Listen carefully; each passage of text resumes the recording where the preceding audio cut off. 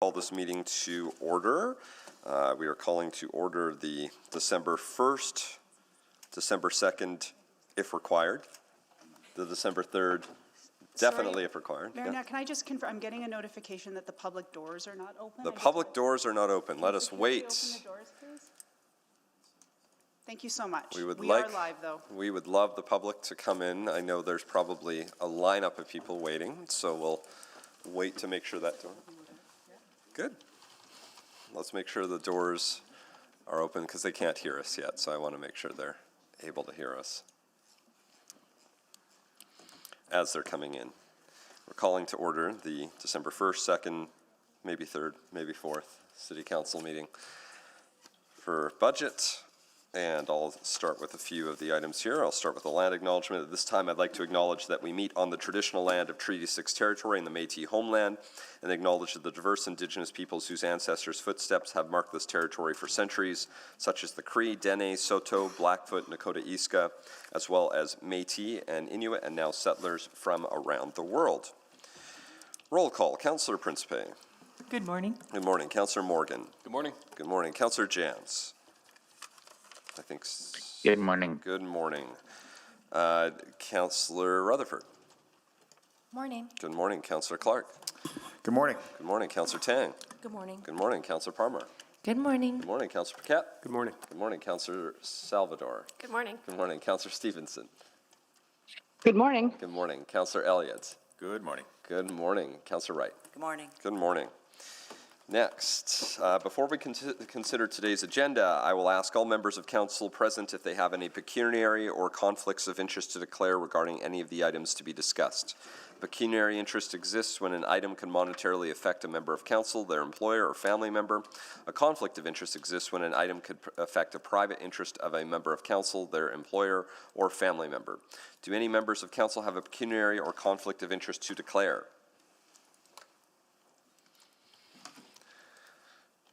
Hearing no declared pecuniary or conflicts of interest, we will move to the adoption of the agenda. Councillor Tang. I'll move that the December 1st, 2025 City Council Budget Meeting Agenda be adopted with the following changes. There's quite a bit. Additions 5.1, Fall 2025 Supplemental Capital Budget Adjustment, 2023-2026 Capital Budget, Attachment 10. 5.4, Blatchford Renewable Energy Utility 2026 rate filing and Fall 2025 Supplemental Budget Adjustment. 5.7, Municipal Traffic Safety Expansion Opportunities Reinvesting to Address Critical Safety Concerns. 7.1, Bylaw 21367 to amend Bylaw 17943, Blatchford Renewable Energy Utility, Amendment Number 7. Replacement Report for 5.1, the Fall 2025 Supplemental Capital Budget Adjustment, Financial and Corporate Services Report FCS 03159, and then Replacement Attachment 5.2 for Fall 2025 Supplemental Capital Budget Adjustment Attachments 3 and 4, and that's it. Thank you. Do I have a seconder? Second. Oh, apologies. sorry, there is one more. 5.2 Fall 2025 Supplemental Capital Budget Adjustment, page 53 of Attachment 2. Thank you. And that was seconded by Councillor Rutherford. Any questions on that first before I do this? Not seeing anyone on the board. Please vote. Councillor Stevenson is yes. Thanks, Councillor Yes. Stevenson. Thank you, Councillor Jans. Yes. Thank you, Councillor Paquette. We have all the votes. Thank you. Please display the vote. That is carried 13-0. Protocol items. We do have one today. Let me just pull that up.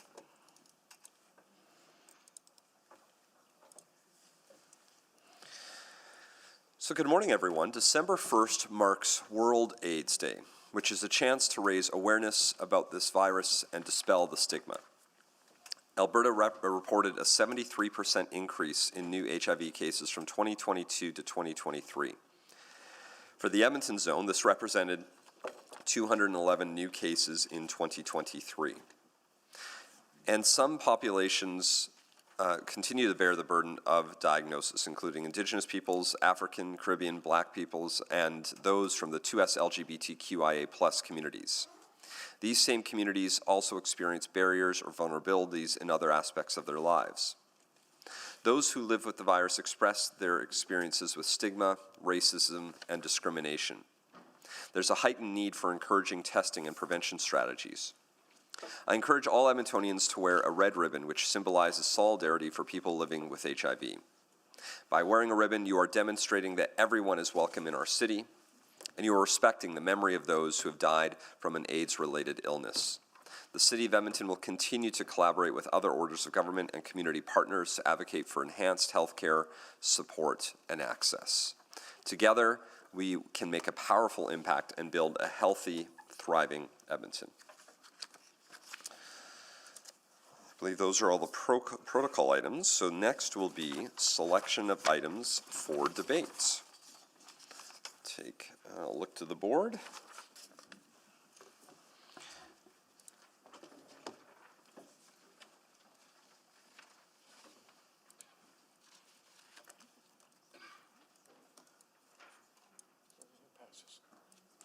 There we go. Councillor Stevenson is clicked on.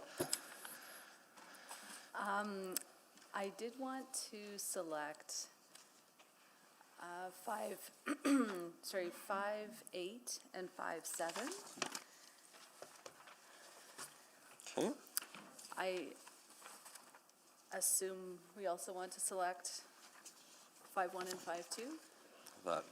That's up to you or anyone else in the assembly. Yes. Okay, I will select those. Okay. And just to confirm, those are not all cross-referenced, or which ones are cross-referenced? There's a recommendation that everything that is before you today can be ultimately cross-referenced. That way, as you're asking questions throughout the next day, that you're free to get all the information you need as we move forward. So if selected, they will all be cross-referenced. Not everything needs to be selected, though, I Gotcha. will say. That's the way. Okay, well, thank you. That's, I'll leave it there for now. 5, 1, 5, 2, 5, 7, and 5, 8, please. Thank you. Councillor Wright? 5, 6, please. And you did 5, 7. Okay. That's all for me. Thank you. Okay. Councillor Tang? 5, 5. 5, 5.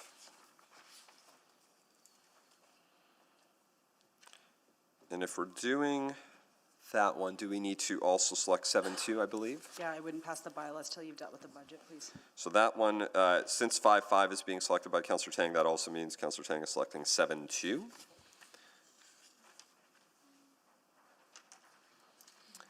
I'm not seeing anyone, Councillor Principe. Go ahead. Thank you. I'd like to select 7-1 just for voting purposes. For voting purposes, that would also mean, I think we do still need to select 5, 4 for voting purposes. So those two are sort of interconnected. But so far, I want to double check, does anyone else want to discuss those items? It has been selected for voting purposes. No, I'm not. Oh, maybe Councillor Elliott would like to maybe ask questions. That's fine. You don't have to click on it. Just let me know if you want to ask questions. Yes. Okay. Great. No problem. And I'll also select 5-3, please. And 5, 3. Thank you. Councillor Principe selected that. So that means we have selected everything on the list, and they will.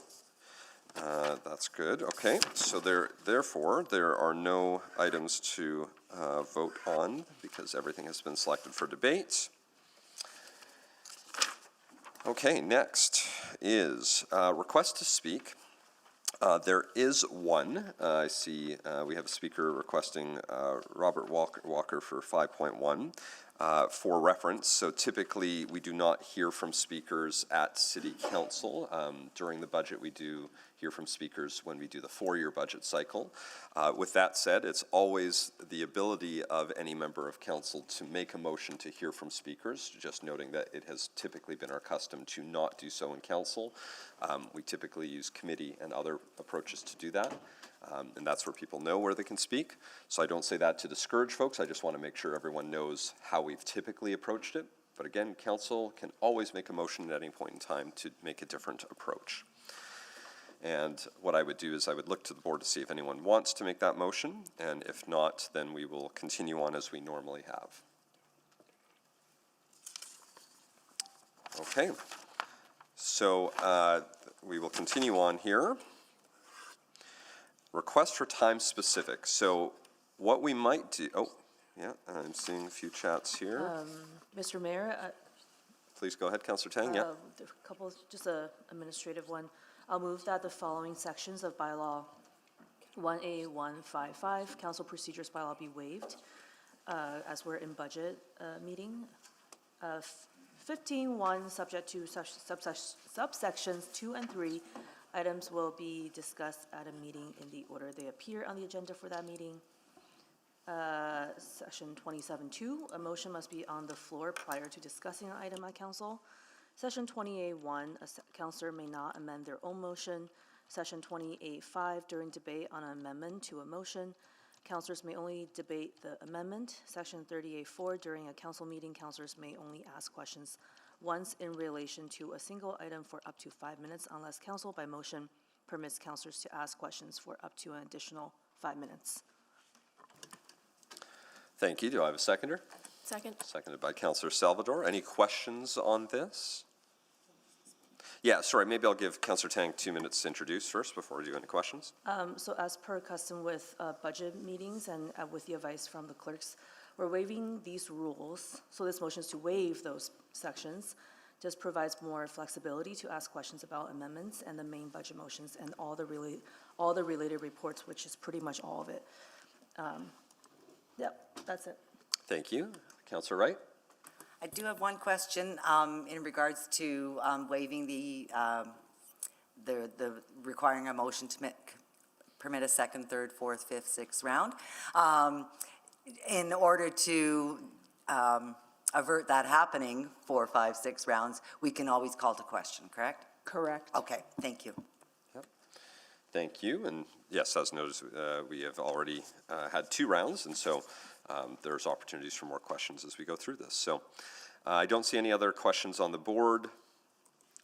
Please vote to waive those rules.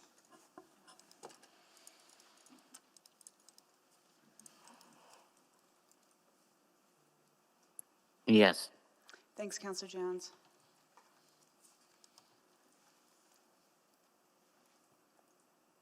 We're just waiting for one more. Yeah, it's not coming up. We've got yours. Hang tight. Hang on. There it is. Yep. Just waiting for one more. Yes. Thanks, Councillor Rutherford. We have all the votes. Thank you. Please display the vote.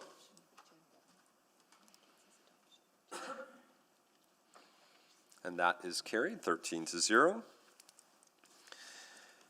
Next, request for time specific. Now, these, the idea would be all cross-reference, but I think there might be a good argument to be made is since we have our utility advisor here in chambers, that maybe we purposely bring out 5.4, 5.5, 7.1, and 7.2 to the front. It didn't seem before like there was going to be a ton of questions, and we have Mr. Beckett here. So if somebody is willing to make that motion to bring those 4 items forward, we can deal with those as a cross-referenced item. So moved. Second. Moved by Councillor Stevenson, seconded by Councillor Wright. Please vote on bringing forward, oh, sorry, questions first? Yeah, I just had a quick Sorry, question. yeah, Councillor- Do we have to Councillor. also move for them to be cross-referenced, or no? So we can just, by unanimous consent, allow them to be You bring them cross-referenced. as a basket, I'll Yeah. assume they're cross-referenced. Yeah. Just double check. Thank you. Thanks for the question. No other questions. Please vote on bringing forward those 4 items.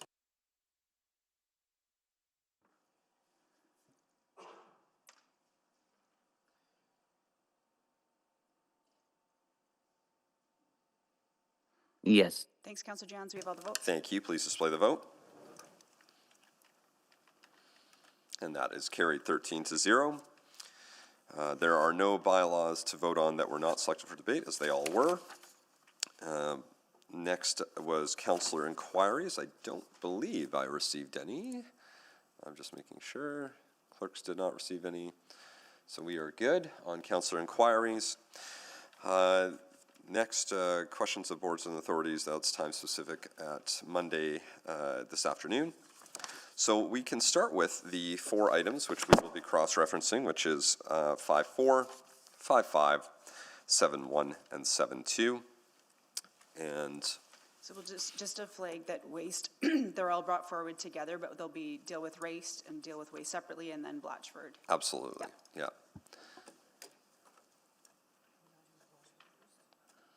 I think they want to go in the order of the presentation is waste first.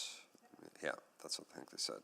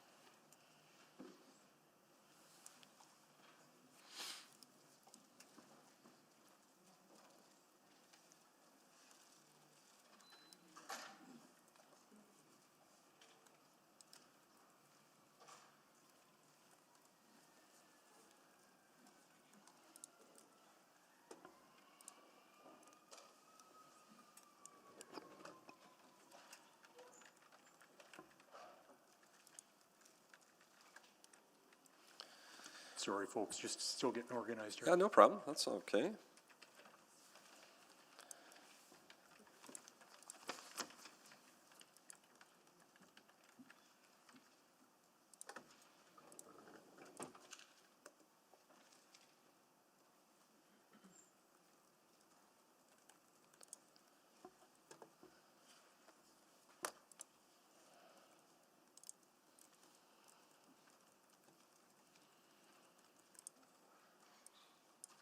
Awesome. So good morning, Council. Joining me today is Chris Fowler, who's the Acting Branch Manager of Waste Services, and Steve Chung, who's our Director of Utilities and Land Development. So we are presenting today the Waste Services 2026 rate filing for Council today. And we'll see everyone again for the formal approval of the rate filing and bylaw amendment as well. So we're going to walk through the presentation, and so I'll have Chris walk through those details now. Thanks, Greg. Great to be here with you today. So, we're joining you today to present our proposed 2026 waste utility rates for your discussion and approval. This is needed to assess the yearly revenue requirement in order to provide our comprehensive waste services for Edmontonians. Next slide, please.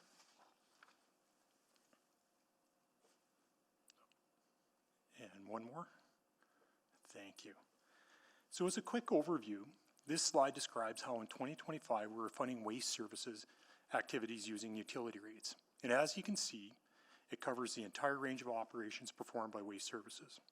Our work includes not only waste collection and various systems that manage the waste, but as well reduction in education programs, environmental compliance, and strategy. Next slide. Due to its influence on our rate filing, it's important to review the Extended Producer Responsibility Regulation. The regulation, which took effect in April 2025, requires the producers of recyclable materials and hazardous and special products to manage the collection and disposal of their waste. This means that the utility, and therefore Edmontonians, are no longer have to pay these waste management costs. Last year, a 10.7% reduction in waste utility rates was approved by Council, which largely had to do with the city receiving revenue for providing the collection and processing on behalf of producers. Next slide. The 2025-year waste strategy, which is based on zero waste principles, sets the utility on a path of waste reduction and prevention while efficiently managing waste to divert it from landfill. Our priorities in 2026 include to continue to divert 40% of Edmonton's residential waste from landfill, our second waste reduction roadmap, or Roadmap 30, which will be presented for discussion and approval, a separate second roadmap for industrial, commercial, and institutional waste, focusing on food and construction and demolition waste, and the continued rollout of the three-stream waste sorting program for apartments and condos. Next slide, please. In 2025, our rate filing was significantly impacted by EPR, as we no longer needed to collect utility rates from ratepayers to fund the costs of collecting and processing recycling and hazardous and special product waste. There is a smaller but continued influence in 2026. However, in the upcoming year, we are expecting some cost pressures. These include increased staffing requirement and collective agreement settlement, facility decommissioning, and general inflation. I'm glad to share that we've also developed cost reductions in the form of lower organics processing costs, insourcing more of our long-haul trucking, and lower debt servicing costs. There are also revenue considerations, added EPR recovery, and residential customer growth. Summing these, it leads to a recommendation for a 3% rate reduction to monthly utility rates for most ratepayers in 2026. Next slide, please. To share clearly, a 3% rate reduction will reduce the 2026 monthly rate for cart collection by $1.32 across all cart sizes. The same reduction moves the apartment and condo rate to $27.08 per month from $27.92. Next slide. In summary, this slide provides a history of the utility rate and the consumer price index in the Edmonton region over the past 5 years and highlights our continued focus on efficient service delivery and accountability to Edmontonians. Next slide. Also included in this report is a supplemental capital budget adjustment. The most significant change is the cancellation of the organic screening and mixing system project. This project is no longer required due to the approval of the new organics processing program philosophy last year by committee. We're also proposing a reduction of the waste container profile. Funds released by the cancellation and the reduction of the profile, as I mentioned, will be repurposed to the IIS managed infrastructure projects and the waste services fleet profile. These adjustments will not have any rate impacts since the funds being released are intended to be repurposed to the infrastructure and fleet profiles. Next slide, please. To close, we're recommending that the 2026 utility rates be approved by Council. Included in this recommendation is to approve the associated SCBAs and the bylaw amendment, enabling us to add these rates to our waste services bylaw. If Council approves our recommendation, the new waste utility rates would take effect January 1, 2026. Thank you, and we're available for any of your questions. Thank you. Just to check, is the same delegation for Blatchford? Do we have other folks that are coming for Blatchford? There'll be some other folks for There'll be Blatchford. some other folks, okay. I know we technically said we were cross-referencing them, but You brought them forward as a basket, but they're two separate yeah, utilities. let's just keep it separate then. So, great. Before we go into questions, Mr. Beckett, first maybe you should. I mean, it's new council, lots of new people here. Do you want to introduce yourself? Give us a little bit of a breakdown about who you are, what you do, and then if you have any thoughts on this particular report before we do questions of council. Who I am, Jim Beckett. I am a rare breed of person. I was born, raised, educated, employed, retired, and went into consulting here in Edmonton. Not too many people have the same roots that I have in the community. My background is I'm a professional engineer. I worked for the ATCO group of companies on the utility business group for 38 years before I retired in 2010. And at that point, the city in its wisdom hired me as a utility advisor, and I've been doing that since 2010. We now have a succession plan in place where I can, at some point, stop doing this, which I will miss, I have to admit. I've enjoyed every minute of it. So my role as utility advisor is to provide the utility committee and council with advice. I don't give direction, I just give advice. And I learned a long time ago that when you give advice, sometimes people don't listen to your advice or don't accept your advice, and I'm okay with that. because policy decisions are rarely black and white. There's a lot of moving parts at any one given point in time. You as councillors are not utility experts. You have, I don't think any of you have any background on utilities except for perhaps Councillor Paquette, who was on the utility committee forever, it seems. And so my job is to help you in those areas. Utility regulation is straightforward for me. It's not necessarily straightforward for everybody. But if there are any areas where you have questions around regulatory principles, traditional utility ways of treating things, I'm here to answer those questions. I also review each rate application and ask questions of the utility to bring out any issues that I perceive might be of interest. And so I followed that process with Waste Management and also with Blatchford. And at the conclusion of that process, I wrote a short report highlighting what I discerned from going through the application. And you have that report. It was part of the utility package.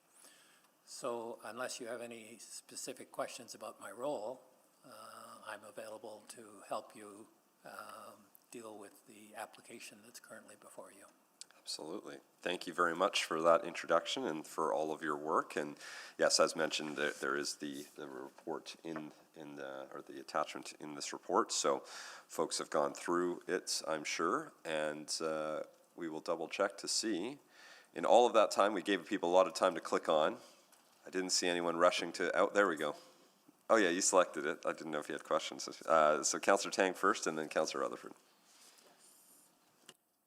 Great, thank you so much. I agree with Mr. Beckett. This is an excellent filing. I just had some follow-up questions. Well, first of all, in regards to Mr. Beckett's review, there was a couple follow-up actions. Just wondering administration's response to that, and just some of the reviews and benchmarking work. Yeah, so in reply to, the advisor's questions, the first question was regards into the tracking of the expenses of providing the services on behalf of the producers of recycling and those hazard and special waste. The advisor's advice is excellent. We actually are already intending through 26 to continue to begin tracking those costs separately. And we'll be able to, with our 2027 rate filing, be able to report those separately. Okay. They will be in private, though, as they do relate to, Right. the work that we're doing on behalf of others. Okay, so that is in progress, and we'll hear back towards the end of next year. And then the other one around billing costs? You know what, again, really great advice by the utility advisor. That's why he's here, of course, right? And, Yes.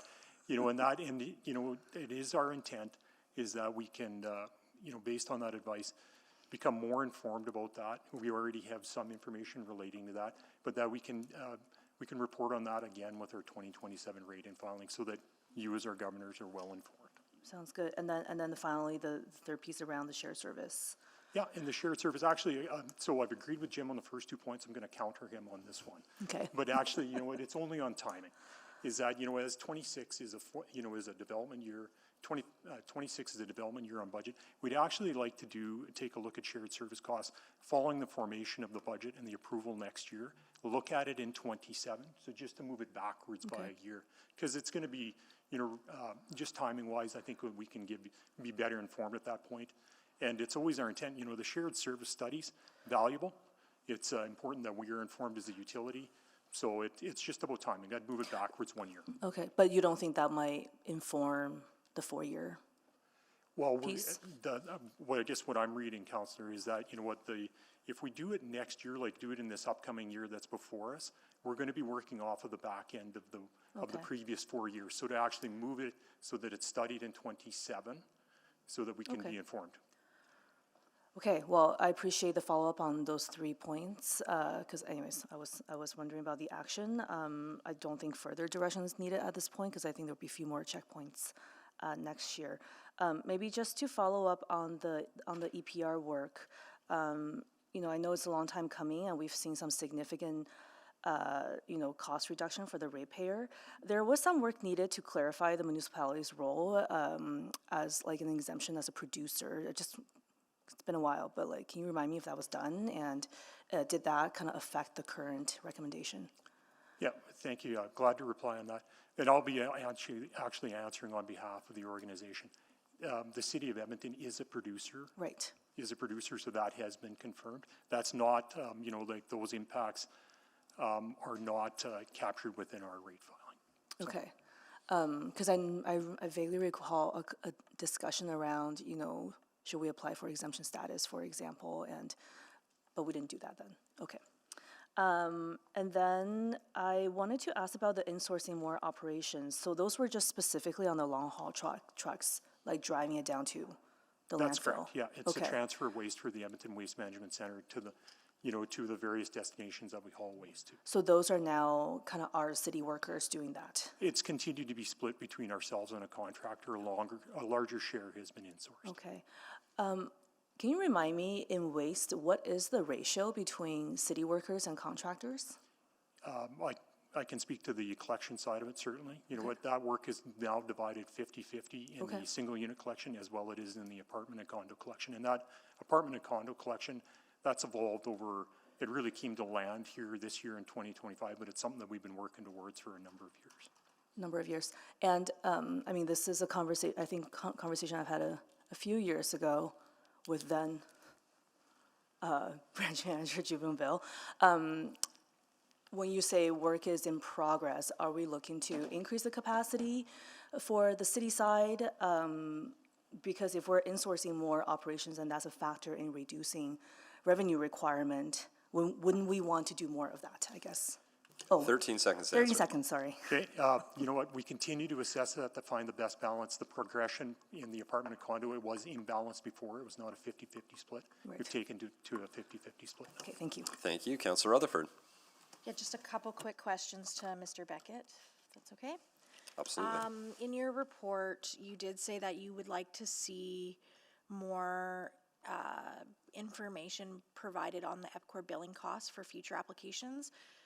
What do you want? What should we be looking for in future applications, and what was missing now that you'd like to see? I just want to get a picture of that. Thank you for that question. It's important that you, as the regulator of these utilities, base your decision on evidence, not hearsay. What was presented in the application was hearsay, that the billing costs are approved by the AUC, so they must be okay. That's not good enough for a utility regulator. You need more facts and data surrounding those kind of issues. So that's what I was getting at, is that as a utility regulator, you need the evidence. In this particular case, you didn't really get the evidence. I'm sure in future applications you will get the evidence, but it's not just the single issue, it's the regulatory principle around evidence-based decisions. But you're comfortable at this point with the overall rate filing? Yes. Okay. And then I had a question about, because I really liked the questions you asked about the extended producer responsibility. Are we worried at all about risk from right now, the extended producer responsibility is covering all the overhead costs from what I understand. But if we have contracts, people can choose to leave our contracts with the city. And I know it says that it's going to be on a case-by-case basis, but I'm just trying to get a sense of what should we be aware of from a risk perspective in your assessment of that. I certainly appreciate that you picked up on that, because in my mind, it's a real interesting situation. Right now, Waste Management enters into these contractors with producers based on their cost of service. Well, contracts and cost of service are two different beasts. And if the producers are free to enter into a contract with some other party, Waste will shed most of the cost of providing that service but not necessarily all the cost because of overhead. You know, part of waste cost of service is a fraction of the mayor's salary. Well, that doesn't go away if they lose that particular contract. So that's the area where I'm suggesting that, I'm not 100% sure that this should continue to be regulated as a utility. It's a contractual relationship, not a utility relationship. And B, the risk associated with losing some of those contracts needs to be properly understood. So do you think there needs to be a motion to that effect? Or is this there should be a further conversation at utility committee about what should be discussed as part of the utility rate filing? And what should be a separate decision of utility committee or council? Of those two options, I think further discussion at utility committee is what I would You'd recommend? favor. Okay, thank you. That's all my questions. Thank you. Councillor Stevenson? Yeah, thank you very much. Maybe similar to the risk question, it's always wonderful to see a reduction in rates. I know that will help Edmontonians with affordability pressures that they're facing. Just want to make sure that we're not cutting it too close, that we won't have to play catch up in the future or have bigger jumps in rates moving forward. Yeah, how do you balance those, I suppose? Great question, you know, and Councillor, like this proposal of a reduction in rate, we're confident in putting it forward that it isn't going to have, you know, negative impacts down the road. Like these are well-founded, it's well-founded in its development. We're very confident in what we're proposing. Great, I really appreciate that. And again, it is sort of looking into the future. How long are the contract periods, forgive me, for the extended producer, Those contracts have different terms, so each service has a different term, so. Okay, so that provides some level of certainty as well in terms of what those rates will be over a number of years? Exactly, and you know, what I would contribute to that as well too, like it's an ongoing assessment, we just don't visit these once, we're continuing to assess the risk, you know, and what are things that are coming with it. It's an active management, you know, we're continually moving in that space to make sure that we're informed and making the best choices. Great, wonderful. Well, thank you so much for the work on this. Thank you. Councillor Clark? Great, thank you. And Mr. Beck, I hope to follow suit with you where I could be born and raised and work and retire here. So I'm working on that as well. Not quite there yet, but getting there. Thanks for the rate reduction. As Councillor Stevens said, anything about affordability is really welcomed here. So just a question. When we kind of look at the rates versus other surrounding municipalities, I was trying to find some of that information, but if you can share some with me, that'd be great. And kind of the scale and scope and service that it compares to. So slightly unarmed here, but I will offer, you know, the information. You know, I'm not the other rates in the immediate Edmonton area. You know, what I would compare to, you know, like, of course, we're constantly compared to Calgary, right? Yeah. The rates in Calgary are $20. However, they're tax levy supported. You know, like the work that we do here, waste services here in Edmonton, completely stand alone as a utility. So we recover all of our own costs, our operating expense through the utility rate that's applied. You know, and, you know, like I shared in the presentation there, we've done some really good work with the support of all of the staff and administration and with the utility committee in providing real value for Edmontonians over the past few years. We performed well versus the, you know, the price index in the area. And, you know, recovering the expense of doing the EPR work, it's offered some real affordability options between last year and between this year. So. Thank you. And next question I had is, I don't know if we touched on it, but the large container units, I don't know what they're called, they're by a liter. If we're going to those, I don't know if we made a decision yet or not for some of the multifamily homes developments, is there any kind of, you know, rate increase on that, or is that, I don't know if that's a question for you or it is for? Oh, no, yeah, no, I'm able to answer that for you. So the, you know, within across those apartments and condos, the service that they may have a blend of steel containers, they may have some carts applied to it. It all depends on the size of the units or the size of the site. and how do we appropriately serve it. But the reduction in the rate that applies in those areas, it's going downwards to 2709 from 2792. That applies to every unit there. There is no, even if they haven't been converted yet, because we're continuing to roll out the three-stream sorting program for apartments and condos, they all get the same rate. All get the same rate. Okay, good to know.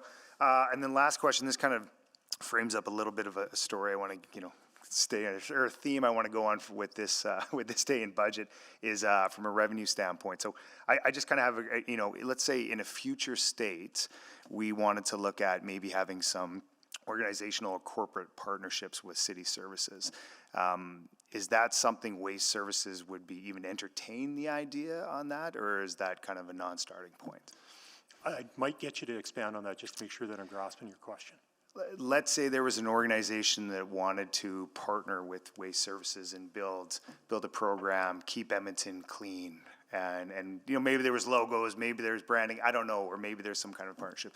I just want to see if there's any initial barriers on something like that. In reply to that, we're always looking for opportunities to provide the best service to residents, the best affordability, and we would be open to those opportunities. There is we do have some restriction, and going back, I think, a handful of years now, about how we participated in collection in the commercial realm. So, we continue to respect that, but we're capable of, doing work in a number of areas, and we're open, continually open to opportunities that do the right thing for the ratepayers. Great, thank you. That's it. Thank you. There are no other questions, but before I go to probably Councillor Tang to move the motion on that, I will first welcome, although they're just all sitting down, they're just getting ready to sit, everyone is almost there and comfortable. We have some guests, a grade 6 class from Richard Secord School in Ward Papasteo. Councillor Jans is in the meeting right now. He just could not be here in person, so he is listening virtually. He's, I'm sure, not actually on camera right now. He is probably waving, though, virtually to the sky to let you know that he's excited to have you join us here. We're excited to have you join us, all of us here. You're here for just a tour this afternoon, or this morning, is that right? Or are we doing City Hall? Is this a tour? And mock council. Now, mock council, I'm guessing it's only 10:13, so you haven't done mock council yet, right? But who is our mayor going to be? Mayor, would you want to come right? You were ready. I like that. Can you come down to that podium right there, Mayor, and let us? This one just over here on the side. And oh no, you can come right up to the podium. You get the main podium right now. This because you're mayor. You got that. Mayor, do you want to tell us your first name?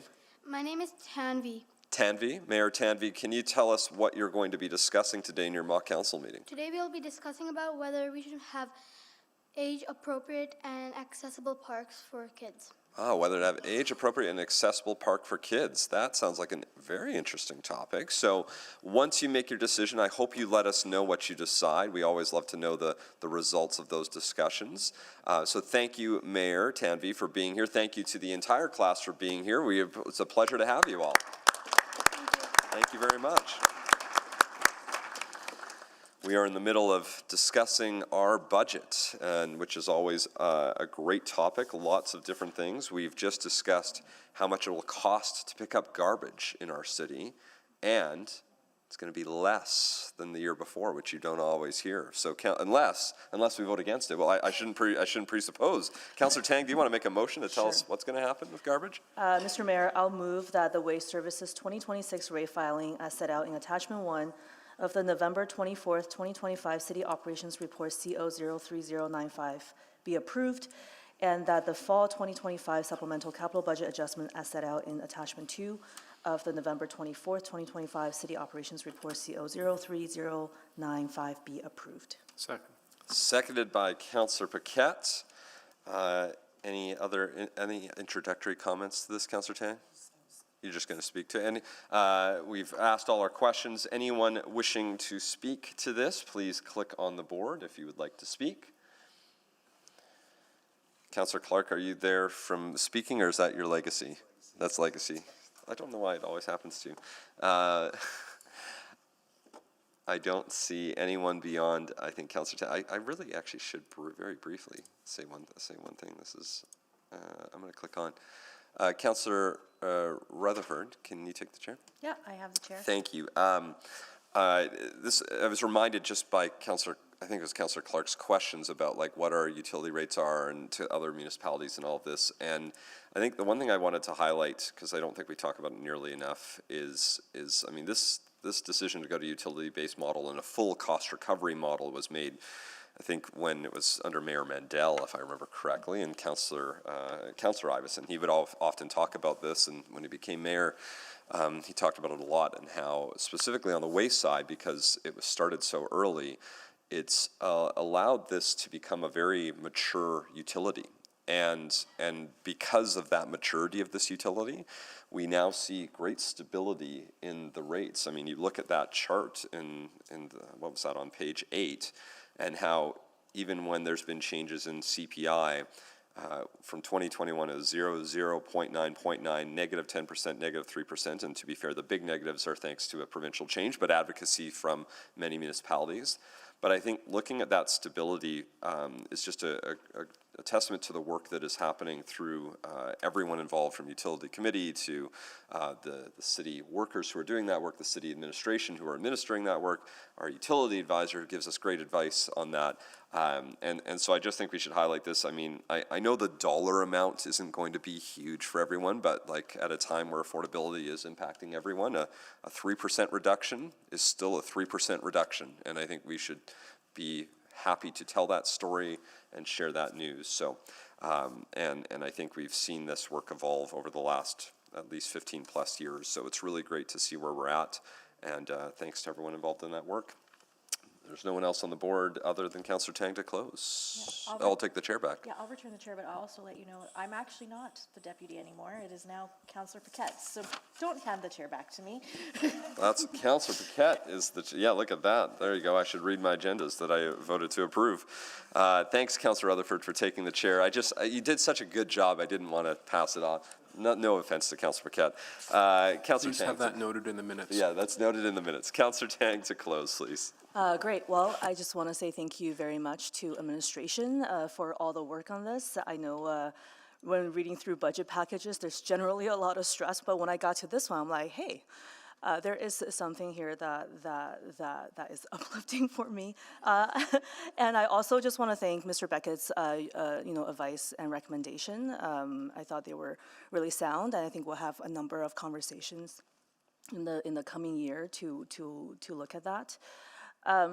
This past year, we've seen actually quite significant rate reduction because of some of the work around extended producer responsibility, which has been, advocacy work for years with the provincial government, by municipalities and by the Provincial Association, Alberta Municipalities. So I do want to give them a shout out there. It's been a ton of heavy lifting to see it translate this year into actual dollar reduction for everyday Edmontonians. I think that's really critical.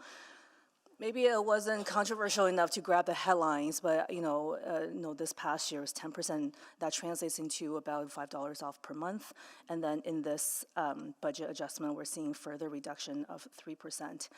And I think this is really important to take into consideration as we deliberate for the rest of the budget, and not lose sight of the various pieces that goes into a city, overall city budget, and all the things that people do pay for, and where we are working towards reducing the pressure there, given how important affordability is. So I also want to take this moment to highlight some of the great work that's in this report. And I've bemoaned in the past that, man, I wish we had more city services taking that utility model, but that's a conversation for another day. I think it's important that in considering this budget adjustment, we're keeping the utility responsive to new legislation that's a long time coming, and to the needs of Edmontonians. We're insourcing operations where it makes sense, and that's something I continue to be very interested in achieving that balance. And then continue your work around the 25-year waste reduction strategy goals. That includes our goal of meeting a residential waste diversion rate target of 40%. During the campaign, certainly heard a lot about some of the policy changes made over the last 4 years. And I think we have some more work to come next year, whether it's three-stream collection or the waste characterization study for the single-use bylaw. But I also think we can't lose sight of the big picture and kind of what the overall goal is. I didn't get a chance to ask this, but I will be interested that, especially when those reports come back, any adjustments there, what would that actually mean ultimately on the rates that ratepayers have to pay? Because I think that will actually negatively affect, that's my theory, so, I look forward to the reports proving me wrong. Or proving me right. Sorry. So anyways, I am happy to approve this rate filing for this year. I'm excited to see the next stages as we continue to work on reaching the waste reduction goals set out for us, from residential waste to our newer apartment and condo three-stream collection, and as we work on an industrial, commercial, and institutional sector waste management strategy. Thank you. Thank you. Please vote.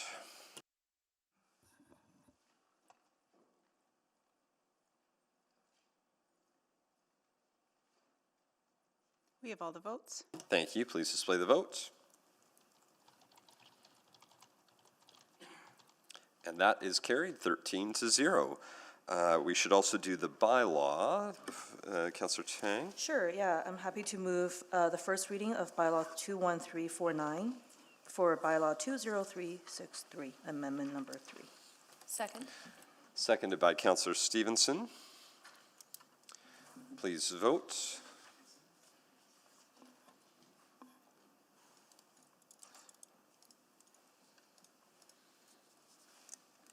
We have all the votes. Thank you. Please display the vote.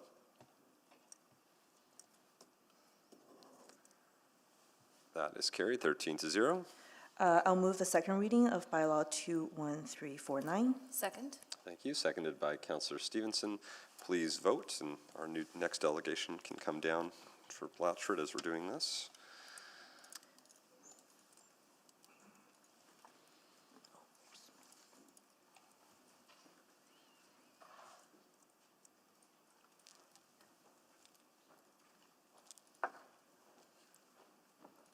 Councillor Chance? We have all the votes. Thank you. Please display the vote. That is carried 13-0. Councillor Tang? I'll move consideration of bylaw 21349. Second. Seconded by Councillor Stevenson. Please vote on consideration.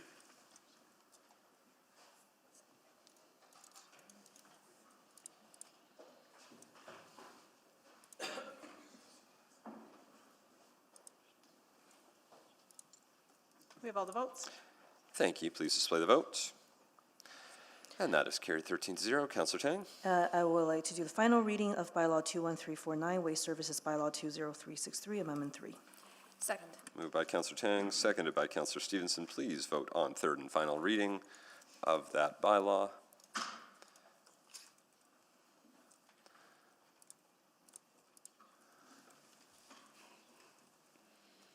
We have all the votes. Thank you. Please display the vote.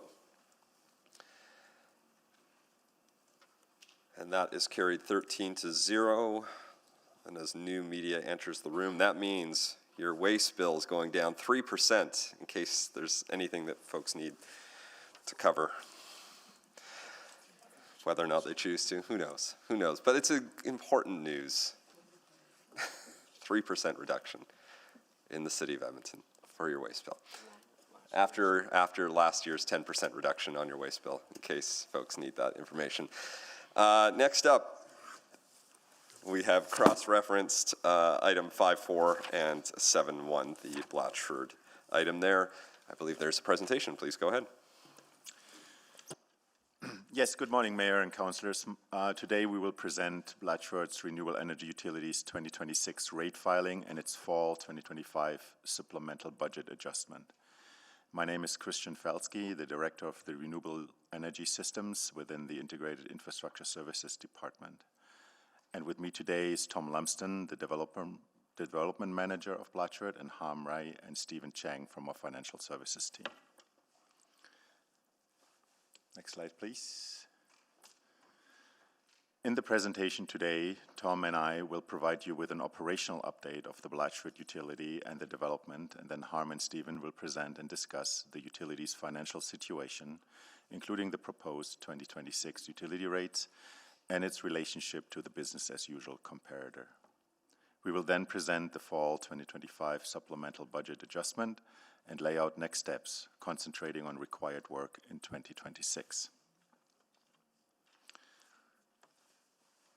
Blatchford Renewable Energy is a city-owned utility providing 100% renewable heating and cooling services to the residents and businesses in the Blatchford community.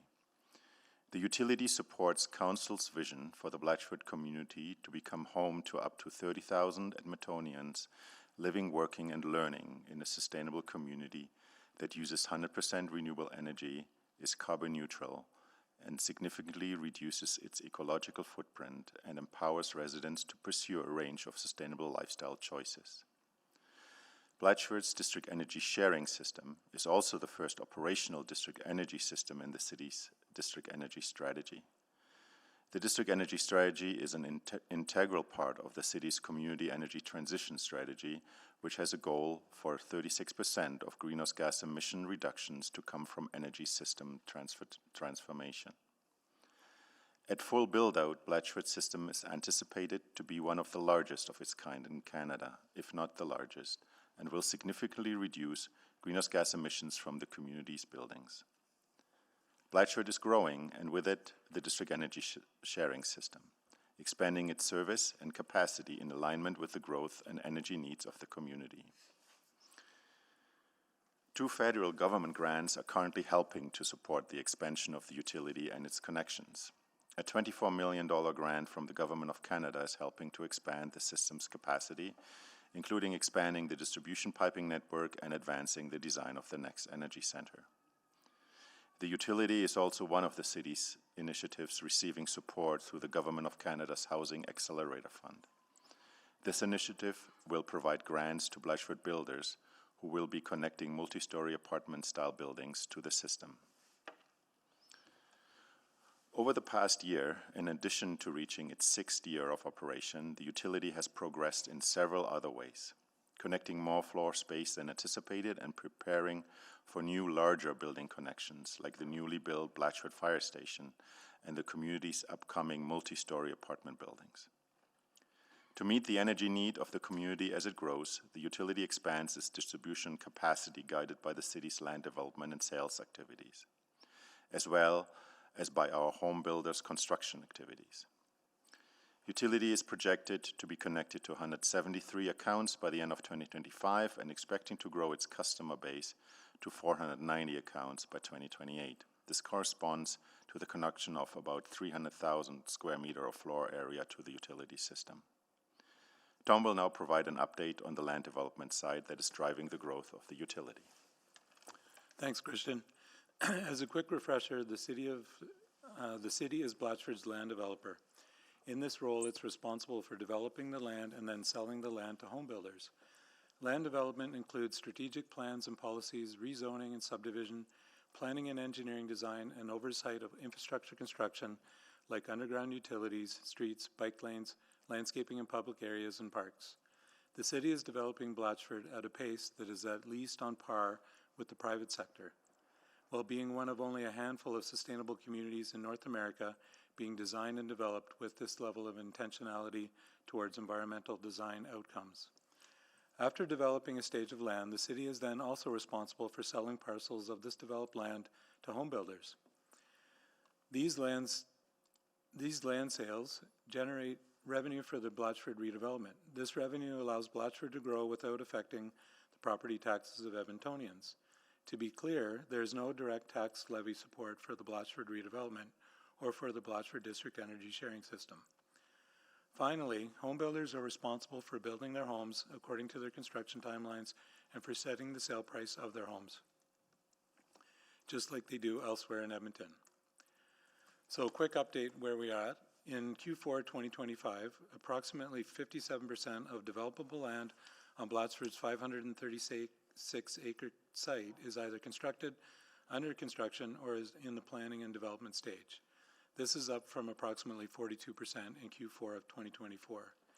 Nearly all of the land that is ready for builders in the first stages is either sold, has a sale agreement in place, or has active builder interest. Noting that home construction and home construction timelines are the responsibility of the home builder, there are now nearly 400 homes either completed or under construction by home builders. That is an increase of approximately 150 homes since last year. Home builders have another approximately 780 units planned on land that has been sold as pending sale or has active builder interest. This includes bringing the first apartment-style buildings to Blatchford, along with bringing the first main floor retail space to the community. In addition to the first apartment-style buildings starting underway, we anticipate another 5 to start in 2026. In short, between the growth of the community and the growth of this utility, there's a lot of momentum underway in Blatchford. I will now hand the presentation over to Harm. Thanks, Tom. So before we get into the details of the 2026 rate filing, I wanted to take some time to provide some financial background on the utility, especially for the new members of council. In 2016, a business case for a district energy sharing system at Blatchford was provided to City Council. The business case and related financial forecasts identified the need for a significant, non-refundable cash infusion to offset the initial capital investment needed to establish the utility. Essentially, this was the funding shortfall to have a financially sustainable utility, and in order for the utility to be financially viable, it needed to receive close to $93 million in cash to fund the initial capital investment with no expectation of repayment of that amount. The number was originally $98 million, but later revised down to $93 million.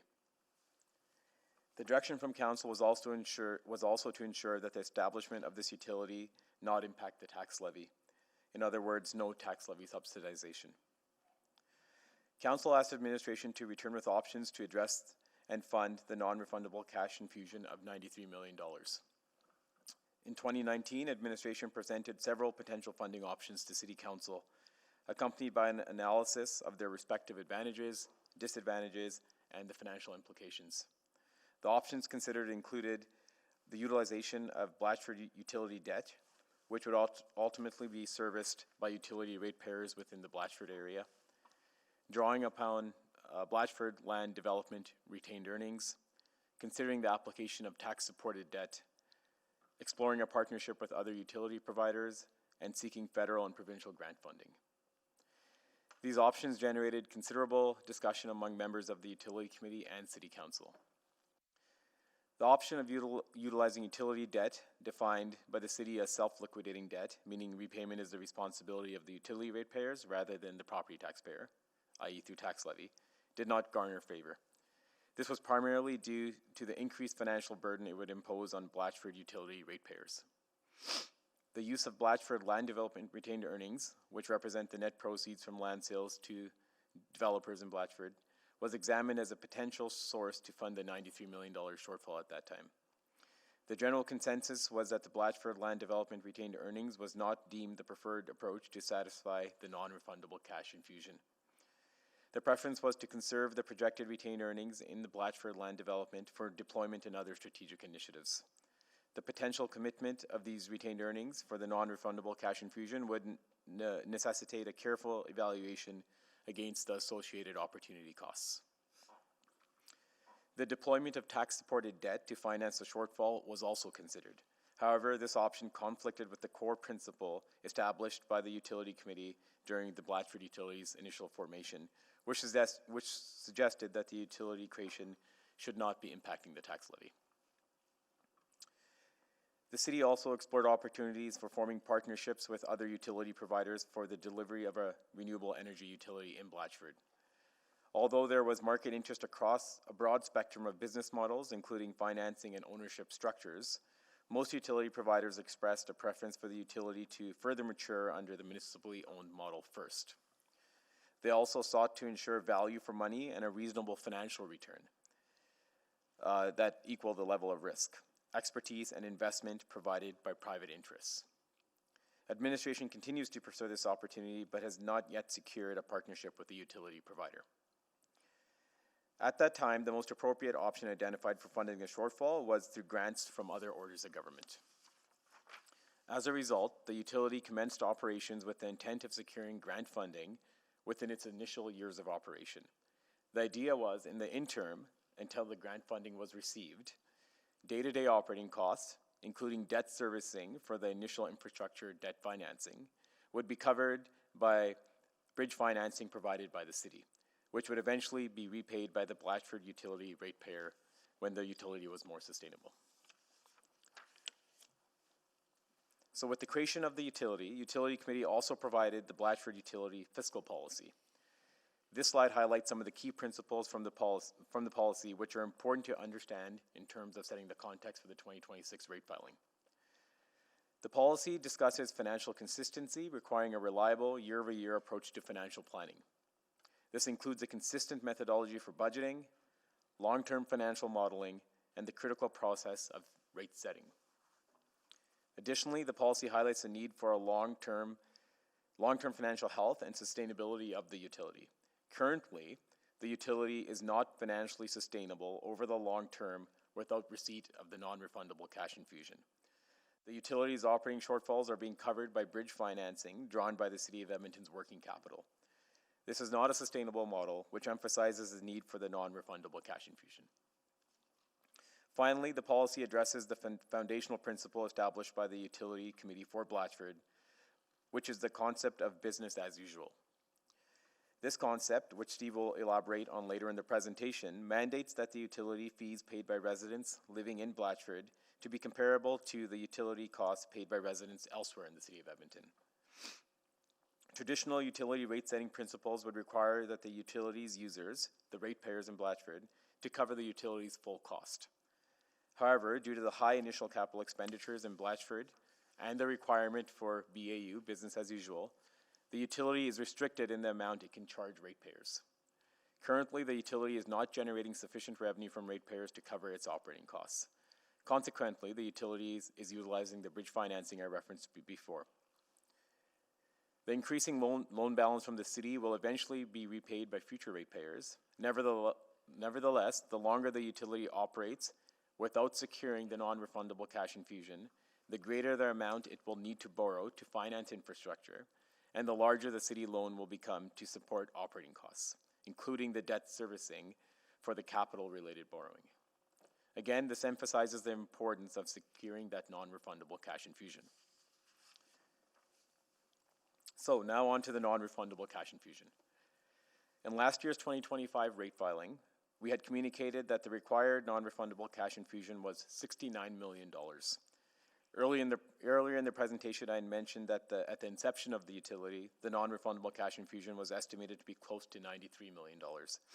The amount was subsequently reduced by $69 million due to the city securing a $24 million grant in 2023 from the National Resources Canada through the Smart Renewables and Electrification Pathways program, which Christian referenced earlier. As we discussed last year, the timing of the required non-refundable cash infusion is most critical to coincide with the next major capital expansion. Further capital expansion will only proceed as deemed by land development and energy load requirements. The current forecasting is based on the assumption that majority of the remaining required cash infusion will be secured before the construction of the next major capital expansion of the next energy center, currently forecasted to be operational in 2029. To satisfy this funding requirement, administration continues to explore potential grants and/or other external funding opportunities. If the grant funding is not secured on a timely basis, other financial alternatives, such as higher utility rates compared to BAU and/or tax levy support, will need to be considered, which would require council to reconsider the initial principles established during the formation of the utility, namely the BAU principle and avoidance of tax levy subsidization. Those are just a few of them. There's a lot of other alternatives to consider.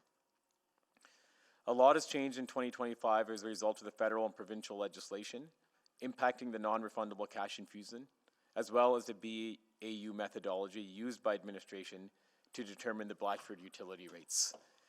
I will now hand it over to Steve to discuss those items and the resulting impact on the 2026 rate filing and some of our future plans. Thank you, Harm. Since the last financial update, a number of federal and provincial policy changes occurred in 2025 that have resulted in the need to reassess the utility's financial position, the non-refundable cash fusion requirement, and the BAU methodology and utility rate setting process. I will walk through the three most critical changes. The most impactful policy change, directly impacting the 2026 rate filing and Blatchford utility rates, was from the Government of Canada. On April 1st, 2025, the federal government removed the requirement for a consumer-facing carbon tax. This change has a major impact on how the utility determines utility rates, as previously, BAU utility rates, i.e. utility costs paid for residents outside of Blatchford utility, were inclusive of the consumer carbon tax. The removal of the consumer carbon tax will reduce comparable BAU utility costs, which will lower the utility rates that the utility is able to charge Blatchford utility customers starting in 2026, and subsequently further reduce the amount of revenue the utility will be able to collect. I will talk more about this later in the presentation. In regards to industrial carbon pricing, on November 4th, 2025, the Government of Canada, as part of Federal Budget 2025, spoke to strengthened industrial carbon pricing being one of the key principles in their client competitive strategy. This announcement has no immediate impact on the 2026 rate filing, however, could impact future rate setting. While it is unknown the impact this will have, a key action will be the engagement of provincial and territorial governments in setting a multi-decade industrial carbon price trajectory that targets net zero by 2050. If there are significant changes to industrial carbon pricing, any potential increased costs may be passed on to the final consumer, i.e. the ratepayer. That will ultimately impact the utility's BAU comparator, which in turn could impact the rates the utility, Blatchford utility could charge. In this case, the Blatchford utility rates in the future could be increased while maintaining BAU. The final policy change was implemented by the province of Alberta. Effective January 1st, 2025, the rate of last resort was implemented as the default regulated rate option for electricity customers who choose not to sign a fixed price contract with an energy retailer. This regulated rate is a fixed rate of approximately 12 cents per kilowatt hour and is effective for a 2-year period from January 1st, 2025 to December 31st, 2026. It is also limited to a maximum 10% increase upon the starting of the next 2-year cycle.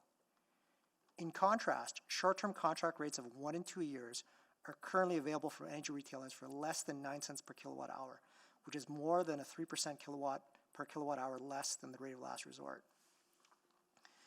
The rate of last resort replaced the previously regulated rate option, or the RRO, which is a regulated variable market rate. Example of the past volatility of electricity prices was in 2023, where regulated rates were as high as above 30 cents per kilowatt hour. This change has resulted in administration needing to reassess the current BAU process and the overall utility rate setting process.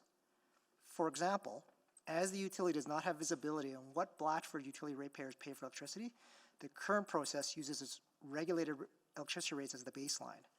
As such, given the current changes and greater current certainty around potential customer rates, there is a need to review the appropriateness of using regulated rates versus potential contract rates as the baseline in determining BAU. This has not been specifically considered in the 2026 rate filing, but will be considered in future rate filings. Next slide, please. So what do all these federal and provincial policy changes mean for the 2026 rate filing and the long-term sustainability of the utility? These policy changes will have a major impact on the utility's BAU process. As well, the potential changes in industrial carbon pricing and the rate of last resort have no immediate impacts on the 2026 rate filing, but need further review and assessment by administration to determine the impacts on the BAU methodology and the impact of the long-term sustainability of the utility. Administration will be engaging external expertise to assess the recent federal and provincial legislative changes and their impact on BAU, as well as the overall BAU methodology. This will be a large part of the work we will be doing with the Blatchford utility throughout 2026. This is important because based on the current utility fiscal policy, the utility has to maintain BAU rates, so it is critical to ensure that the BAU comparator is being properly assessed. The removal of the carbon tax, the consumer carbon tax, has an immediate impact on the 26 rates proposed in the 2026 rate filing. As the calculation of BAU cost was inclusive of the carbon tax, the removal of this tax results in lower BAU costs, which subsequently lowers the allowable Blatchford utility rates. The lower utility rates result in less than anticipated revenues that are available to be collected by the utility. This will have a significant impact on the required non-refundable cash fusion, as the utility will be limited in how much revenue can be collected to fund operating and capital cost requirements in the long term. I will expand upon this more in the next couple slides. Next slide, please. So given the impact of the removal of the carbon tax, administration is proposing to freeze utility rates for both the monthly and variable heating and cooling charges for townhouse and multi-unit lots to adhere to the BAU principle outlined in the utility fiscal policy. Townhouse lots are designated by the City of Edmonton to include one townhouse unit and may include a garage suite and a basement suite.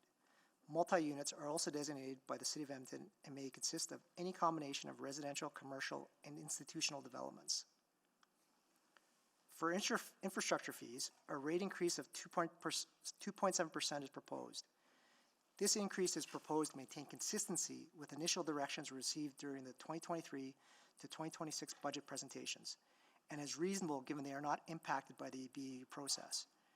Infrastructure fees are a one-time fee to builders for connection of townhouse lot customers and multi-unit lot customers to the BRE utility. Next slide, please.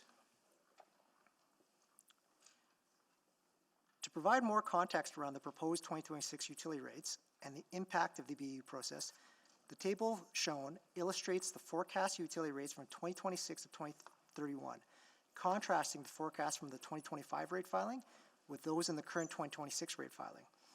The lower forecasted rates in the 2026 rate filing are to factor in the removal of the consumer carbon tax and the requirement to adhere to BAU. Consistent with the discussion regarding the removal of the consumer carbon tax, the 2026 rate filing recommends freezing 2026 rates and maintain utility rates at 2020 levels, as shown by the green highlighted row, second from the top. Freezing utility rates for 2026 is deemed appropriate in the short term as it yields a reasonable business as usual or BAU variance of 3.63%. This indicates that Blatchford utility rates are projected to be 3.63% above the BAU projection for 2026. However, if the BAU principle were to be strictly upheld in subsequent years, based solely on the removal of the consumer carbon tax, a significant reduction in rates would be necessary for the 2027 to 2031 period compared to the rates forecast in the 2025 rate filing. The decreased rates in the 2026 rate filing for 2027 and beyond are projected to result in rates being within 5% of BAU by the end of 2031, which is considered to be within an acceptable range of BAU in the short term. This analysis indicates that the required non-refundable confusion would substantially increase beyond the previously stated amount of $69 million if the BAU principle were to be maintained in future years, due to the reduced rates required to adhere to BAU. This is illustrated by the change in forecasted cumulative rate increases when comparing the 2025 rate filing to the 2026 rate filing. A significant increase in the non-refundable cash fusion would be a significant financial challenge for the viability of the utility that would undoubtedly require alternative financing strategies to ensure the financial sustainability of the utility. Freezing utility rates in 2026 will afford administration the necessary time to engage consultants in 2026. The external consultants will focus on reviewing and potentially updating the current BAU process methodology, further analyzing the impacts of policy changes enacted by the Government of Canada and the Government of Alberta, and assessing evolving market conditions and their effect on the utility's financial position. The consultants will also support an update of the utility financial model. Based on this work, administration will then be able to provide updated financial modeling information essential for the preparation of the 2027 utility rate filing, including a revised forecast for the non-refundable cash infusion. It is important to note that the present proposal is solely for the approval of 2026 utility rates.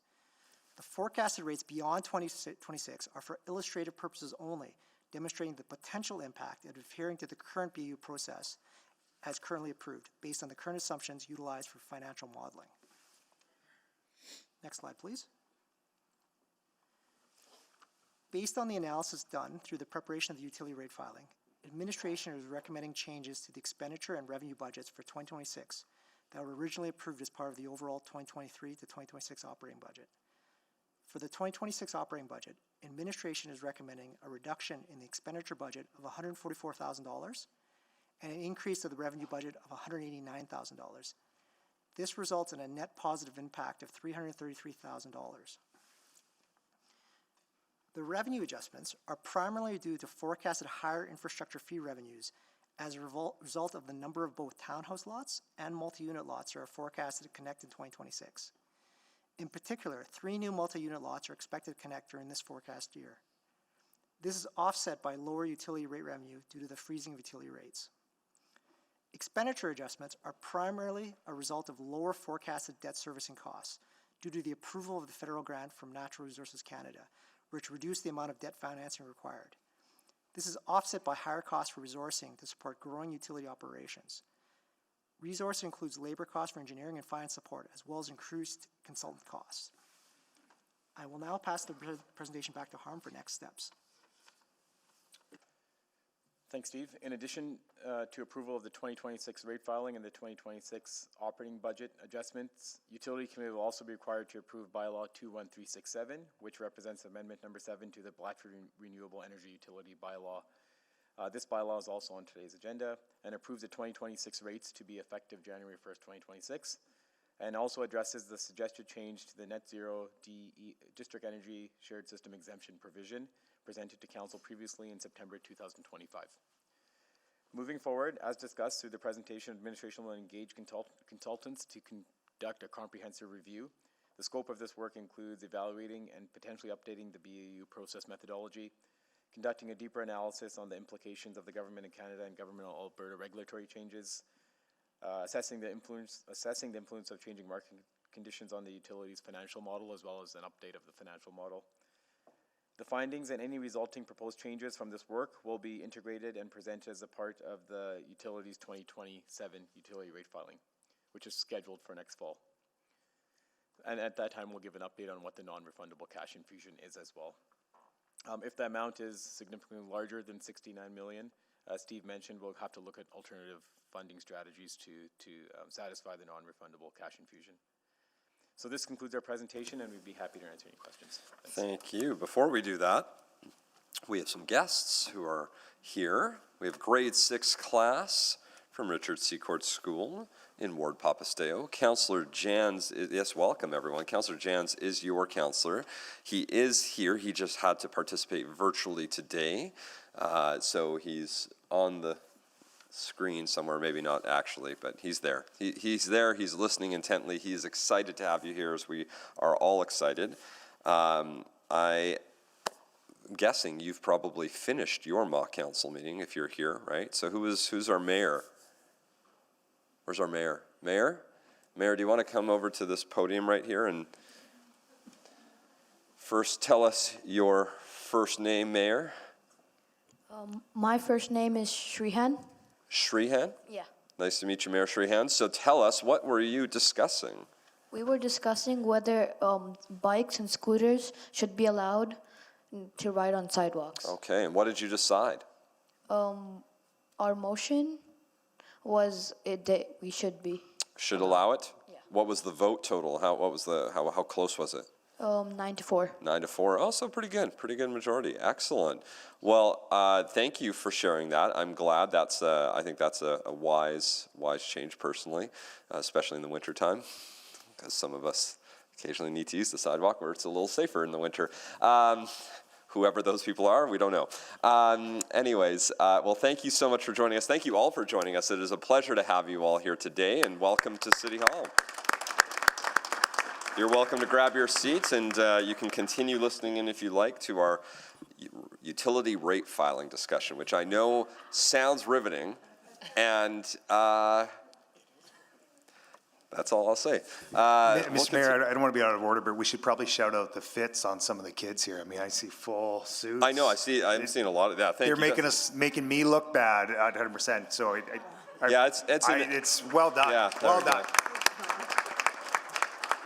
Yeah, I'll count that as an order. Thank you, Councillor Clark. So yeah, they're doing well. So thank you. Yes. All right. Now you get to. I know you'll be leaving soon. So thank you all for joining us. But for everyone else that is staying, we will move to questions. Or I guess I should check, Mr. Beckett. Anything else to add other than your existing report that you wanted to talk about? No, that was actually an excellent presentation. It hit all of the issues, did a very good job of laying out the challenges that are faced by Blatchford. So unless you have some questions of me, I'm done. Fantastic. Oh, look at that. Excellent, thanks. You're also helping us try to finish well within the 4 days, well before the 4 days. Councillor Principe selected this item, so I will go to Councillor Principe first. Well, actually, I didn't have any questions. That's However, since you offered, I'll just quickly, actually, no, I don't have any questions. That's right, yes, because he had selected for voting Yeah, purposes, yeah. but I think others did have questions, and I'm patiently waiting to see the board, and I see some on the board. Councillor Stevenson is first. Yeah, thank you very much. Really appreciate the presentation and the great overview. Lots of moving pieces here, but appreciate that you're on top of them all and finding pathways forward on each of them. So of course, the non-refundable cash infusion, that's something that sort of hangs over the utility as a bit of a cloud. Interestingly though, and can you just correct my understanding, we are taking a bit of a different approach for the downtown district energy. Is that correct? We're providing capital funding through the City of Edmonton as we would for any other capital project. That's correct. Like a lot of the upfront infrastructure costs for the downtown district energy system are they're funded through tax-supported debt. So made that decision early on. Yeah, so it's sort of a self-imposed condition that we're placing on ourselves, correct? That this has to be that non-refundable cash infusion. That's not a necessity. We're taking, again, a different approach in the downtown. Different approach in downtown, yeah. At the establishment of the Blatchford utility, that was one of the key principles, was that there would be no tax levy support, and knowingly going in with the non-refundable cash infusion that we had anticipated would be satisfied through grants early on. And here we are in 2025, and we haven't been very successful in that. Hasn't materialized. But again, there's no, again, I think a lot of assumptions were made at the beginning of Blatchford that were quite optimistic, maybe hadn't been grounded out completely. But I think that's just important framing in terms of how we think about that and the different paths that are available to us. I do want to, just make sure I get all the bad news up front. So when we talk about a significant increase in the capital that's required, are we thinking, is that doubling the current amount? Do we have an order of magnitude? It's really hard to say right now, Okay. Because it's highly dependent on that BAU methodology review. Yeah. That's our comparator, and so it's based on that. Yeah, well, and again, and even the review of the approach to the electrical costs, things like that. Okay, so that's helpful, but again, that work is being done. And then just to use a very intentional pun, we do have a bit of runway on this, correct? In terms of our next major capital investments, I know we're investing in Energy Center 2 next year, but that is still within the sort of first tranche of capital investment. This isn't sort of moving into that non-refundable cash infusion zone. Yeah, as Harm said, there are some preliminary timelines for when the next energy center needs to be completed. However, development is happening in the community. There's a lot of multi-units, a lot of larger developments coming. So that's also one of the things we're constantly monitoring to make those investments decision. I think it's very important to say that we're very nimble, but we also need to be there when the development is happening, right? And I think I just want to make sure though that so the work coming up this year in terms of the business as usual utility methodology review and the financial model and sustainability piece, I just want to make sure that we are going to have answers before we're committing ourselves to other major capital investments. Is that a fair summary of how this will play out? Yeah, I think so. I think when 2027, when we come back with the updated figure, I think we can have a real discussion on what the path forward is, and we're not going to be investing a lot of capital before then. Great. And your runway is, I think we said 28 or 2029 is kind of what we're looking at. But I do want to highlight, there is a risk here that in those next couple of years, we are going to keep on leveraging that working capital loan from the city. And it's beyond what we had anticipated early on when the utility was established. So that keeps building, and the interest on it keeps building, and that's something that will eventually be repaid by utility ratepayers. So that'll be a part of the update as well. Perfect. Okay, but again, we're not sort of hitting a point of no return this year before we have those studies done. We'll have those studies in place before we're sort of making the next big decisions around capital investments. Yeah, like the real discussion is coming next year, I would say, and we felt that we needed to prepare with some additional information before we had that discussion, but like we mentioned in the report, we think there needs to be a discussion on alternative funding strategies here. Absolutely. No, I think the timing of it is great, and I think, I just want to make sure that that's really clear to Edmontonians as well, that we're not getting ahead of ourselves, that analysis will happen, and we'll have it when it's time to make those big decisions. I have a few more questions, but I'll come back. Thank you. Thank you. Councillor Paquette? Thank you. So is there a scenario, all things considered and rationally considering them, where Blatchford ever becomes self-sustaining as far as this utility? Councillor, over the long term, with the non-refundable cash infusion, the forecasts show that this would be a sustainable utility. Without the non-refundable cash infusion, it's not sustainable. And what is the timeline for that again, if you can remind me? So now it's difficult to say because with the change in the BU methodology, those forecasts we had provided before, they're not really relevant anymore, but we were anticipating sustainability out by 2040, 2050, so over the longer term. Okay, and I've never made a secret that I never bought into the business model here, but technology is advancing pretty rapidly as far as energy efficiency, to the point where, what are we looking at here? I mean, is this actually viable considering that it was developed for environmental goals, and that we can assume that by 2040, 2050, it will be so far surpassed by what is happening in the market that it is sort of this strange legacy beast that we're carrying? I think we're constantly monitoring the development which is happening in the industry, Councillor. Sure. We started out the journey with a certain direction, and we had our reasons to do so, and we're not deviating from that until we see something which is coming on, and there could be things which improve the efficiency of the system or the costs of the systems. But these are all decisions we take into account looking at our financial situation, the technical situation, and the operational situation on the ground. So you're balancing the concept of, if there are technological improvements in the marketplace, that you would incorporate what you can into the utility in order to try to keep it on par. Is that actually possible to a meaningful extent? Well, I think it's possible in the degree that we are obviously monitoring and speaking to the other systems which are developed in this country and internationally, and we learn from them and hear from them. They learn from us. So we're constantly monitoring the landscape on this. Okay, I see that you're going to be hiring a consultant. Is there any contemplation of asking that consultant if this is a viable utility at all things considered?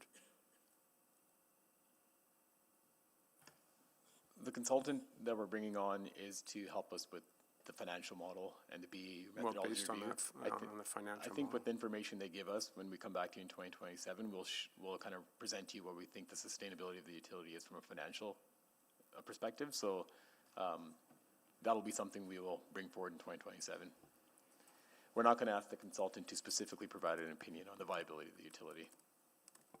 But we can assume that will come forward in the process. Yeah, the work that they produce, we'll use that to present our opinion to you.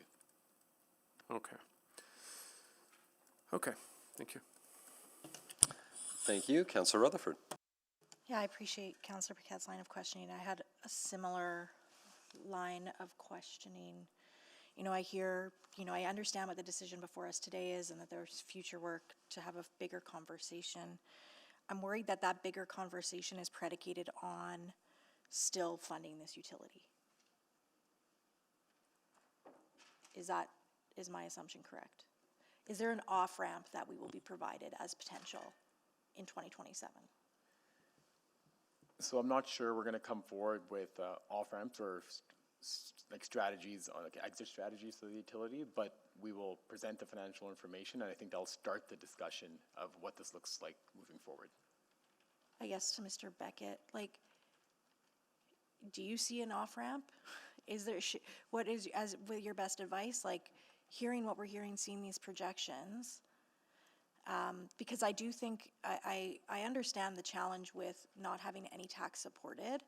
It's kind of like, actually at AB Munis, we recently had a discussion about how the inequity in rural municipalities where they have to fund all their infrastructure, but their base for funding that infrastructure is a lot smaller.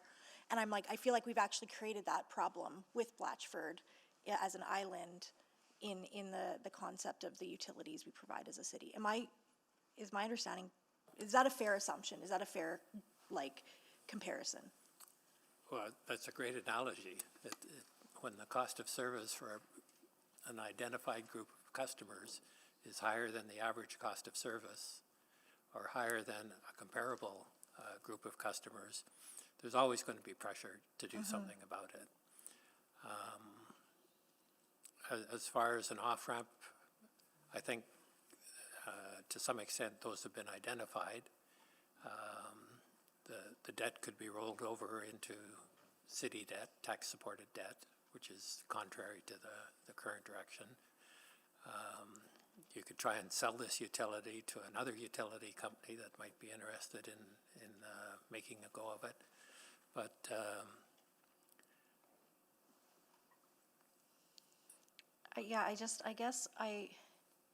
this is the second time since I've been a counselor that a business case brought forward by utility seemed to have been completely wrong. And we, with the MRF, we got off.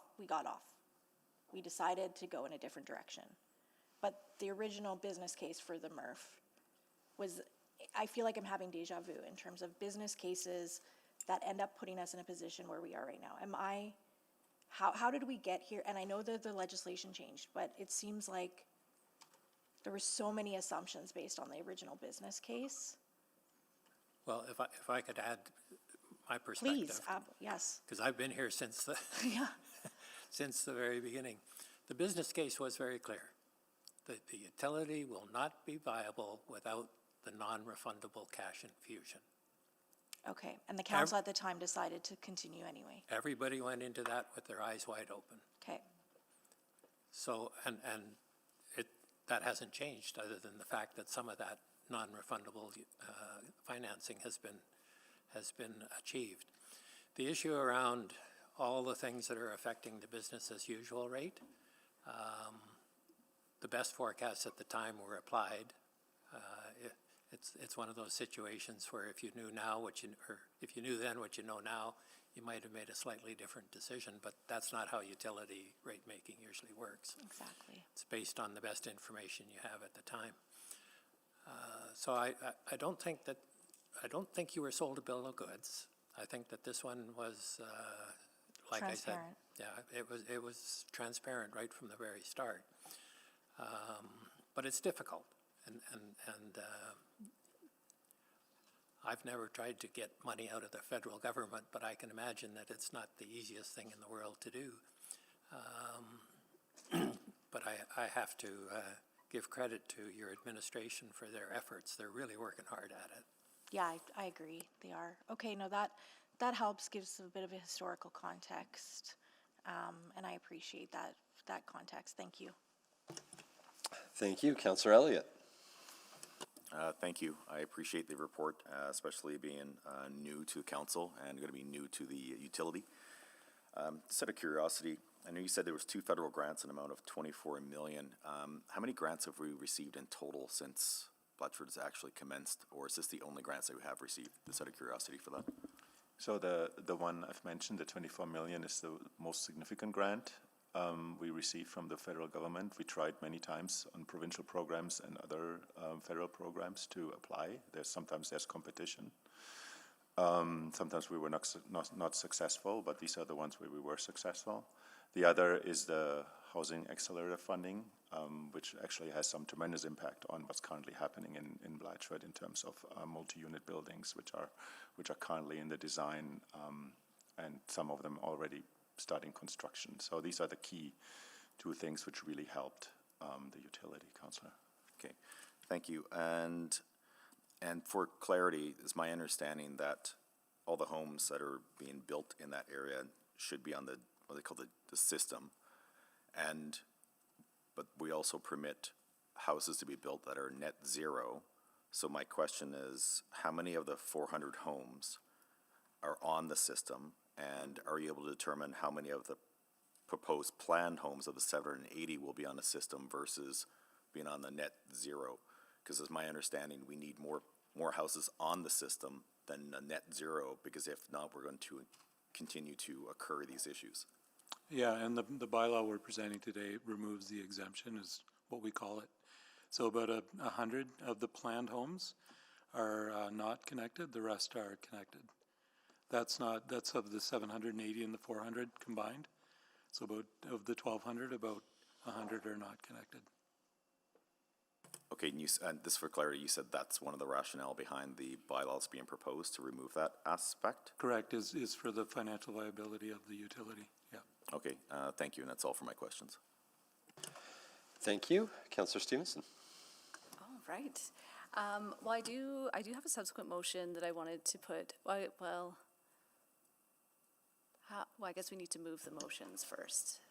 Yes. Okay. Yes. So then I'll maybe just ask, so I think you covered it very well. In 2019, the options brought forward, so there is always the route of tax-supported debt, which is again how we're approaching the downtown district energy, but then also the opportunity to use Blatchford retained earnings to potentially work towards offsetting some of this capital cost. Just want to confirm that that's a viable approach.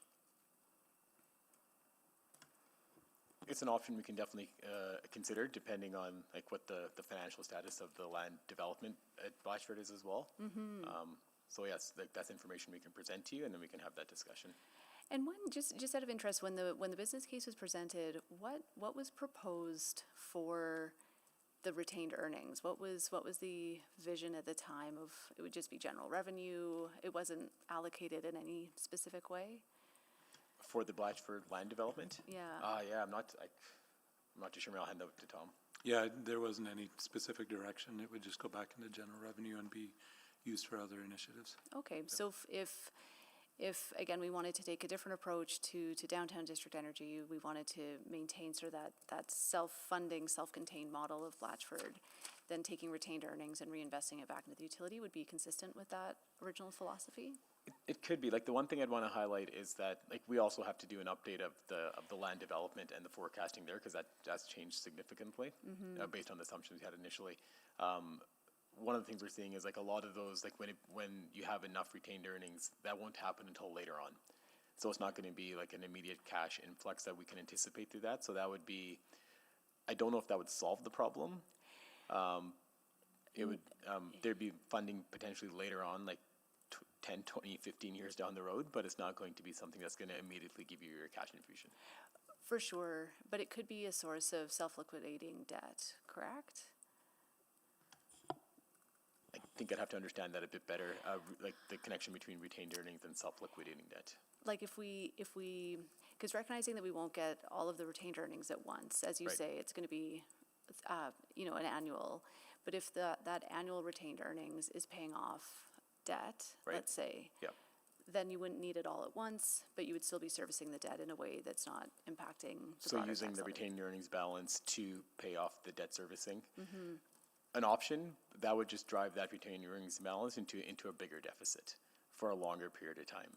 So it's essentially what we're using the city's working capital for right now. You'd shift that over to the Blatchford land retained earnings, and Yeah. So it'd be the same end impact, because there's not enough there right now to absorb that.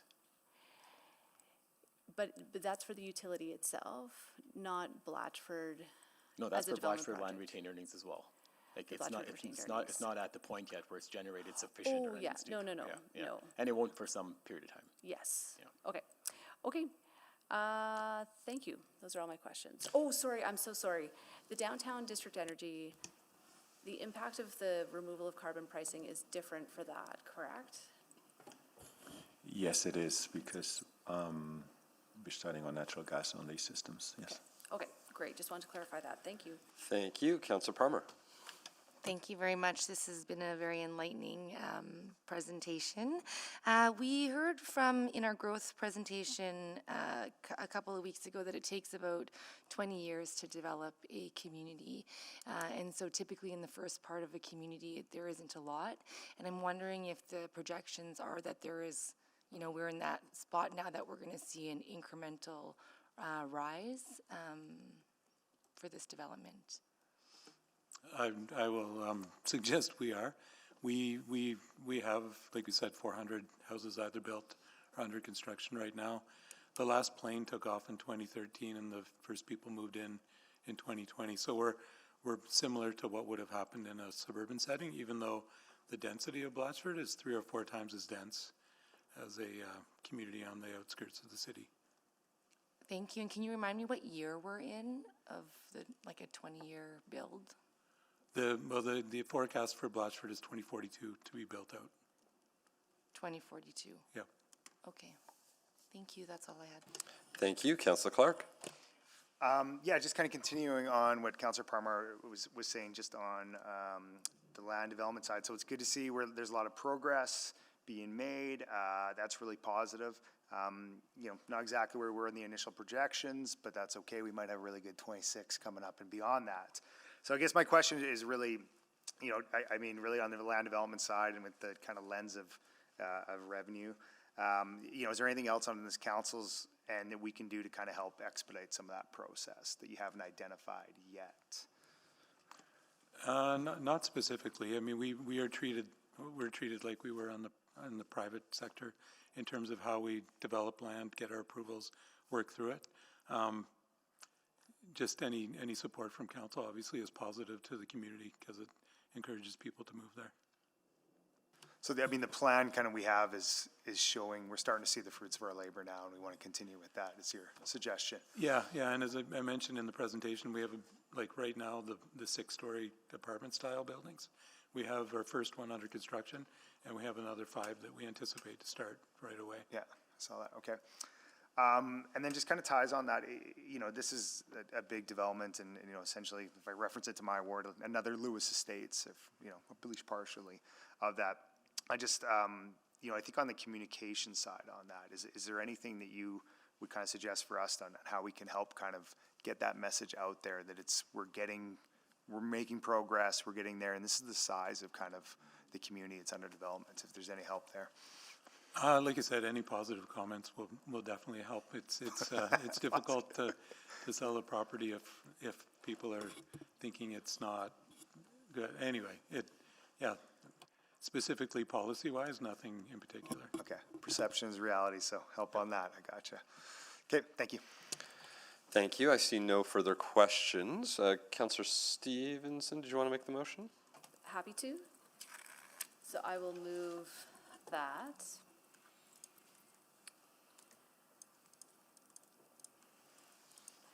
The Blatchford Renewable Energy Utility 2026 rate filing is outlined in Attachment 1 of the December 1, 2025 Financial and Corporate Services Report, FCS 03164, be approved, and that the 2023-2026 Blatchford Renewable Energy Utility operating budget be adjusted as follows. 2026 expenditure budget be decreased by $144,000, and 2026 revenue budget be increased by $189,000.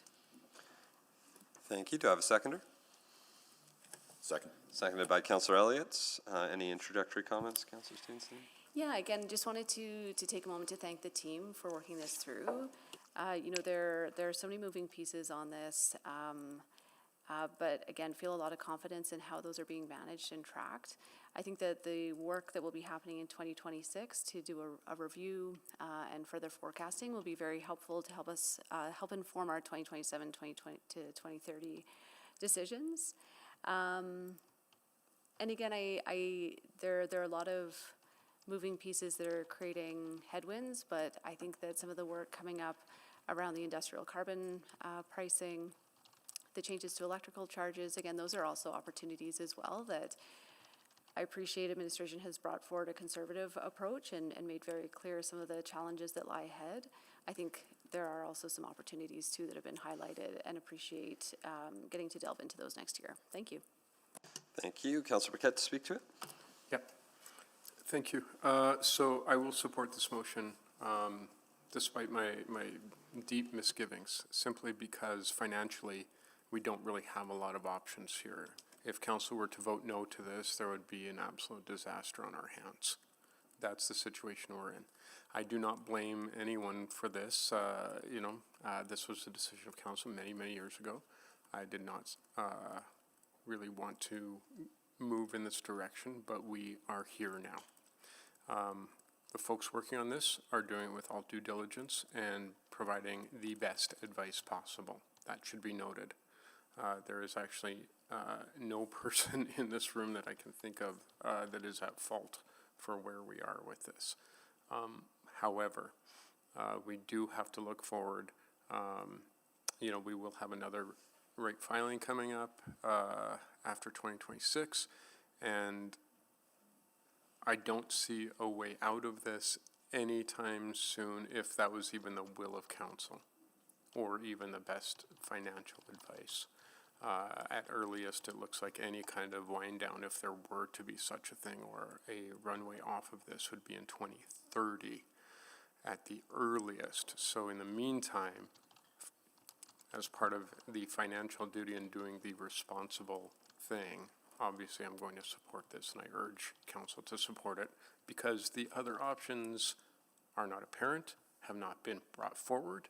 There is no motion, there is no strategy otherwise, and to vote against this then would be very odd indeed in the absence of any other options. Thank you, Mr. Mayor. Thank you. Councillor Elliott, speak to it. Go ahead. Thank you. I just want to echo Councillor Paquette in this, in that given the limited information I have, and I'm still learning like many of my colleagues here, I'll support this motion as well, but I do have major concerns about where the project is going down the road, given the costs and liabilities that are before us. And but I know that it's only one way up to go. We still got a lot of work ahead of us for everyone. And but I do appreciate the Utility Committee and what you're doing here before me. So thank you. Thank you. I see nobody else on the board to speak to. Councillor Stevenson to close. Nothing further. Please vote.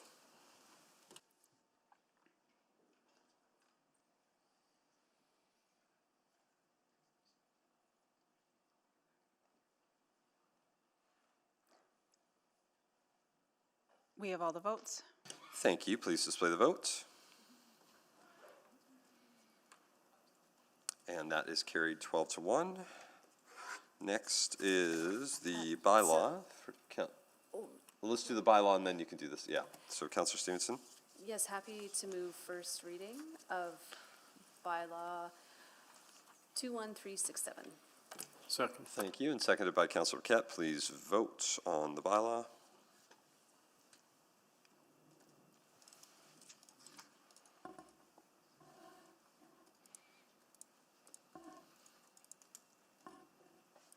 We have all the votes. Thank you. Please display the vote. And that is carried 13-0. Councillor Stevenson. Second reading of bylaw 21367. Thank you. Is that seconded by Councillor Paquette still? Second. Thank you. Seconded. Please vote.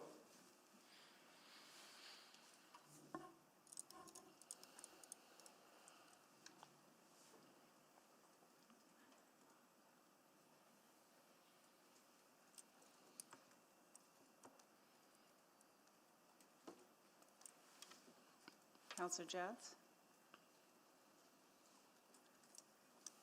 We have all the votes. Thank you. Please display the vote. That is carried 13-0. Councillor Stevenson. Move consideration of third reading of the aforementioned item. Thank you. Second. Seconded by Councillor Paquette. Please vote on consideration of third reading.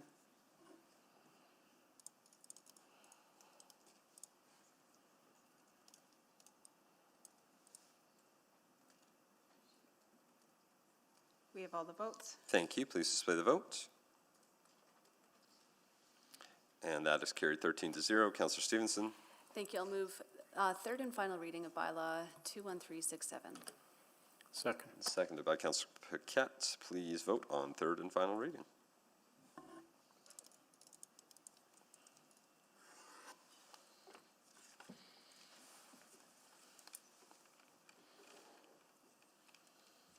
We have all the votes. Thank you. Please display the vote. And that is carried 13-0. There is a subsequent motion from Councillor Stevenson. Thank you kindly, Mr. Mayor. I will move that administration prepare a draft policy that allows the retained earnings for the Blatchford development to fund the required cash infusion and/or annual operating shortfalls required for the Blatchford utility to achieve financial sustainability, as outlined in the March 22nd, 2019 Financial and Corporate Services Report, CR 6640, Blatchford Renewable Energy Utility Updated Strategy and Financial Options. Second. That is seconded by Councillor Paquette. Please take 2 minutes to introduce. Thank you. Well, we've had quite a fun morning on top of budget, just having a dash of utility committee as well. Sorry, just 1 second. There's just a request before you start speaking to or introducing it that it's put up on the board. So we'll do that, and then you can introduce. Just give us a couple of seconds. Yeah, it's also in the chat from 9:49 if folks want to see that. But clerks are taking just a moment.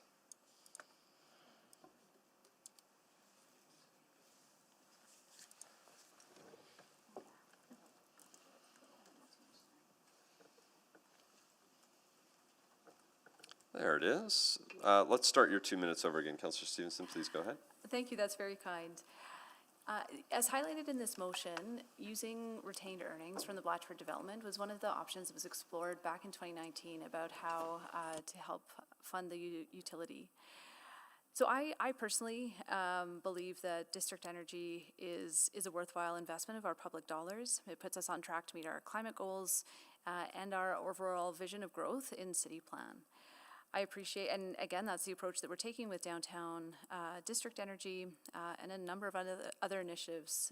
We don't have the same expectations of those as we have on Blatchford.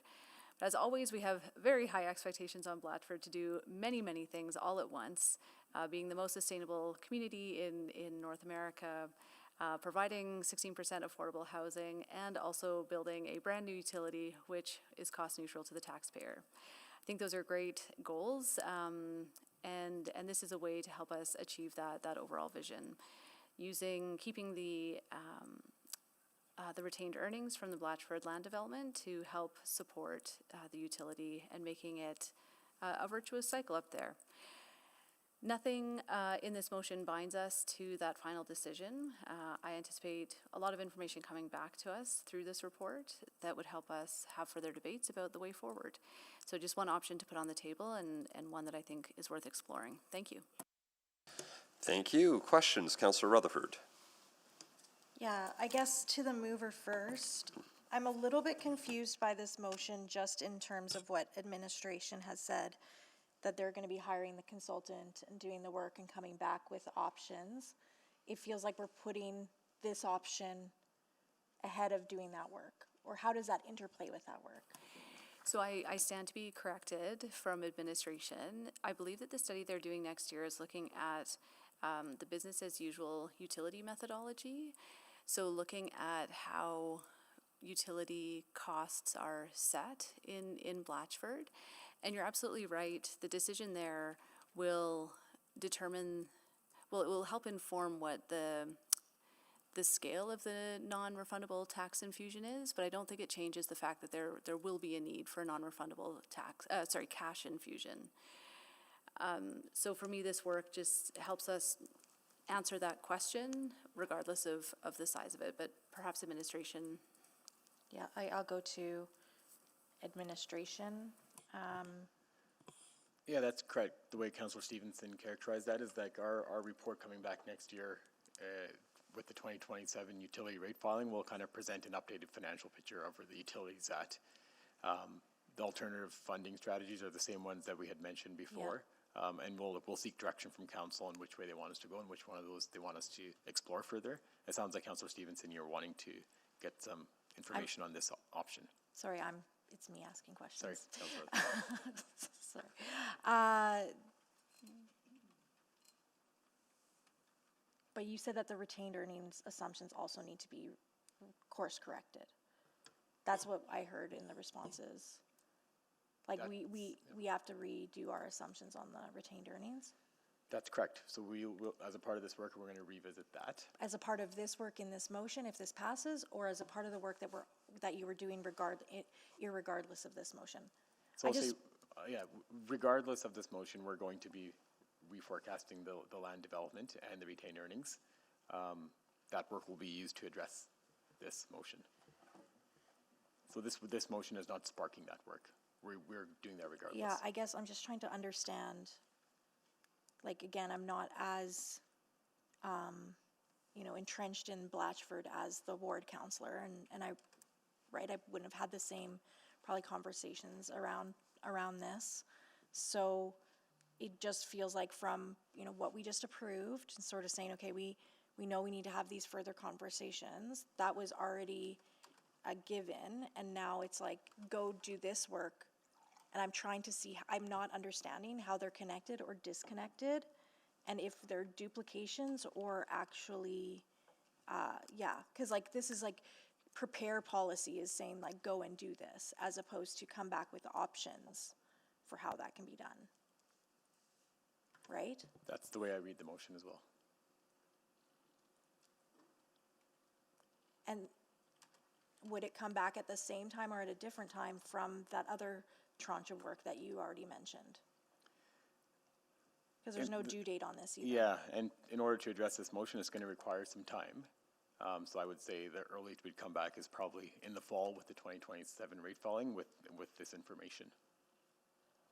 Okay, I guess am I allowed to ask the question to the utility advisor on their thoughts on this motion?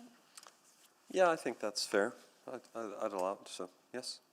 I don't know if you have any thoughts. I know it's not around rate filing per se, but is it presupposed, like you've heard about what the work and the intention of the work is around this utility from administration. As somebody that's a little bit more lay person around utility, is this putting the cart before the horse, this motion? I just want to make sure if I support it or not, I know what I'm going in eyes wide open.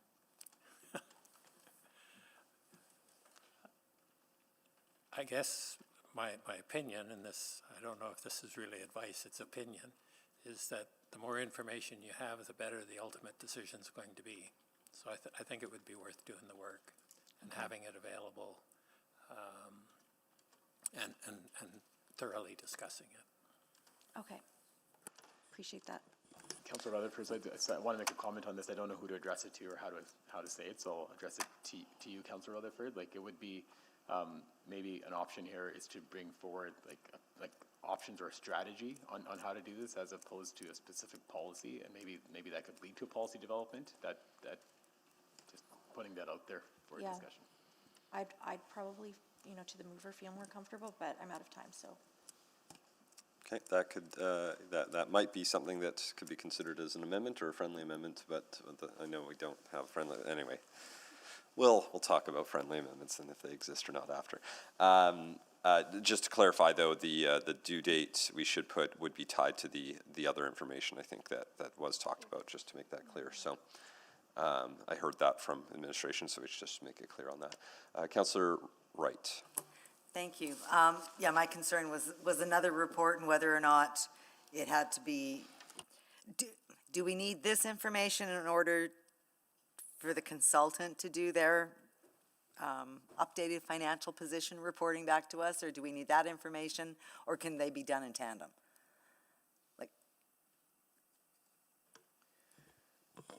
So the work from the consultant will allow us to update our financial models and come up with a new non-refundable cash infusion. And once we have that piece of work, we could explore this motion and how this strategy could address the non-refundable cash infusion. With all the caveats I gave before, we're not going to see significant retained earnings balances until later on in the development. Okay, but it wouldn't be the work, it would be administration doing the work for this information, not the consultant? Yes. But you need the consultant's information in order to do this work? We need the consultant's information in order to update the financial model and provide a non-refundable cash infusion. So what's the new 69 million? Okay. So can it not form part of that other report? Like, does it have to be a separate report standalone? So maybe I'll just add a comment, this might help clarify. The difference is that these are for two different operations. One is for how the development itself is progressing, Right. and what would be available as a funding source if it were to be used on the utility. The utility work is determined what is the financial position of the utility going forward, and what then would the utility have to do to ensure financial stability. So they're two separate pieces. Okay. It's one feeding as a funding source to the other. Okay, but this would then rely on the consultant. So a separate one after the consultant's work is done. To inform Two separate this. pieces of work. Yeah, okay, okay. Yeah, and I do like the other suggestion as far as what's not a friendly amendment. Do you want to make that amendment then? Or Councillor Rutherford, did you want to? It was your, no, okay. So I guess just for administration to prepare a report with options to allow the retained earnings, would that be? Why don't we wait a few moments? Why don't we wait a few moments so we can have some updated wording? I just don't want to rush anyone. Okay. Although Councilor Prince-Pay, I think that was what you were hoping to resolve. Okay. Maybe I'll take. Yes, we'll let somebody restate their motion very soon, unless Councilor Rutherford has. You have more questions, Councilor Rutherford? Perfect. Yeah, we'll do your questions first, and then I can go to Councilor Stevenson for a restatement. Okay, so I don't need to worry about amending. No, we'll allow her to restate. Okay. When the original business case for Blatchford was developed, for the actual land, not the utility, what were the retained earnings utilized for in that business case? There wasn't a plan for the retained earnings. It was just to go back for future initiatives. Okay, okay, that's that. I just wanted to confirm that. That's it. Thank you, Councilor Stevenson. I know you're trying to type it. You can just say it out loud for us. We'll update it. Okay, well, I'm thinking the easiest might be to just say that administration provide updates to the March 22nd, 2019 Financial and Corporate Services Report, CR 6640, to include updated program, sorry, this is terrible, to provide updated financial forecasting and assess the options to meet the non-refundable tax cash infusion. Okay, yeah. Say that one more time, because I'm sure clerks are typing away. I mean, I'm happy for any variation, but I think fundamentally this work has been done. This was the March 22nd report. I think what we are asking for is that report be updated with new modeling. We have more information now. Do you just want to repeat what you said? Just because I think the clerks are retyping it and Okay. then would be able to repost this. We'll pull this one off and let you restate it. I just need you to restate it because they were probably typing as you were saying it. I just don't think I can say it the same way Okay. twice. So that administration provide updates to the March 22nd, 2019 Financial and Corporate Services Report, CR 6640, with options for funding the non-refundable cash infusion required for the Blatchford utility. Yeah. Yeah, we can take a few minutes and get the updated wording. Yeah. Then we'll.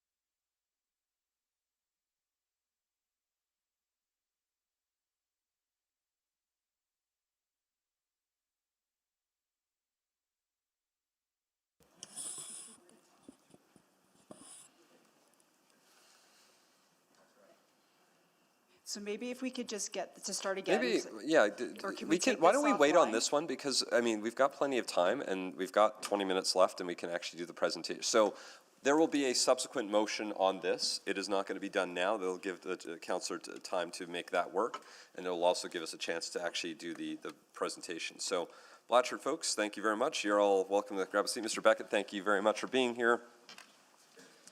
And we'll make an assumption because this might be dealt with later. Mr. Beckett's been asked questions, but he's not required to come back for the subsequent motion. He can go enjoy his December and, life and all other sorts of things.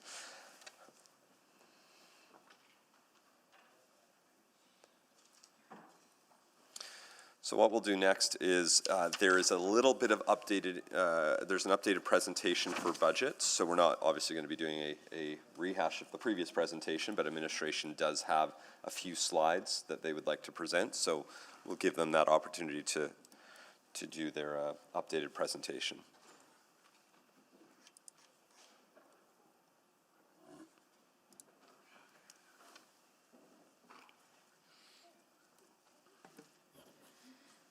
So good morning. We're going to start off with a brief presentation before we move into budget deliberations, as this information might be helpful considering your upcoming decisions.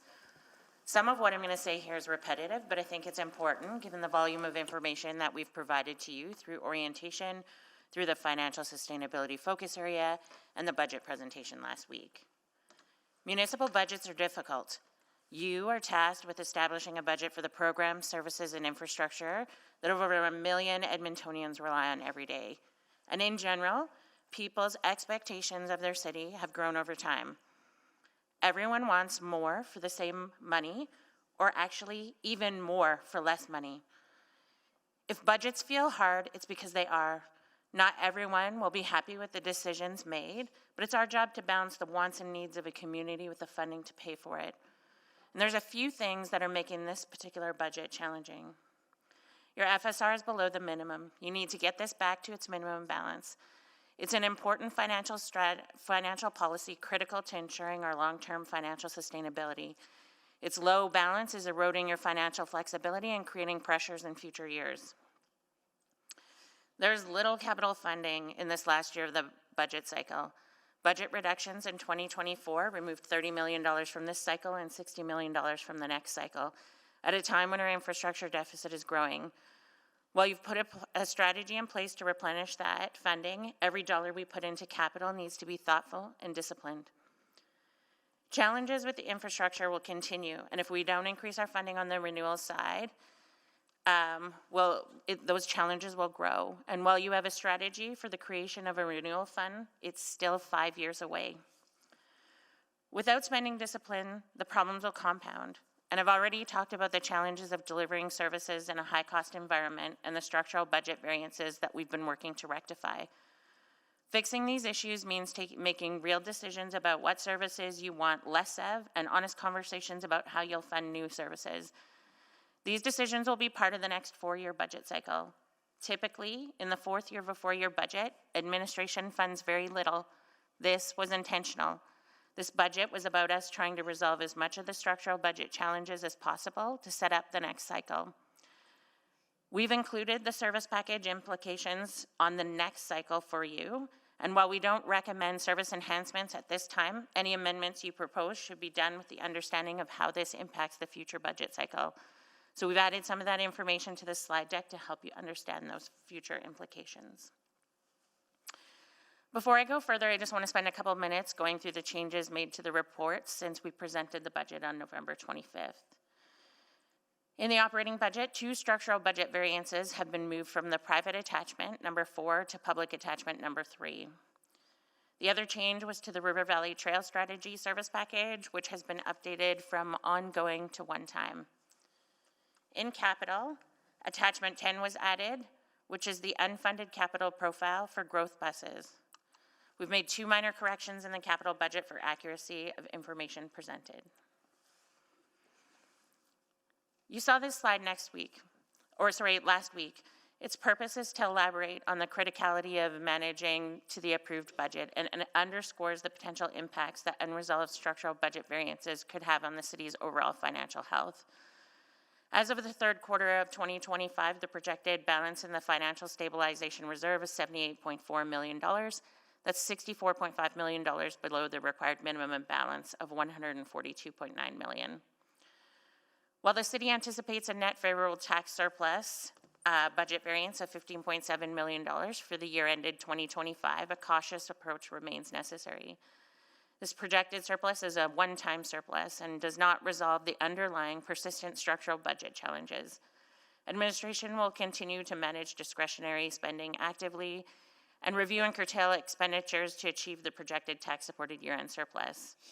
The Financial Stabilization Reserve remains significantly under this minimum amount even after the projected year-end surplus is applied to the reserve.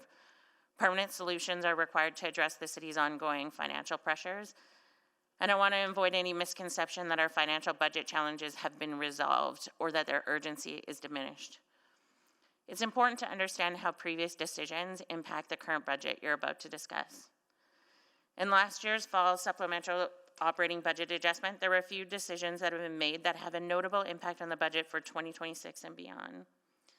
You passed an exemption to the policy to repay the FSR over 5 years rather than the 3 years required. There was a reduction in pay-go, which I'll cover in the next slide, and there was an approval of a funding strategy to a dedicated renewal fund. I'll talk these through in the next couple of slides. So let me turn to the status of pay-as-you-go funding. An amendment to reduce pay-as-you-go annually by $15 million in the fall 2024 budget reduced the tax levy by 0.7 in 2025. By subsequent motion, Council directed administration to return with a payback plan to replenish the pay-as-you-go for the $15 million balance, and that's in effect until the end of 2030. As well, you wanted to restore the $15 million ongoing after 2030.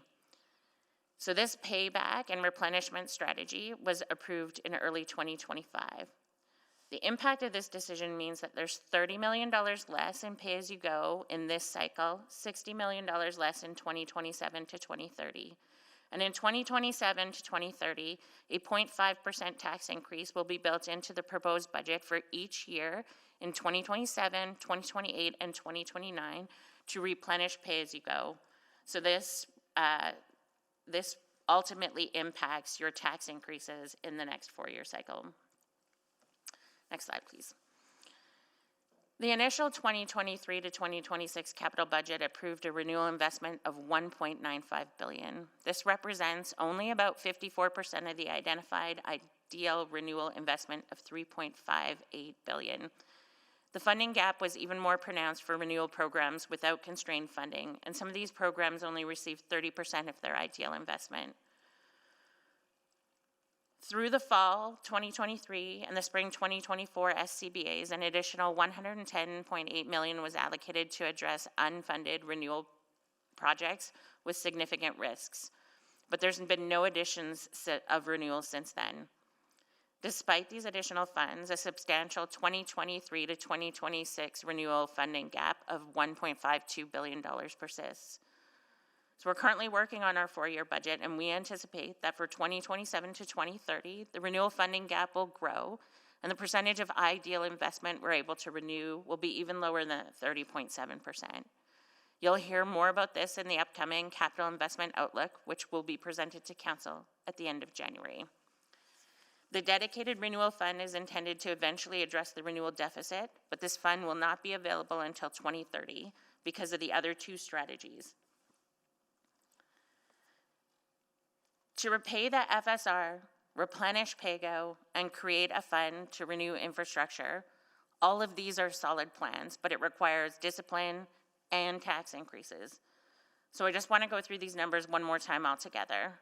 To repay the FSR by 2029, you implemented a tax increase of 0.5% in 2025, which was equal to $10.7 million annually. Included in 2026 is a 0.6% increase, which is included to $14 million annually. And then you need to end each of the year on or under budget. Our recommendations for the EdTel special dividend and temporary decrease in LAPP contributions give you some ability to achieve that plan earlier. If we can pay back the FSR by 2029, the full $24.7 million in annual revenue generated by these tax increases will be contributed to the dedicated renewal funding starting in 2030. And it can be earlier if you reach the minimum balance before 2029. Next is the replenishment of pay-as-you-go. As outlined, there'll be 0.5% tax increases in each year from 2027 to 2029. And as a reminder, this is a result of a 0.7% tax levy reduction in 1 year. This compounding impact to both restore and replenish the amount is multiple years of tax increases, again at a time where the renewal deficit is significant and continues to grow.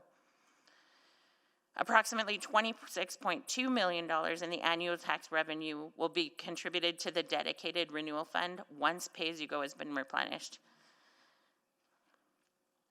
Once the FSR reaches its minimum threshold and pay-as-you-go has been replenished, the dedicated renewal fund will have those revenues added directly to it, as well as tax increases of 0.75% in 2030 to 2032 and 1% in 2033 and beyond to continue until the target funding is achieved.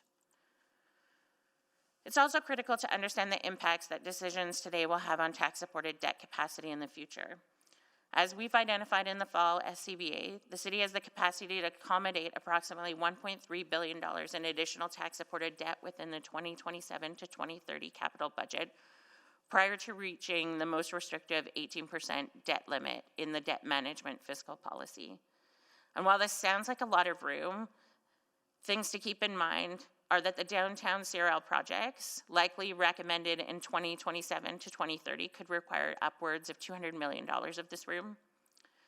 Debt required to match grants will take up a part of this room. For example, the Permanent Transit Fund may require debt matching. An aging infrastructure coupled with years of underfunded renewal will necessitate the use of some of the debt room on appropriate renewal projects to help us address that renewal gap in 2027 to 2030. And again, we'll outline all of this in the capital investment outlook. So this isn't just a question about do we have debt room today for the items contemplated in the fall supplementary budget adjustment. It's an understanding of the implications to future years and what our tax tolerance is to take on additional debt. And are we reserving enough of this debt room to address the critical infrastructure that we will need in the next cycle? In addition to the replenishment of pay-as-you-go, there's been other decisions made previously that have funding implications into the next 4-year cycle, and I want to be transparent about those. Collective bargaining settlements will need to be included for 2027 and onward. The operating impacts of capital will need to be added for the Valley Line West and Capital Line South extensions, as well as the Lewis Farms Recreation Center.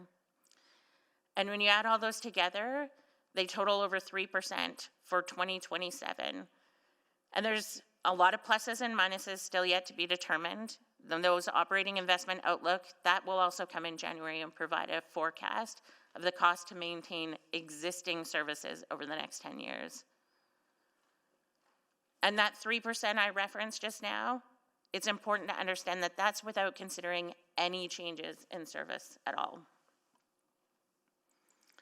And so with that in mind, I want to share this next slide because this table outlines the incremental increases associated with service packages in the next budget cycle. While this information is included in the narratives of the service package, this table provides a concise reference point of the service packages with additional costs into the next budget cycle so that you have this for your consideration when you're making funding decisions. The EPS body-worn cameras is a funded service package as it's required to fulfill the provincial mandate, but it'll also result in $2.4 million or 0.1% in 2027. The rest of the table outlines the unfunded service packages that have budget impacts into the next cycle. Notable increases are for the Transit Peace Officer Optimal Deployment Plan with a $13 million increase or 0.5% for 2027, and the operating impacts of capital related to the unfunded capital profile for 25 growth buses, which is a modest increase in 2026, but a $6.9 million increase in 2027. The slight decreases noted for the remaining 2 service packages are for one-time capital that are no longer required in 2027. You've also seen this slide before, but it's an important one. Administration mitigates risk over the 4-year cycle using 2 different financial mechanisms: the Financial Stabilization Reserve and the Financial Strategies Account within corporate programs. The Financial Stabilization Reserve is that reserve that was established in 1997 to provide you with the flexibility to address financial risks associated with revenue instability and unforeseen costs on a transitional basis, and it ensures the orderly provision of services to citizens. The FSR is intended to manage one-time budget pressures, as it's a limited pool of funding, and it isn't generally used to fund ongoing expenses. The source of funding for the FSR has generally been tax-supported operating surplus. Tax-supported surpluses are transferred to the reserve. Tax-supported deficits are drawn by the reserve. As per the reserve policy, a minimum balance of 5% and a target balance of 8.3% of current general government expenses has been established. We established these based on a risk-based review of the FSR performed every 3 years. We've already discussed the FSR being below its minimum balance and the policy extension to extend the payment to 5 years. Financial strategies is an expense line item within the corporate program section of the operating budget. It is used to manage volatility in budget line items like fuel and utility cost. Estimates for items where we know we will incur an expense but are uncertain on the amount of expenses, like salary settlements and certain contracted amounts, and certain expenses that are budgeted and held central before they're being distributed to other departments. Unlike the FSR, which addresses one-time budget pressures, financial strategies is used to manage ongoing budget items. The balance is determined and allocated based on administration's best estimates, forecasts of volatility, and an understanding of the contractual risks. Both the FSR and financial strategies are critical to the financial sustainability of the corporation and to manage financial pressures. Any risk that increases the likelihood of a deficit may result in unintended service reductions, as administration will then likely have to take actions to lower the expenses to achieve the stated budget.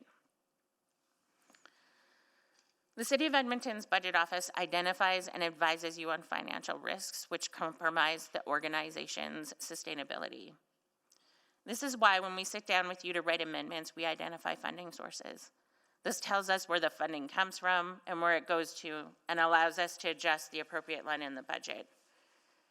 Any budget adjustments require us to know which line in the budget to adjust in order to balance. In the case where you look to use the FSR or financial strategies as a funding source, you're also creating financial exposure and increasing the risk of structural budget variances.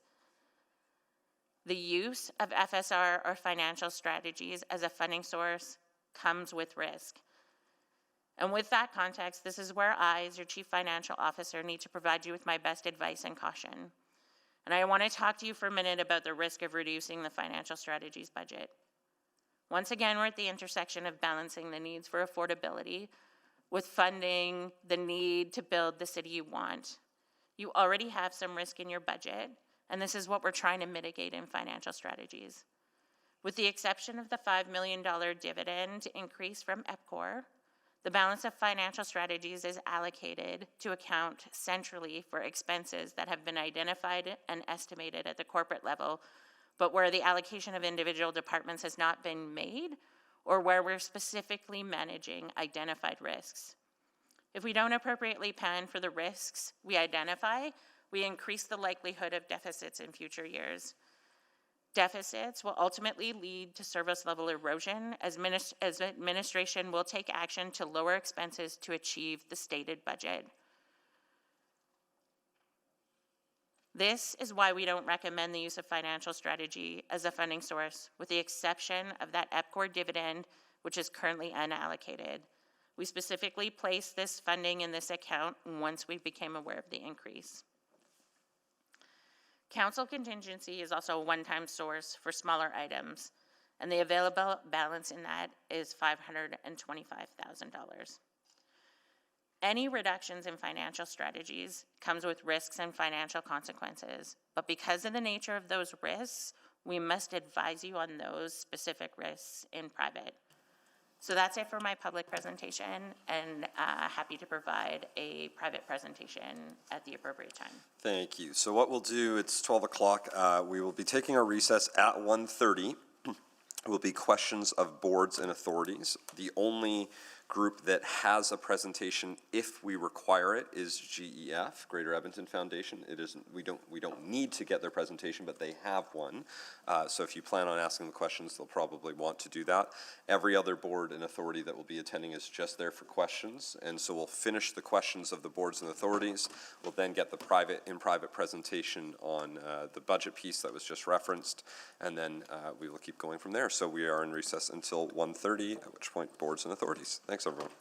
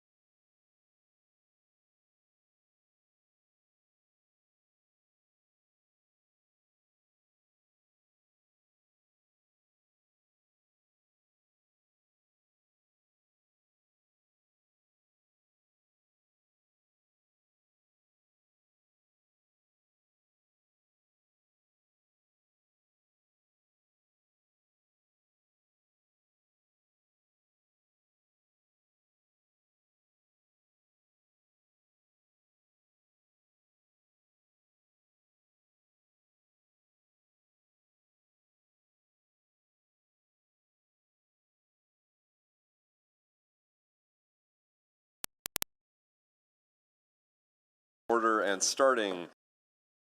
Roll call. Councillor Principe. Councillor Morgan. Good afternoon. Good afternoon. Councillor Jans. Hello. Hello. Councillor Rutherford. Hello. Hello. Councillor Clark.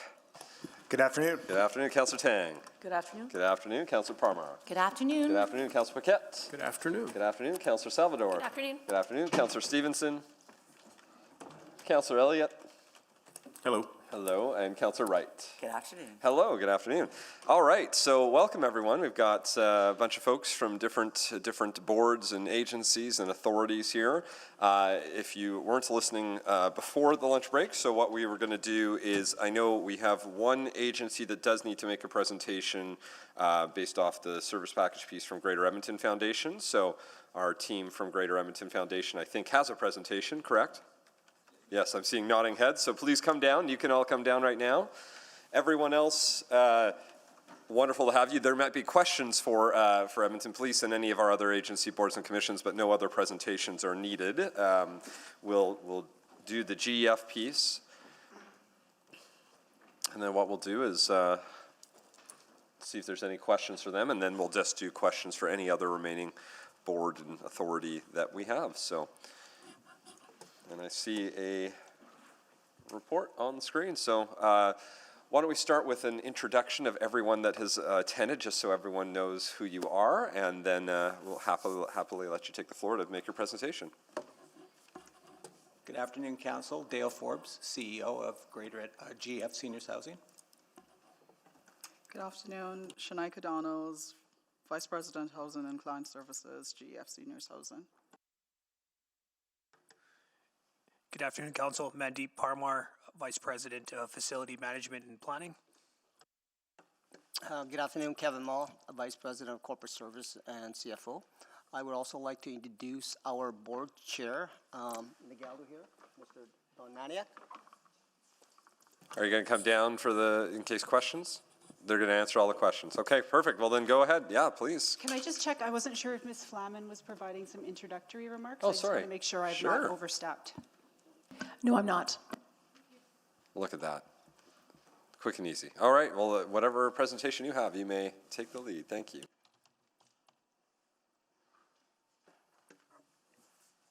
Next page, please.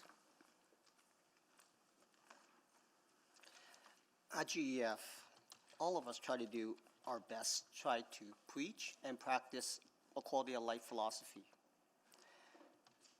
and serving the low income to moderate income seniors. Next slide, please.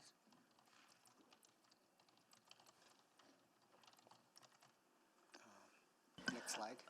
My apologies. I was on the wrong deck. I am giving speaking notes. I'll join you down there. My apologies. Absolutely. I'll just wait a moment and bring everyone down. Yeah, do we have... I don't think I've been given the thing for our potential guests at the very back of chambers. Does anyone have a... I just assumed that hadn't come yet, but sorry, my fault. Yeah, it's everyone's first day. Here we go. I said it's everyone's. She said it was her first day first before I said it anyways. We have some guests here, yet again, from Richard Secord School, grade 6, with the teacher E. Carter. Is that, oh, there we are, hello. And your counselor, because you are in Ward Papasteo, is Counselor Michael Jans. Michael Jans, as you heard in the roll call, is here. He just had to be virtual today. So he is excited that you're here, as we all are excited that you're here.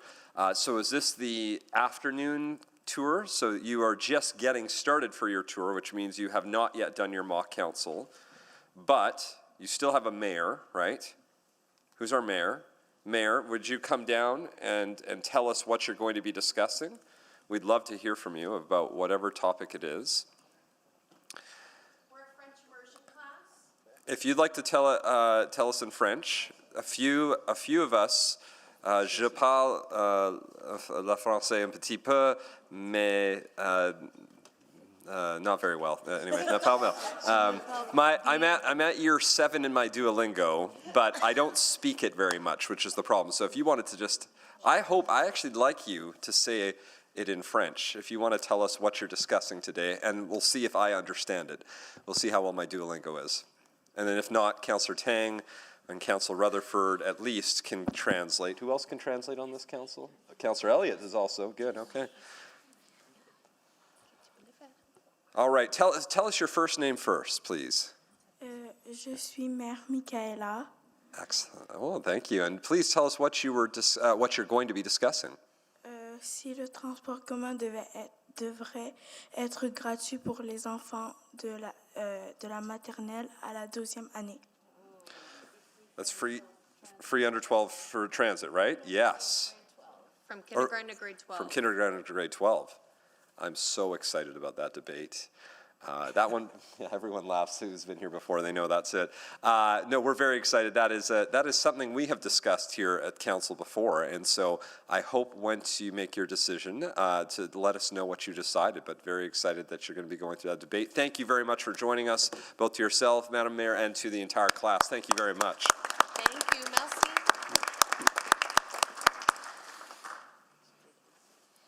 And if you're offering French lessons, Mayor, please let me know. I still need to learn how to speak it. Slowly but surely. I'm going to try to take some courses in January, maybe. We'll see if I have time. Great, presentation time. I'm now on the right agenda. My apologies. Good afternoon. We are joining you today to introduce GEF Seniors Housing 2024 Annual Financial Reporting for Information and seek City Council's direction regarding the approval or revision of GEF's proposed 2026 operating capital budgets. City Administration will provide a brief overview of the context surrounding this report. Then Mr. Kevin Ma, Vice President of Corporate Services and Chief Financial Officer for GEF Seniors Housing, and Mr. Mandeep Parmar, Vice President of Facilities Management and Planning at GEF, will take you through the details of their documents. Next slide, please. GEF Seniors Housing, which I'll refer to as GEF, is the largest not-for-profit provider of affordable housing and supportive living options for seniors in Alberta, operating approximately 3,800 subsidized seniors housing units in Edmonton, for which the city provides funding to operate seniors' lodge accommodations. In accordance with the Alberta Housing Act and Ministerial Order Number H024/20, which is included in the report as Attachment 1 for your reference, GEF must provide to City Council annual audited financial statements, a 3-year fiscal year business plan, and annual operating and capital budgets for the lodge program accommodations. The 3 fiscal year business plan requires City Council approval every 3 years, while GEF operating capital budgets require Council approval annually. More specifically, GEF must submit a copy of its board-adopted operating capital budgets related to lodge accommodations at least 90 days before January 1st of the next fiscal year for Council approval. In addition to the requirements under the Housing Act and the Ministerial Order, on January 31, 2023, City Council passed a motion directing administration to work with GEF to provide annual financial reporting to committee, including all deficits and in-year variances. Next slide. Report CS 03136 includes a number of attachments for Council's information or requiring a decision through the motions outlined in Attachment 10. To ensure adequate reporting to the City of Edmonton, GEF has provided the following for Council's information: an executive summary in Attachment 2, which highlights GEF's 2024 financial statements and 2026 operating and capital budget, an occupancy report for GEF lodge sites in Attachment 3, 2024 audited financial statements and variance reporting in Attachments 4 and 5. Per the Ministerial Order, Council must formally approve GEF's 3 fiscal year business plan and operating and capital budgets. Attachment 6 includes GEF's 2024 to 2028 strategic plan, which was previously approved by Council in October 2024 and meets the Ministerial Order requirement. Attachments 7 and 8 outline the proposed 2026 operating and capital budgets and will require a decision from Council, which will be explained further on the upcoming slides. GEF has also provided a capital budget risk profile in Attachment 9, which highlights the risk of not funding the proposed capital budget shortfall. Attachment 10 was prepared by administration to clearly outline Council's options for consideration of GEF's 2026 Lodge Program operating and capital budgets. Council can choose to either approve the budgets as presented by GEF or alternatively request that GEF amend the budgets and return with adjusted budgets for Council's approval no later than February 28, 2026. Options 1 and or 3 would be chosen if Council accepts the proposed 2026 operating and capital budgets as presented, while options 2 and/or 4 would be used if Council determines that revisions are necessary to the proposed operating or capital budgets respectively prior to approval. As I mentioned, under the ministerial order, Council must provide direction on the required revisions, represented as a blank line in options 2 and 4, and direct a date that GEF's board must submit the revised budgets back to Council for approval. Administration recommends that if revisions are required, that the revised budget or budgets return to Council no later than February 28, 2026, to allow GEF time to make changes, but also move forward with their plans for 2026. On December 1st, 2022, during the 23-26 budget deliberations, Council approved the continuation of operational funding for GEF in the amount of $4.9 million annually, which has been in place since 2022 and will continue until 2026.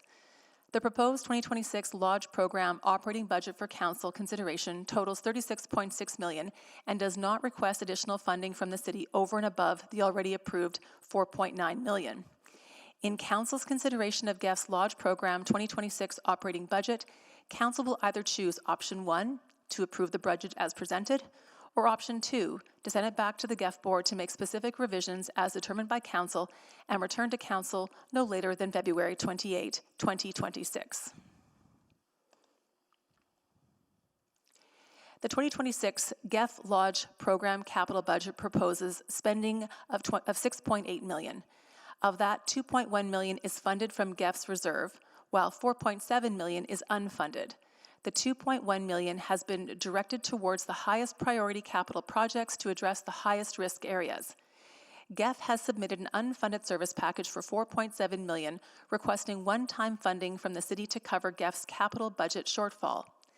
The unfunded service package is included for Council's deliberation within Report FCS 03158, Fall 2025 Supplemental Operating Budget Adjustment. Similar to the proposed operating budget, Council has the option of either approving the capital budget as submitted, which is option 3, or sending it back to the GEF board for revisions, option 4. There is an added layer of complexity with the proposed capital budget due to the request for additional one-time funding from the City. As a result, Council must also consider if they wish to support the unfunded service package during the 2025 Fall Supplemental Operating Budget Adjustment deliberations prior to making decisions on the approval of GEF's capital budget. Council is therefore being asked to defer any motion for the proposed GEF 2026 operating and capital budgets until the 2025 Fall Supplemental Operating Budget Amendment motions. Attachment 10 to the report provides the wording for motions on all 4 options for the GEF budgets for Council's consideration. I will now turn it over to Mr. Ma and Mr. Palmer from GEF to present their reports for your consideration and approval. Thank you. Next slide, please.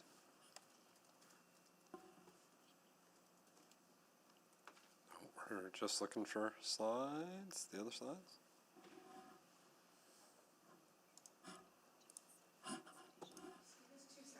Yeah, no problem.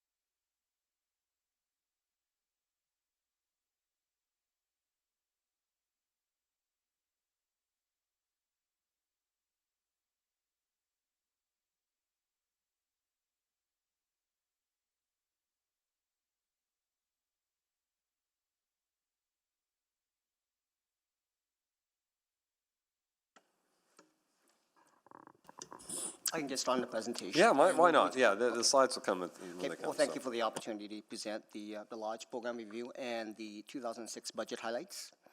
We're talking about GF in general. We, as all you aware, but we're serving low to moderate income seniors. In our quality of life philosophy and also vision, mission, and values, we try our best to preach and practice the guiding principles of quality of life philosophy in serving our seniors. We have, again, 4,000 seniors with housing, which we provide housing and services. In GEF, we provide 3 separate programs. The first program is the Lodge Program, which we provide housing and services. The other one's affordable housing, strictly provide housing apartments. And the last program is the SSC, Senior Self-Contained, which we manage on behalf of the provincial government. At the end of October 2025, we have over 2,000 new applicants that we process.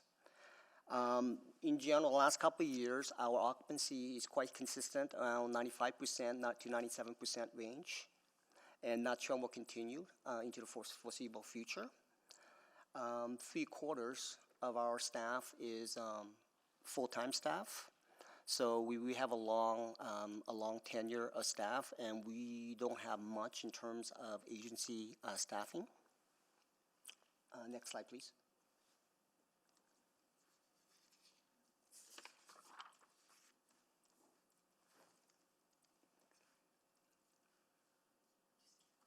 Oh, slide. Okay, sorry, we'll just continue. Okay. 25% of our clients live in 11 Lodge sites and operate around 60% of the global GEF budget.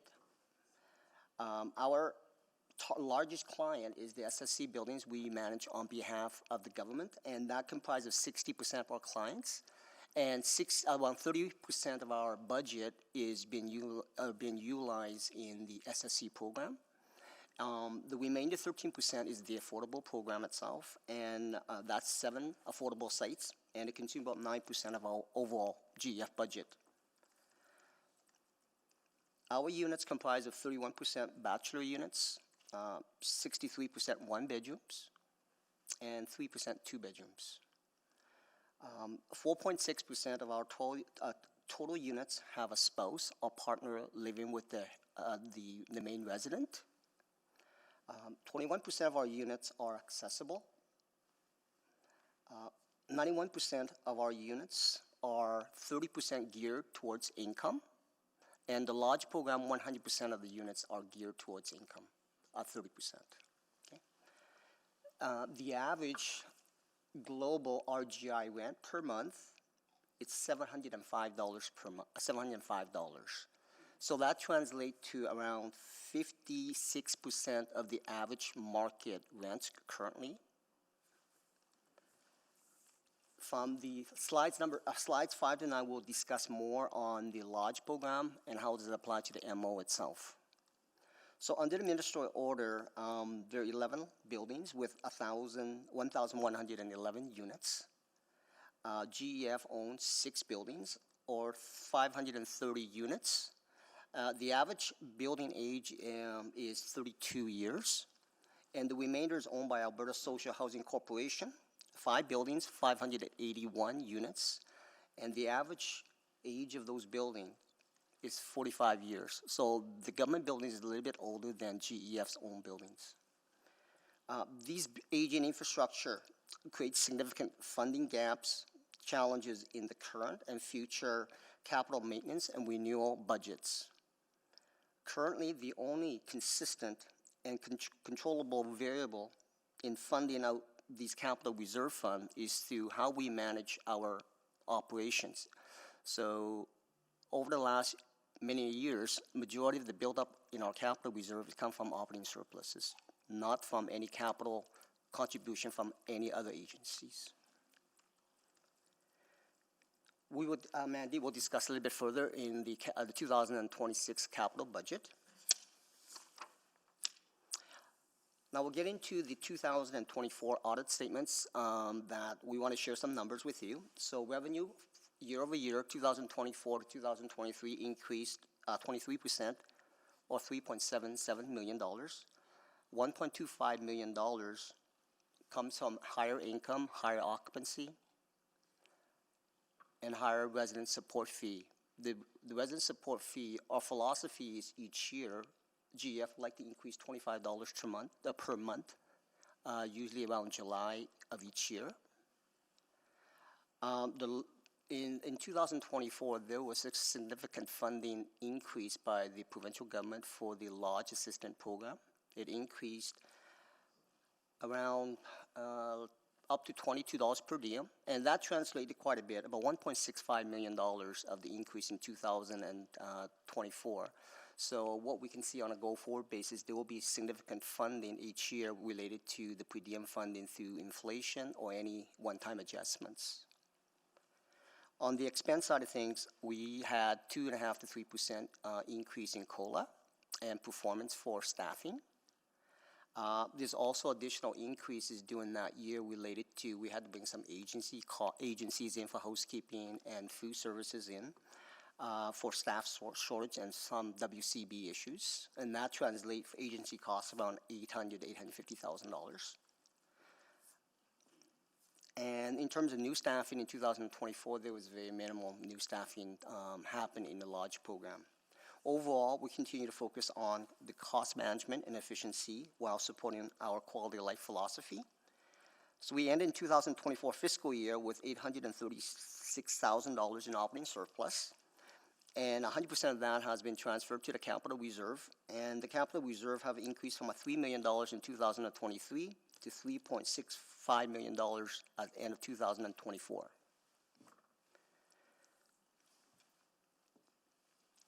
So we're going to talk about the 2026 operating budget, just give you some highlights, how we construct the budget itself. Overall, we're going to budget for a small increase in operating surplus. And there's no additional funding required by the city for next year. Some of the assumptions that we come up with the budget in 2026 is that the occupancy will be stabilized around 95 to 97%. Our resident support fee will be increased $25 to $1,000 per month, effective July 2026. And the average resident income is going to increase with COLA. It's going to be around 1.5 to 2% each year. Okay. The LAP funding we're anticipating is going to increase from $21.50 per diem to $22. And 83% of our residents would qualify under the LAP funding program. On the expense highlights, so we anticipate 2 to 3% again on COLA and performance increases. We also plan to increase some staffing, frontline staffing related to housekeeping and also food services. By doing that, we're going to reduce a lot of the agencies that took place in 2024. We felt that, the cost of hire agencies certainly is a lot higher than employ new staff. And non-labor costs, we're anticipating around 1 to 2% inflationary increases.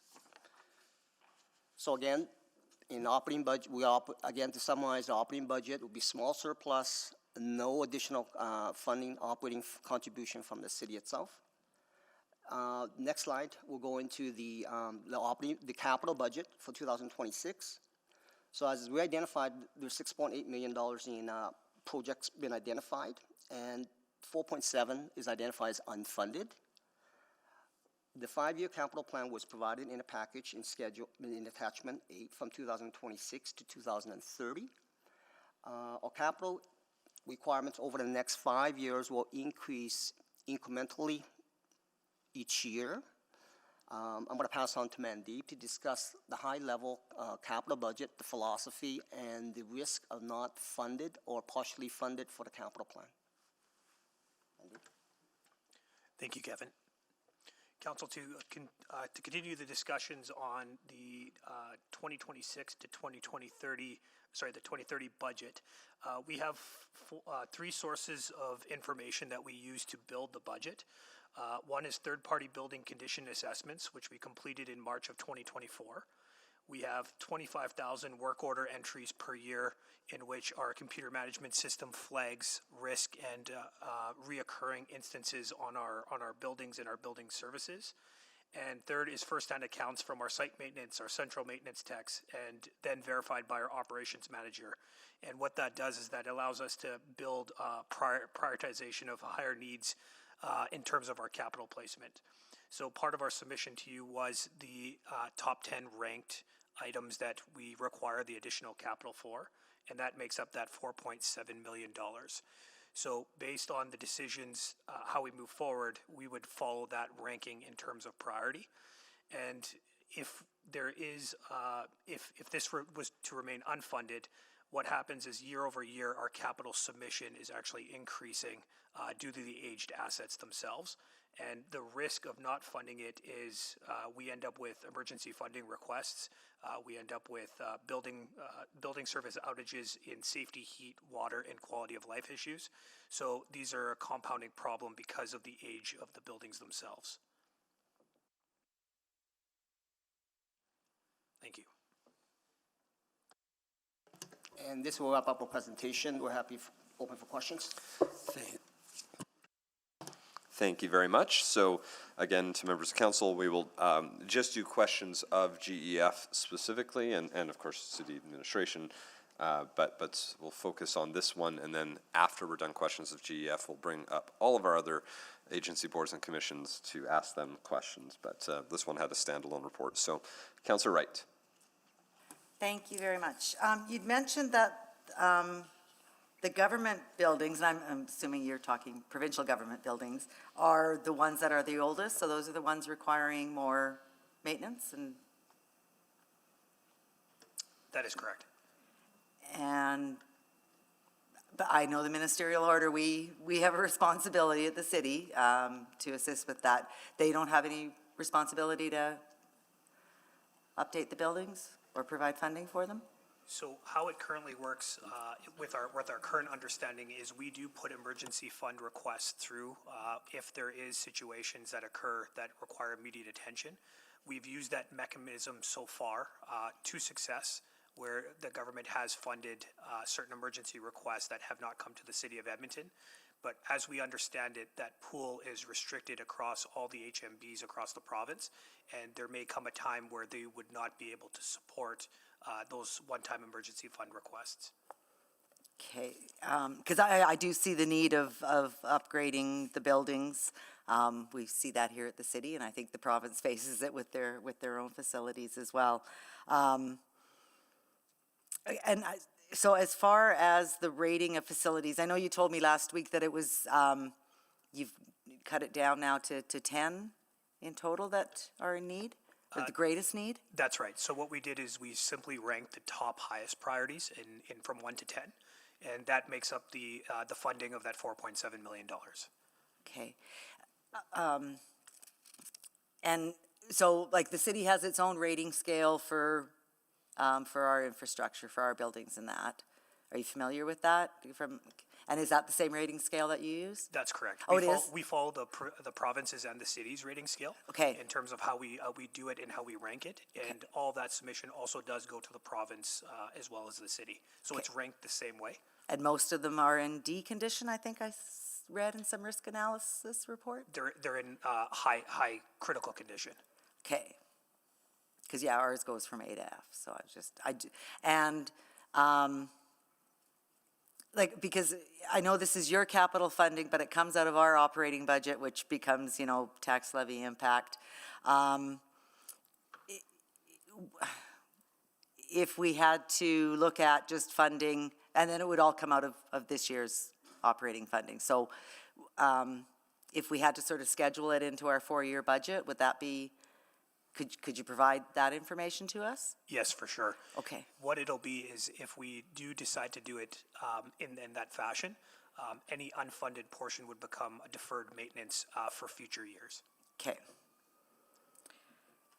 And in the meantime, if it became emergent, you could always ask the province. But I know there's a risk because they could say no. Yeah, I understand that. So is that something that you could potentially do if we were to refer back your capital request? that is an option. Okay. And I guess to administration, Ms. Flaman, is that why we're saying we need the information back by February 2026, is so that we can work it into the four-year budget? I'll let Harm answer that with regards to budget timing. Okay. Oh, there you are. Yep, no worries. So Councillor Wright, I think this council has to approve GEF's capital budget as it's proposed. So if you want to see any changes to it, we thought coming back in Q1 February would be a reasonable time frame for them to make amendments to their budget and bring it back so you can approve it. Okay, because we no longer do spring operating budget adjustment, right? So then it would have to go into, Correct. So if you're sending it back to them, depending on what you want to do, if you're sending it back to the GEF board for revisions, depending on what your motion says. So if you're not wanting to fund any of it, they would have to bring back a capital budget that was reduced by $4.7 million for your approval. okay. But then that's enough time then to get it worked into overall the new four-year budget cycle, right? So this wouldn't impact our four-year capital budget cycle. It's an operating contribution. Well, towards the GF. four-year, so the operating budget, because we would still have to take it into account. So, yeah, if you want to reconsider, if GF is back through the four-year budget, requesting the funds, then yeah, you could consider it through that process. Okay. I did have a couple more questions, and I'll come back. Thank you. Thank you. Councillor Principe? Thank you, Mr. Mayor. I do have a question, maybe to administration. Was it ever considered requesting, or maybe it is to GEF, a grant from the CCBF, the Canada Community Building Fund? Is that something that could be accessed? Councillor Principe, that is something that we could consider. We would have to do some more investigation on that grant. Okay. I think my other questions were answered through Councillor Wright's line of questioning. Thank you. Thank you. Councillor Salvador? Yeah, thank you, and thank you for the presentation. Actually, just a similar question around any other potential grant funding sources that have been explored to date. Councillor Salvador, we have looking at all the different levels of government funding. We have identified currently in a pipeline with one that we receive funding for, which is the CMHC Capital Renewal Fund about a few years ago. So we have been prioritizing utilizing that fund, leveraging our existing fund, and looking at other sources that the provincial government has recently introduced. So we're actively working with city administration in terms of what grants is available. And so we just want to make sure that we are utilizing all the tools available for GEF other than coming back to council for additional funding for capital. Right. Okay, I appreciate that. And I guess the other larger question is just around that long-term strategy for closing the renewal gap. I think this is, of course, a common challenge across organizations. We're experiencing this as well, where we have a fairly significant renewal deficit and gap between what we're putting towards renewal and what we should actually be putting towards it in order to minimize that cost. I guess you mentioned the CMHC Capital Renewal Fund. Is that part of that overall strategy to eventually close that gap, or anything you can share there? It is our strategy. We have not finalized the numbers itself. I mean, we can share with you, we received $7.8 million 2 years ago. That funding is based on $10,000 per unit, and GEF and other sources have to contribute, I believe, $20,000 per unit itself. So we have identified some of the costs that we could attribute it for the last few years towards that we already spent towards this fund. So the answer is yes. I just want also to share that, the capital budget itself is a worst case scenario. We have not able to quantify specifically all the other sources that's available to GEF. The other thing I want to clarify is that when Councillor Wright mentioned about the government building itself, that we put in the request in through the CMR program, which is owned by government buildings, that when it's been funded, that's another source that we would get. But for GEF building itself, we could also apply, but it's also through a grant mechanism, not a CMR designated program through the government itself. Okay, no, that's helpful. That's it for me. I'll have questions for administration. Thanks. You can ask them now too. Administration is here. Okay, sure. Yeah, I guess I just wanted to follow up. I know I had previously asked a question during our first round of questions just about what were the limitations, if you could remind me, around AHIP and our current affordable housing reserve? Is that fully allocated, if I recall correctly? Yeah, if Hanny or Reinald's online, if they can answer, please. Hi, Councillor. Hanny Kwan here, Director of Affordable Housing. Yeah, the reserve is fully committed. It's meant to allow for, as projects come online and we're holding on to money that we've already committed, it allows for us to release that money as projects are advanced. Okay, okay.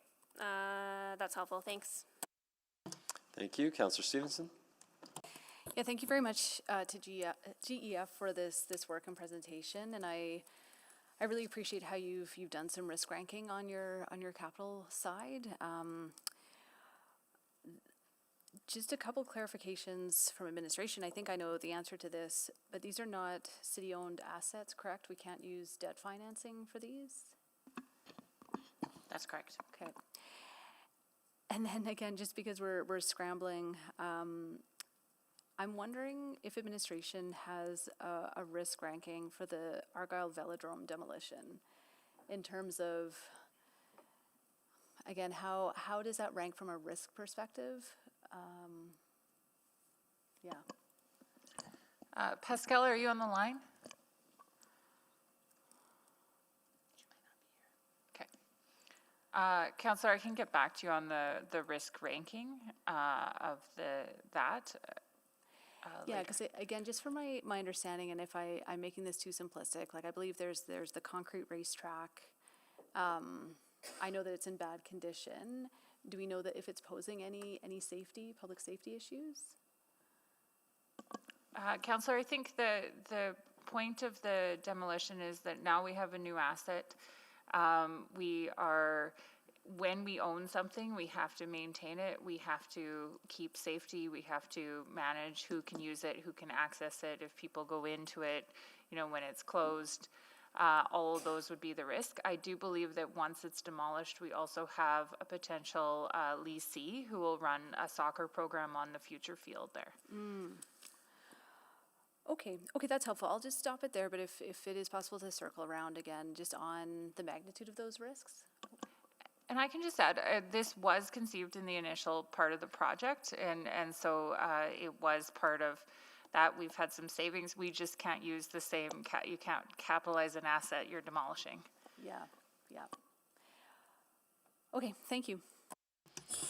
Thank you very much. Councillor Tang?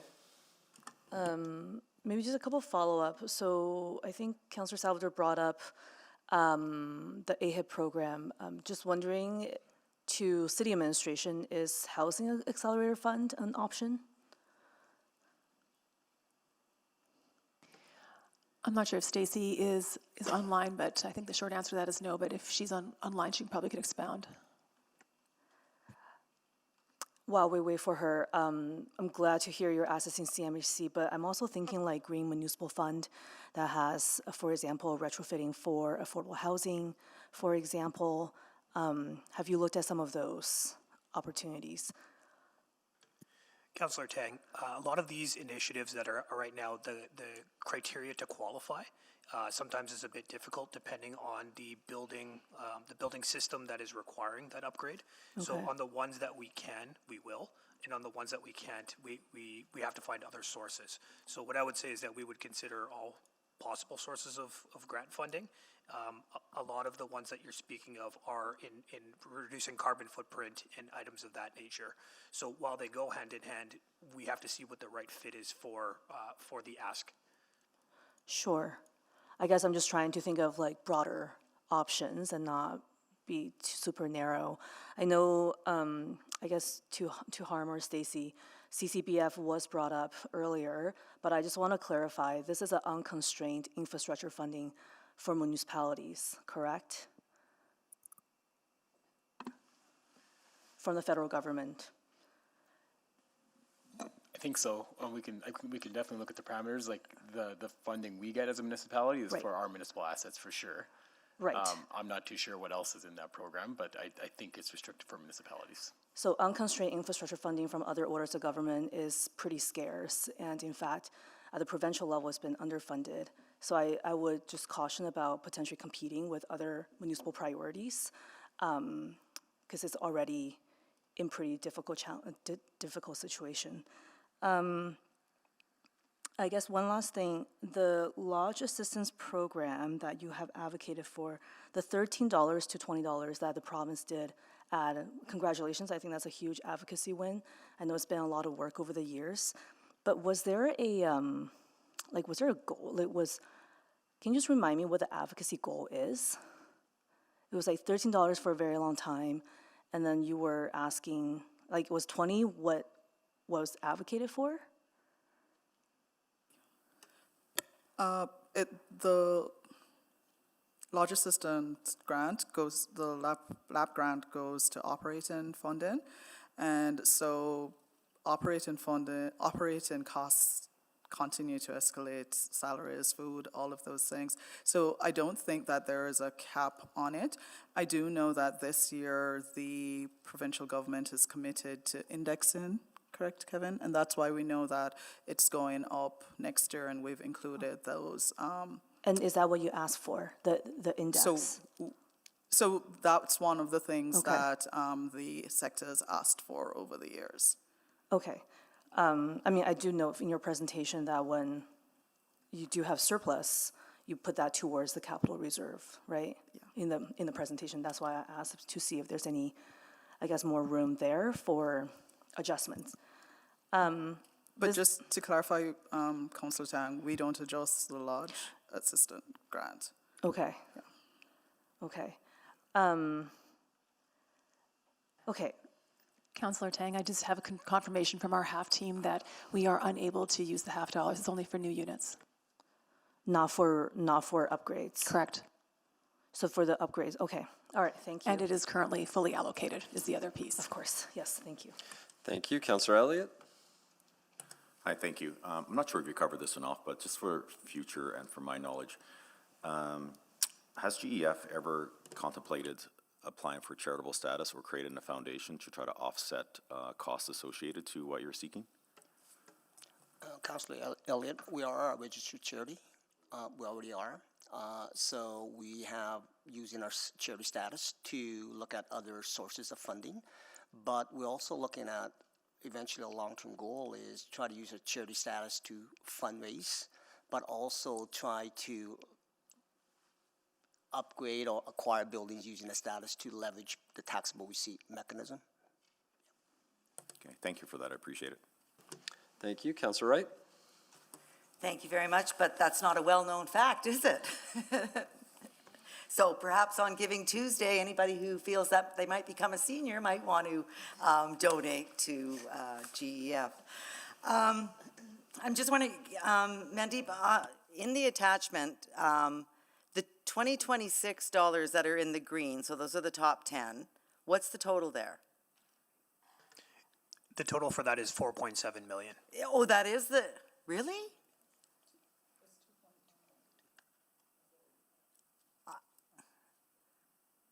Because I thought the total is 6.8, and then you guys are funding 2.1 of it, which is a total of 4.7.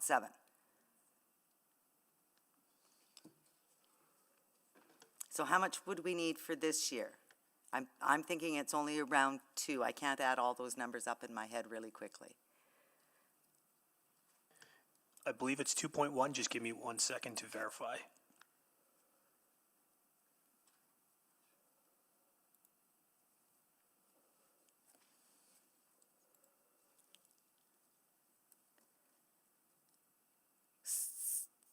And then if that's the case, your capital reserves right now of the 2.1 could fund that top 10.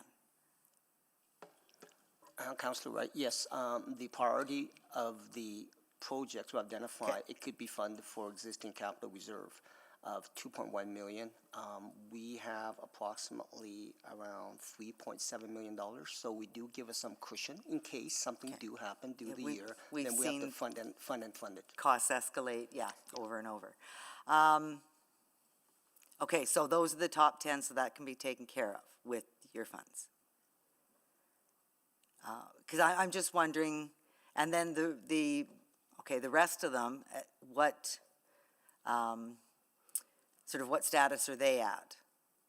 Are they about to crumble? I'm just wondering, you know, how much, just to get some of that, some more of the work done this year. For sure. So the differential between the highlighted green items doesn't show the full request. So if we were going to go down to let's say ranking the top 20 items that are in there, that makes up that 6.8 million for the entire year. So we could provide a breakdown of the additional, let's say 10 more projects or from the request from 2026. Yeah, because I see Beverly Lodge is both in the green and out of the green, okay.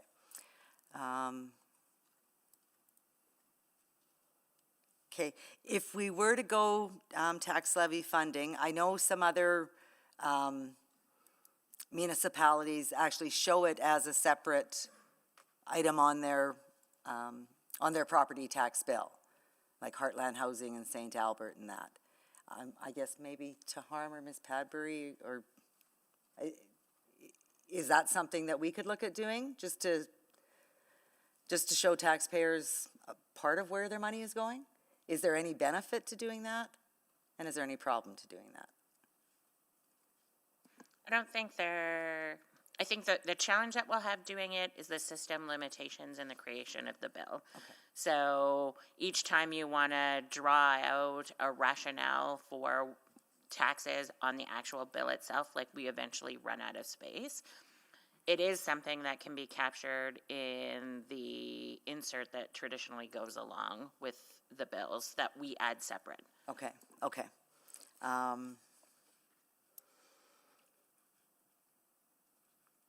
And what would the request of the 4.7, what would that do to property taxes? 0.3.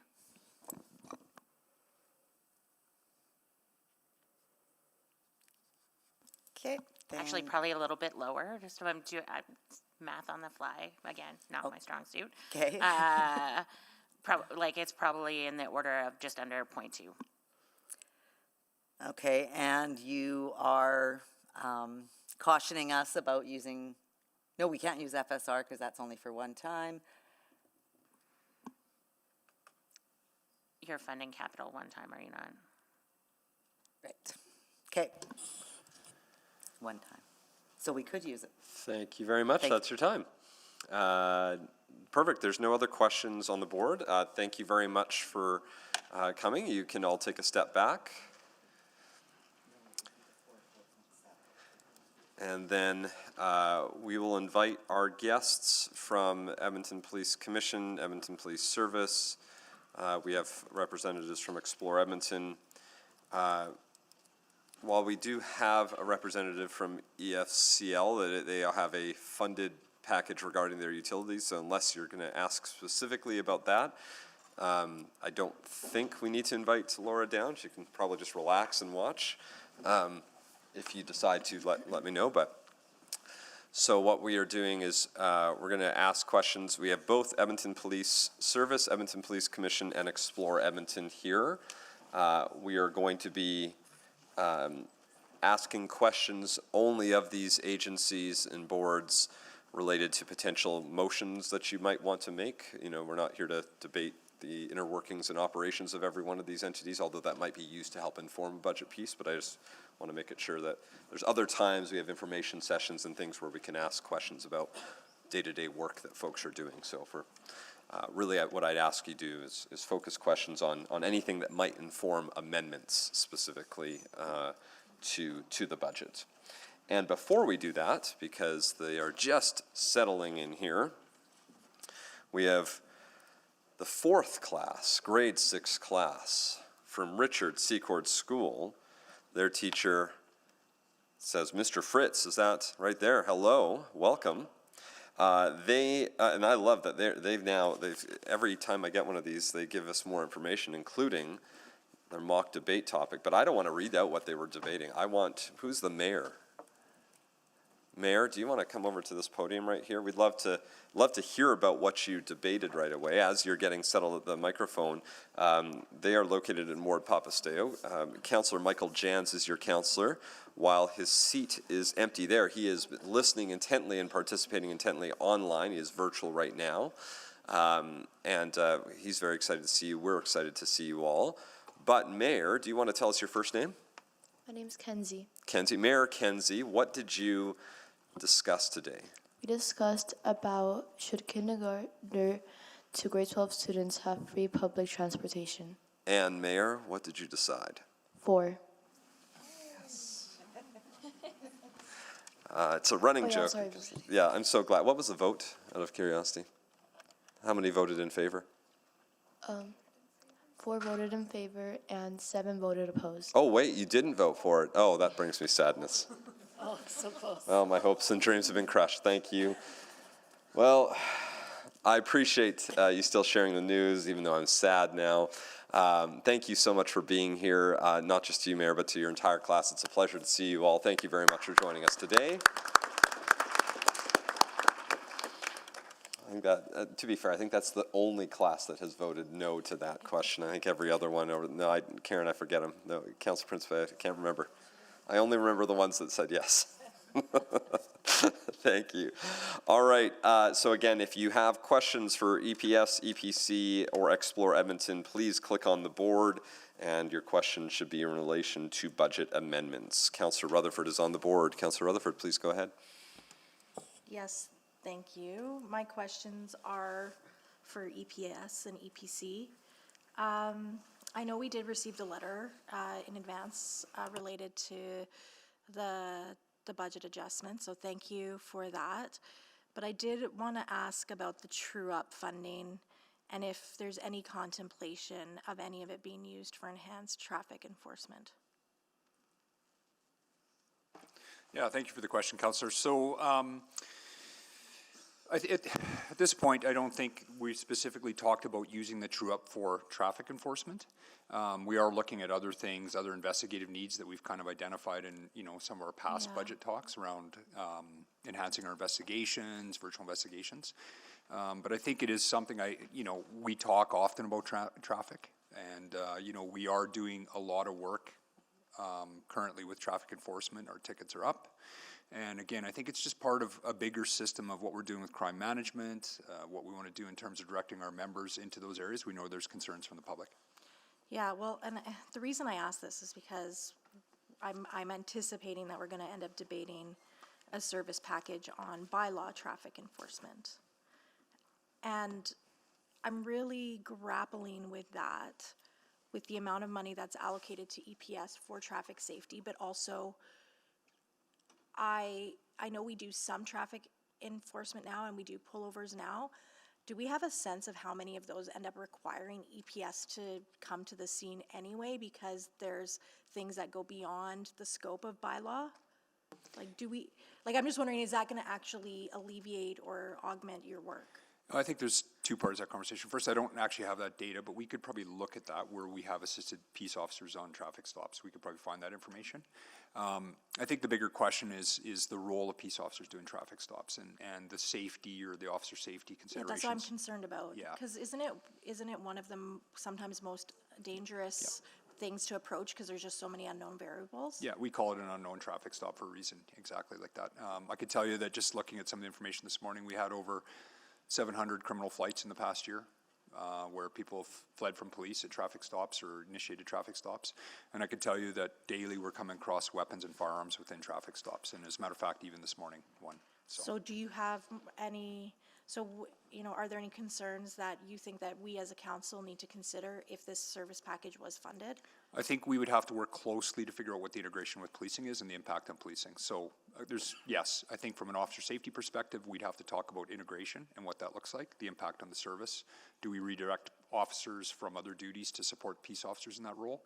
The other one we'd have to look at would be the demand caused on the service, where based on the authorities, if a peace officer comes across something that they can no longer continue the rest, we now need to send a police officer to continue the rest. So I was like, I'm worried about the increase. If you're trying to say that true up amount has, while you haven't fully decided yet, and I know that I appreciate the commitment from the commission to let us know once that decision has been made.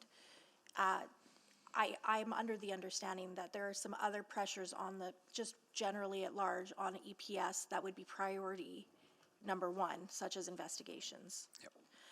And so I'm worried about, the decision we might, and our debate on that, and how it might still impact the pressures on police and unintentionally. Yeah. Yeah, it would impact us. I think we'd want to be part of that conversation, if that makes sense. Okay. So, yeah. Okay. I'll leave it there for now. This might be slightly, it is about the adjustment, but the tow lot will see the capacity issue addressed very shortly once the laydown area with the Yellowhead Trail is returned, right? Yes, it will. Okay, thank you. Thank you. Councillor Chance? Thank you. My question is with regard to the body cams and the footage. Now, my concern here is that just as the body cams were mandated by the government of Alberta, the work that we're doing on the tail end, I would like to confirm how much of the work are Edmonton taxpayers essentially paying for work that should be done by the Crown, and in turn the provincial government, in terms of dealing with the footage, processing, redaction, all those other pieces. Yeah, I'll turn it over to CI2 Anderson here quickly. I can tell you that we've actually had a lot of conversations recently with the Crown about what that impact looks, and for the council, it's very easy to put a camera on a police officer. It's the behind the scenes work that really causes the demand in terms of downloading, redacting video, storing it, producing it for whatever, if it's a FOIP or a court process. And I think the responsibility does lie with the Crown. The problem is their capacity to deliver on that work is quite limited. One of the conversations we've actually had to start talking with about is, could we integrate? Do we share that duty? What does that look like?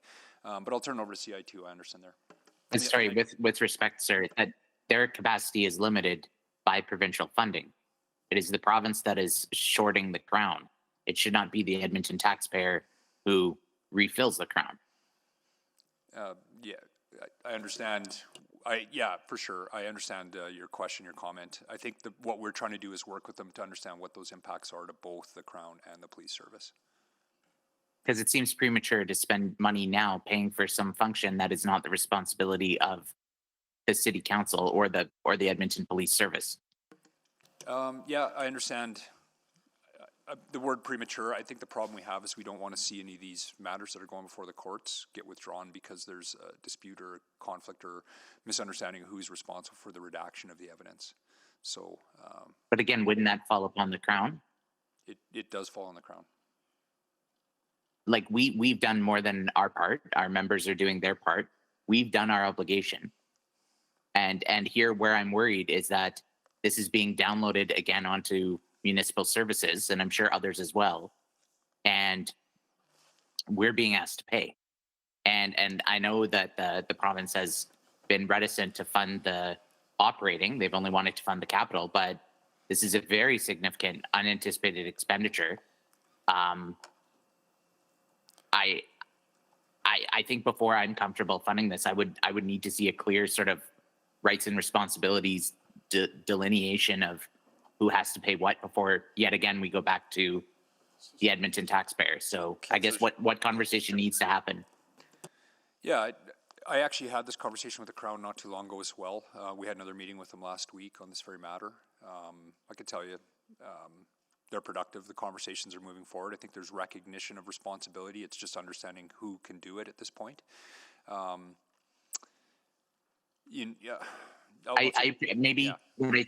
What I think I'm hearing, and correct me if I'm wrong, is the service is doing their best effort.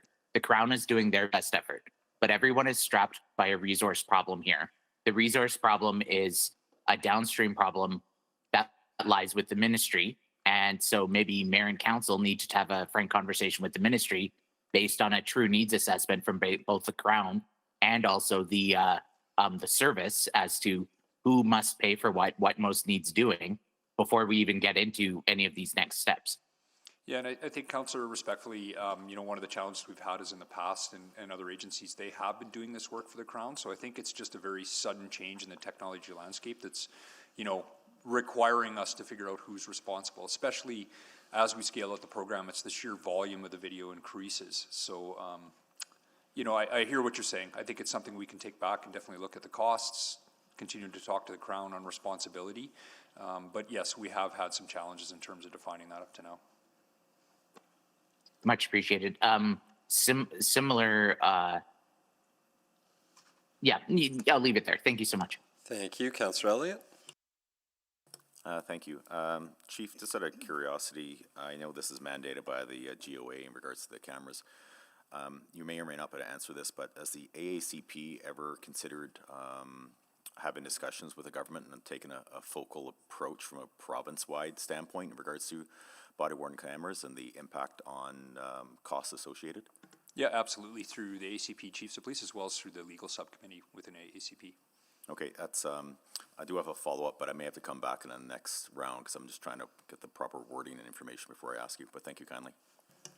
And I think a lot of us know, but the acronym you just used, you want to, as a new councillor, you broke out an acronym for the rest of us, but let's make sure we all know.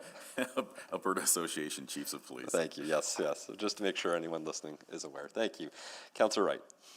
Thank you. I think, didn't they sort of buy in bulk for Edmonton and Calgary for those body-worn cameras? We paid for those. Yeah. Oh, but wasn't there a deal because it was? Go ahead, Ron. Yeah, so the province was kind enough to do a standing offer. Basically, they did the procurement for it to get a bulk reduced rate. They didn't pay for it, however, they just did the process so that we could leverage their procurement. Okay, so a little bit of benefit. Oh, no, those are my questions for EFCL. What costs more?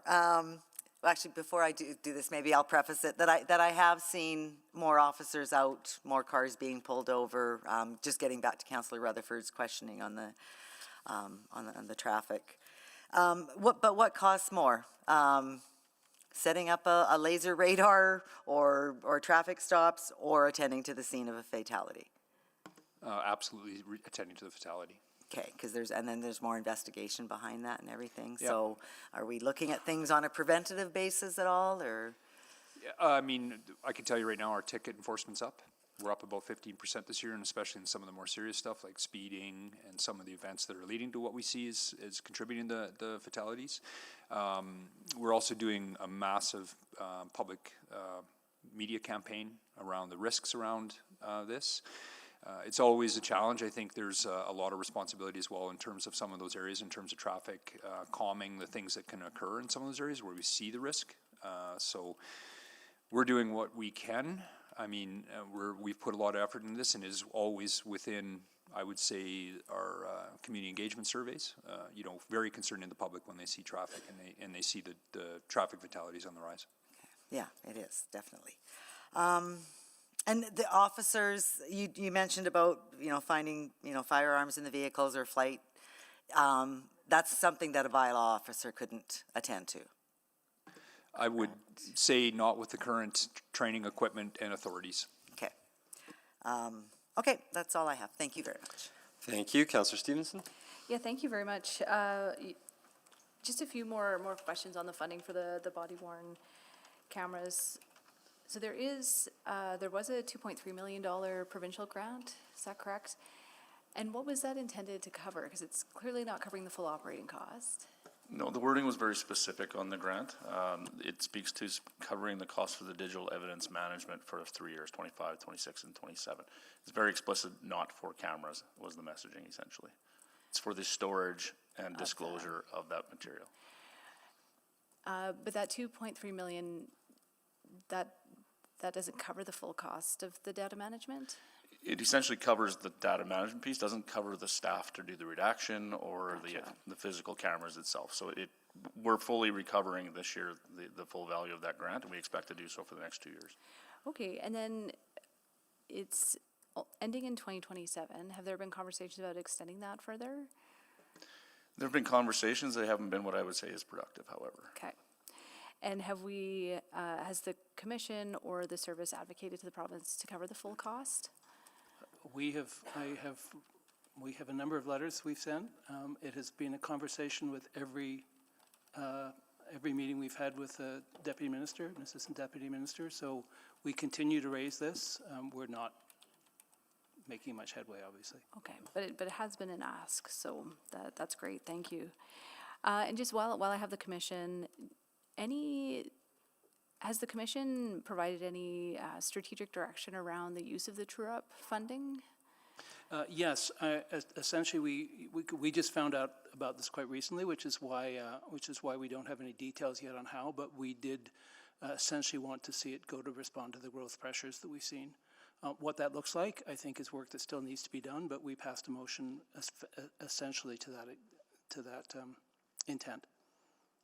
Okay, and that's really responding to, again, sort of that visibility, that more frontline component? Yeah, I think it can play out in different ways. Perhaps the chief may be in a better, how it plays out is, but I think it was our desire. We have not, in the formula has not given us much room to deal with any of the growth in the past 2 years. It has really gone to inflation and some other replacement of programs and funding that we were losing. We really felt that with this extra, and we thought that was going to be the same condition this year. The good news is with the true-up, there is some ability now to deal with growth, and essentially the commission has passed a motion instructing service to come back and bring us proposals on how to do that. Great. Chief, do you want to add anything to that? Yeah, I think I'll go back to some of the things we looked at. We know there's some inflationary costs, but for the most part, we're looking at, our virtual investigations, online reporting, those kind of things, along the lines of what we're doing to get information from the public differently and serve it. We recognize, obviously, the city's growing quite a bit. We're not at the same pace in terms of FTEs or positions. And so we're trying to look for alternative ways to use that money to support growth in a different way that alleviates the current demand on our frontline policing. I can tell you that if it is going to allow us to continue to do recruiting at the same level that we're doing right now. And then the second thing is if we looked at it in terms of just pure FTEs, it'd probably be 23 police officers. So it's just those strategic discussions of where do we want to invest and where will we see the most kind of impact for what we're doing. Great, thank you very much. And thank you all for being here today. Just a quick question for Explore Edmonton. I apologize, I'm not sure who's on the line. Tracy?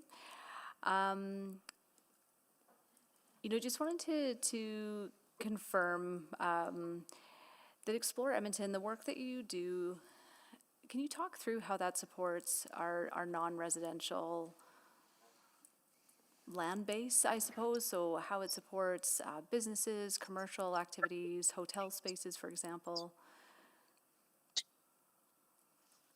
Yes, thanks, Councillor Stevenson. I'm online, and our two VPs, Mike and Arlindo, are online as well. So maybe at an economic level and a monetary level, for example, in 2004, $2.5 billion was brought into Edmonton by tourists. So that's money that would not be circulating in the city. Of course, that's not money that we get directly as Explore Edmonton, but money that's spent on concerts, on restaurants, in hotels, at festivals. And that does a couple of things. That affects the assessment of something like hotels. But of course, that also makes its way back into taxes paid to the city of Edmonton that are not residential taxes. Great. Thank you very much. Thank you. Councillor Tang? Just back to the body cam. I'm assuming all the other, this requirements for all police service in the province, correct? That's correct, you bet. And so is every city that have their own police service also have to cover the shortfall? Well, I can say, for instance, Calgary, they've been using body-worn for a lot longer. Oh. And so they already had this system Like in the embedded. background. They were doing this work already themselves. Like, say, I'm thinking like Grand Prairie, Lethbridge, like. Yeah, you know, obviously much smaller services, the impact on them is different. I'm not sure if you got any comment on the Grand Prairie one, but. Yeah, it's Grand Prairie's building into the cost of standing up the service. Since Interesting. they have initial funding. I was just contemplating whether there is like a provincial, like you mentioned, the Provincial Association for Police Chief. I'm thinking Alberta municipalities, for example. I don't know if that will make a huge difference. For that difference, the commission so you've been asking, and there's just like nothing. It's not just, I mean, well, we have the 2 million, Yeah. you know, which is. But sorry, I'm talking about the difference. Yeah, no, we keep on asking. There's various different arguments. But I would hate to put words into their mouth and accidentally speak on their behalf. But I think the fact that Calgary's already gone down this road made it more complicated and already covered the cost. They would have had to true up to that. There's other things that they argue. So the provincial advocacy path might not be as viable, I guess. I think we'll continue to ask. Yeah. I think we'll continue to push. Sorry, I meant at the like the association levels with different groups. It would just be harder. Yeah, I think we depend on whatever advocacy we can get. I mean, if you're talking about the, municipalities advocating for that, this is going to be a cost pressure on all police agencies across the province. And I would add in, I think it's important work, right? If this is not done right, then we don't want to see these events falling through the court system because they're not being disclosed or, presented in the proper way. Yeah. Okay, thank you. Yeah, That's it. we won't stop asking if that's part of, but I don't know what our chances. And we will be reminded to ask as well. Thank you. Thank you, Councillor Parmar. Thank you, and I'm not actually sure if I can ask this question, so if I'm not, you let me know. So today's December 1st, and it's the first day of the Police Review Commission for all of the complaints to go to a new body. And so you probably don't know what the impact is to the Edmonton Police yet, but thinking about the impact in terms of budget from that, is there consideration of being able to use some of those funds towards other things such as these additional funding? Yeah, this is one of the things that the province has been raising with us. I think we're years away from probably seeing the true effect. So we don't know in the short term what that's going to look like. It's part of what they raise in terms of money that we're not convinced there's any savings in the short term. But in the long term, 2 years down the road, we've still got 2 years worth of work to do everything prior to this. So there's no immediate savings there. Do you want to? No, I can add in. I actually did talk to someone in the PRC or the place. They did say that they're probably looking at a 2-year transition before they can fully understand the impact. So we are committed to supporting them. There may be some secondments to them in the future. Again, there could be some cost savings in terms of a couple positions, but I think at this point we're just waiting to see. I think it's important. I just think it's important to put on record that, these complaints can take a long time. And so even though there's a transition time, you will still have cases for another 2 years. And so I think it's important for individuals and Edmontonians to know that. So thank you. Thank you, Councillor Wright. Thank you. I had questions for EFCL. Sure, you can bring yeah, come on down. You might just grab the other chair there at the bottom.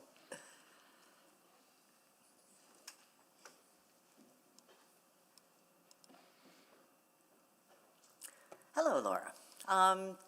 Changes to the CLOG grant is that going to help at all to offset any of those stormwater charges, or is that all that's why we have that package? Right, so the CLOG grant is completely separate from the EPCOR stormwater charges. So the formula changed for CLOG, and it's really to support leagues with their operating costs, as well as giving them some funding for programs and events and accounting for their population.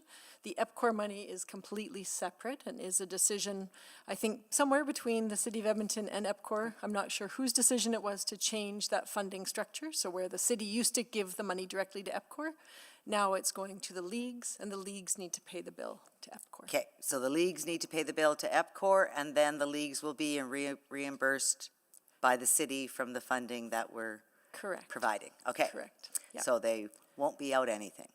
Well, that's the idea. The leagues will be given the money ahead of time, is the hope. I guess the challenge from EFCL's perspective and understanding the complexity that this has added for community leagues is the additional workarounds, the additional red tape, the additional stress. Leagues have seen their bills go up by $6,000 a year. It's a lot, and they're quite concerned about the funding part of it. So, yeah, we're still trying to understand. I've been copied on a lot of those emails. Yep, you have so, been, okay. yeah. Just the clog itself. So for those leagues that have facilities, they will be receiving more than they have in the past? So the new formula is we've increased the base, and for those of you who don't know, it's a community league operating grant. Just I heard the acronyms. So it's the increased base of $12,000 per league, no matter what size of population. And then looking at the operating expenses of that league, looking at the amount of programs and engagement that each league has done, there's a formula that'll be used to then calculate the remainder of that operating grant. So indeed, it was intended, that new formula, from what I understand the city auditor, the previous formula, did not meet the city auditor's requirements for an operating grant, so we needed to change the formula. And so the board worked with city administration to come up with something that was helpful, that was consistent, that raised the bar for every league to get a little bit more money and to reduce the amount of leagues that had sort of the far ends of that. So some that received very little money and some that received quite a bit. Okay, because I know in the past, a lot of the leagues sort of saved up some of that operating grant money to help build their facilities. So now leagues that don't have those facilities, what options do they have? Well, we're working with a league that's going to prototype a modular build, which is significantly cheaper.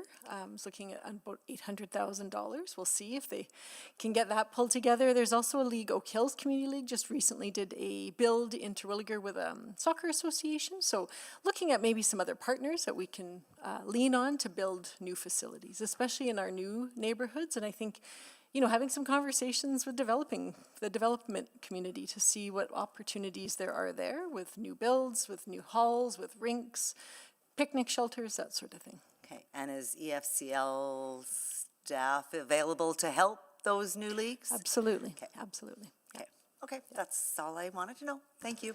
Thank you, Councillor Clark. Couple questions. I'll start with Explorer with Tracy on the line. And kind of, you know, big, bold question, but I know you love these kind of questions. It goes to funding. What are the risks for the city of Edmonton in terms of, you know, event attraction, other kind of attractions, if Explorer doesn't have kind of a sustainable funding model moving forward? I think that the challenge is that we don't just get these conferences and events, and they're often not in year. So we are out in the market, or we're advocating, or we're lobbying, or we're pulling together shared investment partners so that we can attract these major events and conferences for years out. The second thing would be, ideally, we want repeats. So we want the Canadian Finals Rodeo, for example. We want to be able to come to a long-term multi-year agreement because there's an efficiency to that, and because that drives sustainable long-term economic development impacts.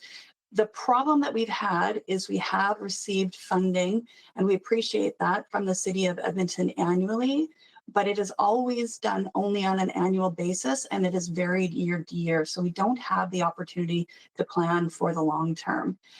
So while I can't talk about commercial agreements, since I named, for example, Canadian Finals Rodeo, with some budget certainty, we could enter into more of a long-term multi-year agreement, for example. And put you on the spot a little bit more, Tracy, if you had to put a dollar value, like if we're not funded to a certain level, we could miss out on X number of opportunities, which would lead to this much economic impact.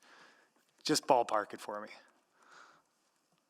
Okay, well, I'm gonna, like, Mike and Orlando might help me with that. But if we think, for example, that we had just the events in 2024 had an economic impact of about $444 billion, we won't, those will just continue to diminish. The other piece past that monetary component, I know this council has talked a lot about downtown vibrancy, and those kind of events drive that. Finally, 1 in 10 jobs within Alberta, within Canada, are tied to the tourism industry. And I'm sure all of us can think of many of our friends and relatives that work in that industry. So the visitor economy also drives jobs for Edmonton. Okay, I appreciate that. I know it's kind of an impossible question to ask, but just to kind of get a scale of what you guys do, I wanted to get that on there.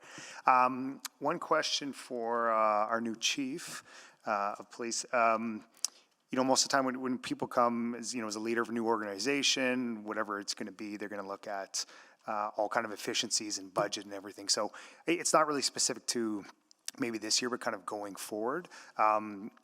You know, with your experience and everything, how involved are you, and just for kind of my own insight and counsels, in looking at your overall budget and trying to find, you know, ways to efficiency, improve, increase, whatever you want to do on that? Yeah, very involved. I mean, we've had some very in-depth, pretty long conversations about our budget, especially this year when we were tracking with the deficit, trying to figure out where there were certain things that we could cut back on, looking at our specifically operating budgets, where could we reallocate within there. You know, I know that we did a 15% exercise looking at cutting across the organization. So very engaged. Again, I think it's more important that we're aligning it with the strategic direction of the organization and figuring out what it is we're trying to accomplish in the next couple of years and where the fund's coming from. It's again, I'll go back to the city's growing quite rapidly. This is one of the fastest growing cities, both in area and population wise, and it puts a lot of demands on us. It's not as simple as telling our members to get more busy. It's figuring out what is taking them away from the front line. What are the things that are keeping them out of the cars and off the streets to get them back visible in our communities? All good, thank you. Thank you. Councillor Morgan. Question for EFCL here. So I've heard that this funding adjustment is for individual leagues, divvied out to them from EFCL? Correct. Yeah, Okay, cool. each league would receive funding. Yep. Okay, cool. So is there operational dollar expenditures related to this for individual leagues? Or? No, this is just, it would be specifically to reimburse them for the EPCOR stormwater drainage. Okay. That is being charged by EPCOR. So directly just those charges. That's it. So we are playing a shell game of moving money around, Okay. if I may be so bold. Do we know what the time commitment for volunteers this is going to add? Or you, I guess, too? Can't even, Yeah. it's a lot, and I have such a team at Neighborhood Services, but I don't even want to think about the number of hours they've poured into this, that my team has poured into this. So, yeah, easily hundreds of hours so far of staff time alone, and I imagine a lot of volunteer stress and a lot of volunteer time as well. Who owns the land that community leagues infrastructure is sitting on? That would be the city. City. Okay, cool. And I guess. So I guess just so I'm clear on the process then, and I think you said shell game here. The question is whether the COE should increase operational funding to AFCL and leagues to pay EPCOR for stormwater charges on COE land, and then have EPCOR pay the COE their annual dividends. Is there a way to simplify this process? Well, yeah, I mean, at this point, that would be my question is, of course, if there is no alternative, of course, the funding is required. We do not want leagues to be out of pocket for this funding. Mm-hmm. But I am also quite concerned about this process overall. Yeah. Okay. Question for admin? If it's in relation to this, yeah, go ahead. Yeah, do we pay EPCOR for stormwater charges for our facilities? I'm going to answer this by saying we haven't in the past, but it's likely, this is relatively new that we're receiving the stormwater charges. And it has to do with the transition of drainage and a change in the philosophy behind who pays for what and how. So, yes? No? Sorry, Stacey. Yeah, I don't understand. Not yet. Not yet? Maybe. But close. Maybe soon. Okay. All right, thanks. Thank you. Councillor Salvador. Thank you. Just coming back to some of the questions around traffic safety, I guess a few questions. I'm looking to try to get a sense of scale here, because there's a few options and paths in front of us around ramping up peace officers for traffic stops, and there's, general estimates for hours of allocation, for how many operating hours we would expect to add through peace officers. do you have even a rough number that you could share around how many traffic enforcement hours EPS is currently deploying, just so I can sort of see a sense of scale? I know that's probably not at your fingertips, but... No, I don't have it handy, but I can give you an idea of the enforcement numbers for the service. It'll give you an idea of, like, to date, within Edmonton Police Service, end of November, we've issued 82,275 tickets. That's compared to 75,900 the year prior total. You know, so we could probably go back and we could take a look at the time that our members are booked off in traffic stats, but I think it's more important it's more important to look at the numbers and what our enforcement efforts are. Yeah, and good to see that those numbers are up. I guess it's just for my purposes when contemplating those additional pathways, but appreciate the more raw numbers around tickets. The other question I wanted to ask, I really appreciated your comments, Chief, around the potential impact on EPS if we were to bring on more peace officers for traffic stops and how that could have some knock-on consequences. I'm just thinking, like, even surrounding municipalities, are they currently using peace officers for traffic, and maybe some of the learnings that they've seen? Yeah, there are some enforcement units in other. I know that, for instance, Strathcona County, Spruce Grove is looking at it as well. I don't know. I think that it speaks to the authorities and what those peace officers are doing and how they're trained. Gotcha. Okay, so there's some additional details that would need to be ironed out to determine would we have a similar experience here, depending on what those authorities are. Yes. Yeah.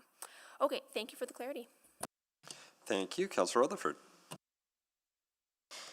Yeah, I guess just to EFCL, just to make this like really clear, you don't want the leagues to be on the hook for the EPCOR bill, but also, do we need to add another step to this process is a question that I'm kind of hearing come up.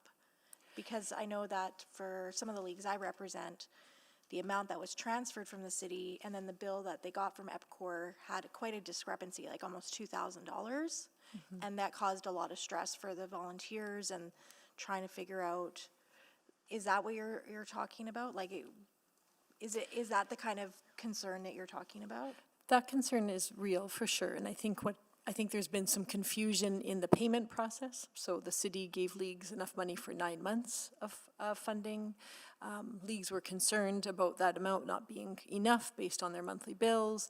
I think, and there were some errors along the way. Again, this is a new process, and so I'm hopeful that between EPCOR and the city, there's an understanding of communication, better communication between the two organizations so that they get the exact amount and not just a forecast amount. I think that was part of the problem earlier too. In the early days, it was what was forecast by EPCOR, and that wasn't always the correct amount. And so I guess just if we approve this, if this a budget, because we're talking about budget adjustments, so if we approve this adjustment, it is for that transfer to EFCL to cover the cost of EPCOR, whatever those costs end up being, breaking down by community league. Is your request here today to not have that increase and have that be a direct transfer from the city for city-owned land to EPCOR, even though we know that leagues do cover their other utility costs for other things within that agreement, that tripartite agreement? yes, my request would be absolutely that the city take this and pay directly to EPCOR. I think that'll alleviate a lot of confusion. I understand from that it would be up to EFCL every year to come back to council if we needed any budget increases to utilities, and I'm not sure how I would even know that, given I don't have that relationship with EPCOR. So I think this has become a bit of a recipe for a very difficult situation ongoing, and I think we would put leagues at risk of having high bills that they could not afford potentially. So that would be my number one. If it is impossible to go back, then absolutely. And leagues are already sensitive because so many of them, from what, like we had talked about, like even their operating, there's been so much utility increases in other utilities. That they're all feeling that pressure, like even to like put the skating rinks up now and the amount of water that's required for that. That's right. That's right. And we at EFCL did advise leagues to put in two water meters earlier on when it was easier and cheaper that way for EPCOR, and unfortunately that is now costing leagues extra, so now they're having to pay a lot of money to get those removed. So there's a lot of extra costs that leagues are enduring, and I think we'll see a lot less outdoor rinks this winter because of those costs, for Well, sure. we haven't had the weather for outdoor rinks either, unfortunately. And just so I'm clear again, I want to go back to EPS and the commission. Like if whatever the debate is that happens with any of the report on the bylaw officers for traffic enforcement, your request would be that there is a subsequent to make sure that there is coordination. Absolutely, and I know those conversations are already happening based on some of the information that was provided, that this was maybe the direction the city was going. So we're actually having those conversations already to figure out what that could look like. But your recommendation as the chief of police would be for us to not do this at this time and wait? I'll put it this way. I think we want to ensure, that people are safe and that we have traffic safety in the city. I would not want to put employees of the city at risk if that was the case, though. I can tell you, like I said, we're stopping vehicles every day with guns. We have people fleeing.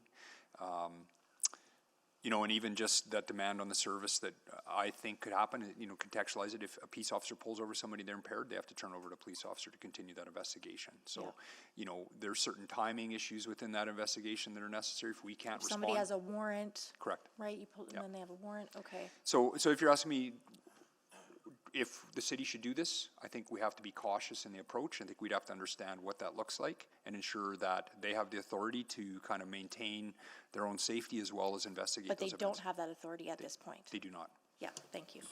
Thank you. Councillor Paquette, can you take the chair? I have the chair. Thank you. Maybe just picking up off that. Yeah, I think why I've been very interested in this is the challenges. We've now had more traffic fatalities in our city than we have in many, many years. And it's not getting better, it's getting worse. And I worry that, so what I worry about is that we have the risk of letting perfect be the enemy of good, is that we have an issue, we've lost a tool that I think, and I maybe should double check, have either the commission or the service expressed our concern about the loss of automated enforcement to the provincial government? I think they have, right? Yeah, I think so. I'm just trying to remember, but yeah, I'm sure we have. I mean, we certainly share that concern. Yeah, because we have stats in the reports that's coming up that talks about substantial increases in speeds on our roads since we lost this tool, which has contributed to, I think, some of the challenges we're seeing. Yeah, absolutely. And additionally, and sorry, Chair Henderson wasn't on commission at that time, so I remember this, is also we advocated to the province for seizures as well for those excessive speeds. However, that did not come to fruition. So it is something that we continue to advocate for. Yeah, no, I appreciate that. And so why, sorry, go ahead, Chief. No, I just gonna say the service as well as AACP or the Alberta Association of Chiefs of Police has also petitioned for that. Good. I'm glad to hear it. Yeah, I thought that everyone's been advocating for that. So that leads to the question of sort of why I've been thinking about this is that even if you had an extra 5.8 million tomorrow, chances are you're not putting all of that into traffic safety because you've got a million other priorities. Correct. Fair, right? Yeah. Even, and I mean, not to be too dismissive of the range of infractions, but like something like this team would do is the noisy vehicle enforcement, which realistically your team does once a month during the summer because frankly, it's not your top priority, right? Yeah, I think there's things that they could do differently from a regulatory check, maybe, potentially. Sure. But you just never know how those traffic stops. And so I hear the risk piece, and I don't think you should gloss over. I'm just also worried about the risk of our continued unsafe roads and how we best try to tackle that.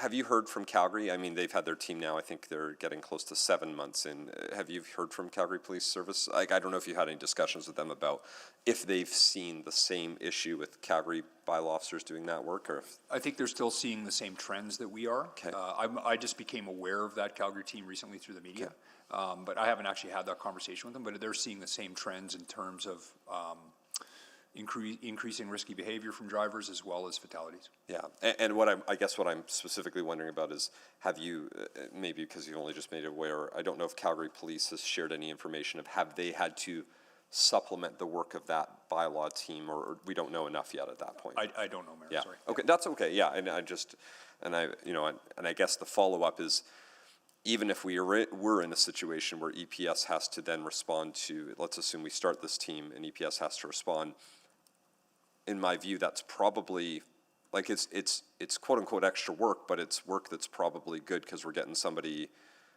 off the road that probably shouldn't be, that might not have been, because we wouldn't always be dedicating teams to the traffic safety work each and every day.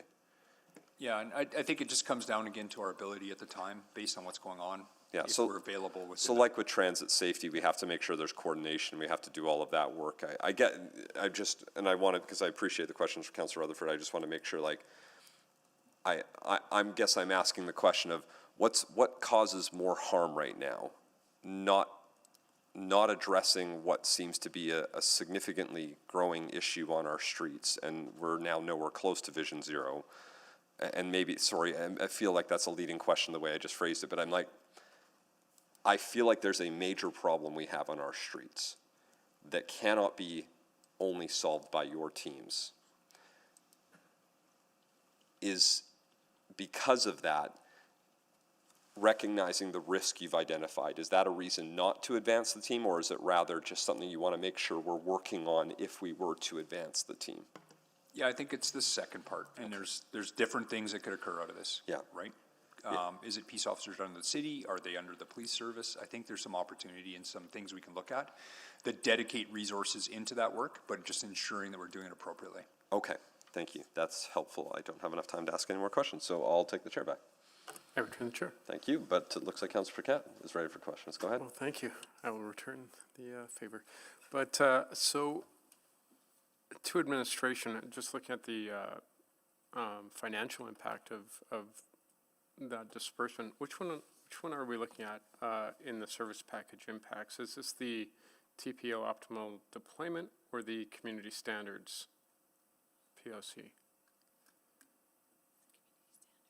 Because one is 6.9, the other is 5.8. Optimal deployment is transit. It's the transit, okay.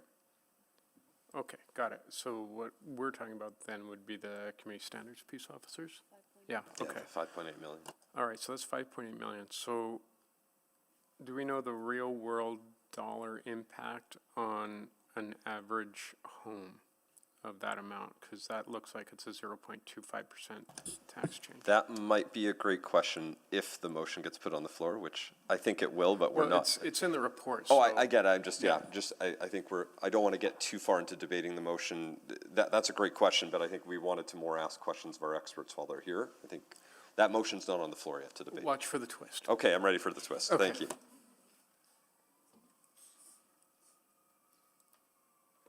Are you asking me this question? Well, yeah, yeah. And your question is, what is the impact of The dollar impact of a 0.25% increase on the tax rate. So, I mean, I think that the average is about 212, right, for the overall budget impact on an average household. So if we took a 0.25. You would like me to break out what that is on the average home per $100,000? You're gonna have to give me a minute to do that math. Yeah, I think I can do it. So 10% of 212 is 2112, and then 25% of that would be $2 and say 50 cents. That's just rounded, and then move that decimal place over. So about a quarter, 25 cents. Does that sound about right? Like I've repeatedly said I don't like actually, doing you know what? math I bet this it's way. $2.50. So, if you would like us to answer that question, I will come back with the Okay, accurate come back numbers for it. later. But let's say it's about $2.50. So then to the delegation, it's not a lot of money, but for the result that we could potentially get, is that probably a fair disbursement of funds from the city? I'm not sure we can answer that question for you. I think that's a question you have to answer for yourselves. Just as far as efficiencies go.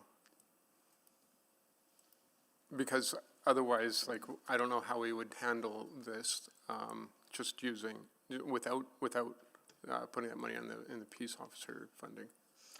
Counselor, I think it's fair to say our opinion would be not to sit here and tell you not to do something, but given the need to integrate properly, to put safety first for all of your people, it's more the path to get you where you want to go that we'd like to engage on.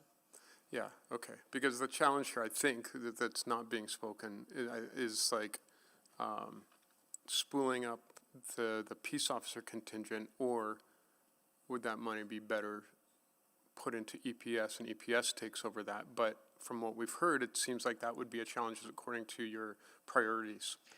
It depends a bit on, it's not so much that it challenges our priorities. There's two things: when we have to respond because of something a peace officer initiates, Yeah. and also what's the right level of authorities to be doing the work you want to get done, and is there a different way to position the people you want to have do the work? Like, there's lots of questions about how, not necessarily about whether to do it, but more about how to do it.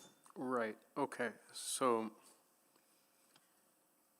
but that's the question, as far as like the most impact for dollar, right? That's what we're grappling with right now. Yeah, I mean, you're essentially talking about a bit of a tiered policing model, one way or another, whether it's peace officers or police officers, and there are ways to get efficiencies in doing that, but only if you're applying a model that makes sense. Okay, and so that's essentially what it comes down to. Council has to essentially make that decision about, how fast can this be deployed, how effective will it be deployed, and what's the most cost-effective way to do it, right? Is that sort of what I'm hearing? Yeah. I think that would be our stance, yes. Yes, Councilor. Yeah, okay. But you don't have a position on what that answer is? Not yet. Okay, thanks. Thank you, Councillor Chance. Thank you for the conversations today. Just a final comment on that one. I believe to the service, there's like an integration program with campus security, which I believe U of A Protective Services are bylaw enforcement officers, are they not? We do sign off on the authority for those peace officers, so as a force of jurisdiction, we have to sign off on that. Yeah, and there's like a working relationship with them as well too, and they do some traffic enforcement as well, I believe. I can't say for sure. I'm not sure exactly what they're doing, but I do know that we work with them. We actually have a liaison program with them. We have an officer that works as a liaison with campus security. Mm-hmm. And this goes to a whole bigger body of work, I believe, that Chair Henderson is aware of, that Council's been talking about in terms of hours for bylaw officers, for transit, for everything else, who can turn on the red and blue lights, those sorts of things. So I think this is a good conversation. But what I wanted to get to with my question was, with the formula, with the proposal here today, my napkin math is that there's an additional $17.7 million coming from the police funding formula. There's also additional money for the operational costs of the body-worn cameras. Is there any additional funding on top of that I'm missing? I don't think so, if I'm following your question correctly. That's correct. It's the 17. And how much is the? Sorry, sir. It's, Sorry, please. the 17.1 from the funding formula plus another 6.9 for body worn in 2026. So roughly 24 million additional funding in this budget if this tax increase is passed. Correct. Yeah. So if I did a per capita spend for Edmonton, what's the comparison to per capita spending on policing for St. Albert, Sherwood Park, or any of the 12 regional municipalities? I don't have that kind of information with me. Does our finance team track that?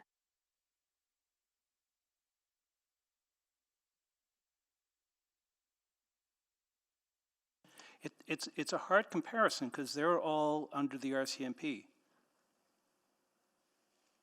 I think what I'm trying to understand is what is the cost per capita for policing for an Edmontonian, and if we're paying far more than our friends in St. Albert or Sherwood Park or anywhere in the region, why is that? And is that a function of the Edmonton Police Service, or is that a function of the work required by the body? And if it is the work required, what regional efficiencies may be gained, or what other options can we bring forward so that a more equitable funding arrangement is provided so that Edmontonians aren't unduly paying the cost of security for the region? I think that's a much bigger question than the current budget formula. So I think happy to have you submit that question to the commission at some point, but probably not relevant to a budget amendment, I don't believe. I would also maybe just draw your attention back to when we approved the police funding formula. We did talk about some of these challenges in that initial approval of the police funding formula. Yeah, no, for sure. And so I'll be looking for that per capita number. I think that having that dollar figure would be very helpful in our advocacy. And yeah, I'll leave my questions there. Thank you. Thank you, Councillor Principe. Thank you, Mr. Mayor. I just have a question to, I believe it's EPS. Is for the profiles here for the budget request, is it in a timely manner? Is it something that needs to be approved now, or is it something that can wait? The work has already started. We do have cameras purchased. We do need to continue to support them with the licensing costs. So the work is underway. I guess we would just add that because it's legislative in nature, we have to ensure that it continues forth, right? And despite advocacy efforts, since we haven't received that funding from the province, we have to continue on. Okay, thank you. That was my question. Yeah, if I could just add to, the one caution is as we add these technologies on, our first response is to download that work on our frontline members, and that's what we're trying to avoid through the service package. Right, okay, thanks for that. Thank you. Those are all the questions for our panelists. So thank you all for coming today. Appreciate it. Next, what we'll do is there was still one in private slide or two, I think, on the budget presentation. We will take a motion to go into private to get that presentation. So moved. Thank you. Councillor Parmar has moved that. Seconded by, I think it was Councillor Elliott. I think Councillor Elliott got there first. Please vote to go into private, subject to the relevant sections of the Access to Information Act, whichever those might be, we will figure out. We'll add them. We will add them appropriately. I'm still stuck on the old numbers. Yes. As per the current new numbers. Oh, something. We're going to try that again. That was a little fake out for everyone on your vote.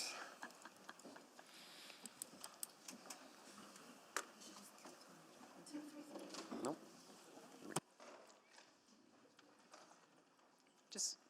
Just waiting for one more, Councillor Stevenson. Thanks so much. Thank you. We have all the votes. Thank you. Please display the vote. That is carried 13-0. Thank you.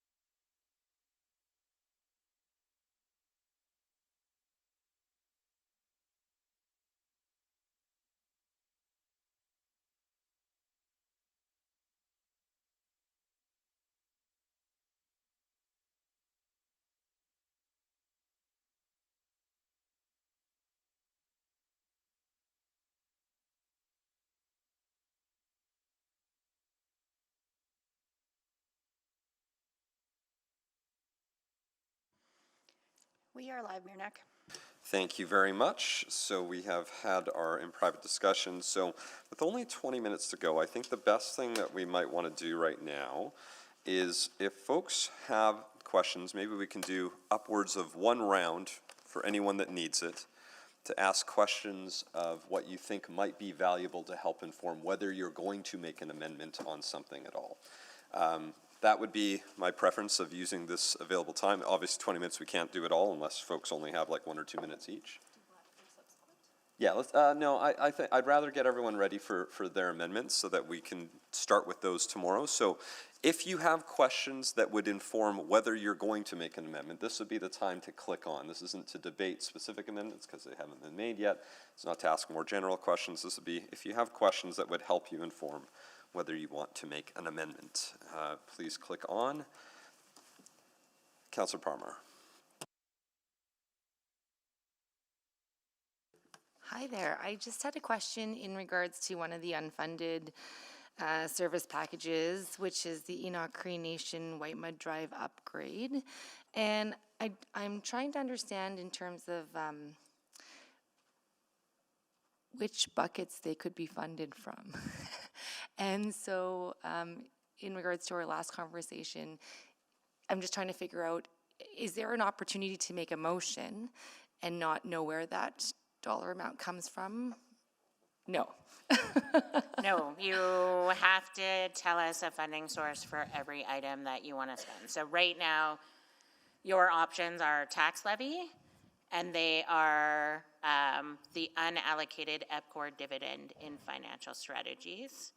As I indicated in my presentation this morning, any other adjustments that you might want to make to financial strategies to free up money would have to come through a separate reduction motion. So you'd first have to reduce the financial strategies expenditure budget to make that available, and then once it's available, it could become a funding source. You can use FSR as a funding source. It is, like, we do not recommend that. We think that you really need to focus on getting the FSR back to the minimum balance. But it is possible to make an amendment with funding from the FSR. If you fund more from the FSR than the amount that we added for the EdTel one-time dividend and the LAPP reduced contributions, you will jeopardize your ability to achieve your approved FSR repayment and pay-go strategies. Okay, so just to confirm, so if I were to use tax levy, and then there was a surplus, you know, the 15.7 million surplus, there would be no, how would we change, how would I move that? You just can't move that. So you don't have an opportunity to remove it until the spring. And so for a one-time item, you're better off to use a one-time funding source. Okay. If you, and again, there's a reason, so the reason that we don't use surplus is we don't know if the surplus is actually a thing until we close the books at the end of the year. If what you're trying to achieve is the use of surplus, then you make that amendment using the FSR, understanding the risk that it might not yield a surplus and your FSR might be lower than you anticipated. Thank you. Thank you. Councillor Rutherford. Okay, I think I just have one question to help. For the capital profile CM 303030 open space planning and design, what is that current profile sitting at? And how much of that has been allocated? Or are we anticipating any of those projects coming in under budget?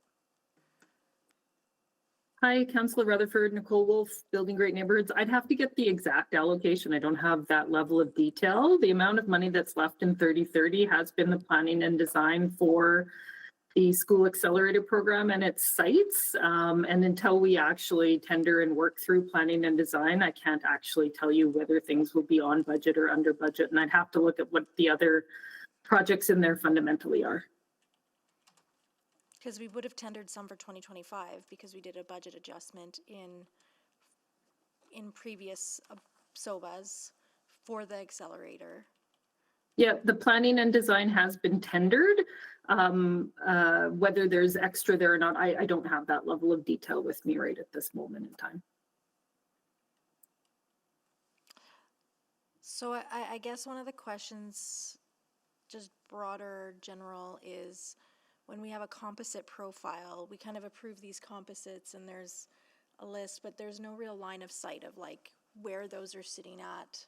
And so maybe, so then like when there's a request for something that would fall within that composite profile, we're asked to increase the composite profile without kind of having a sense of whether in that composite there would be other things we might look at. Thank you, Counselor. I think we can follow up with more information about that. Okay, yeah, at this point, that's fine. Okay, I'll at least table my amendment then. Okay, thank you. Thank you. Councillor Wright? Thank you. So in regards to composite profile, or not, profile CM 173017 for the natural areas. I'm trying to understand why the 3.6 million is not available.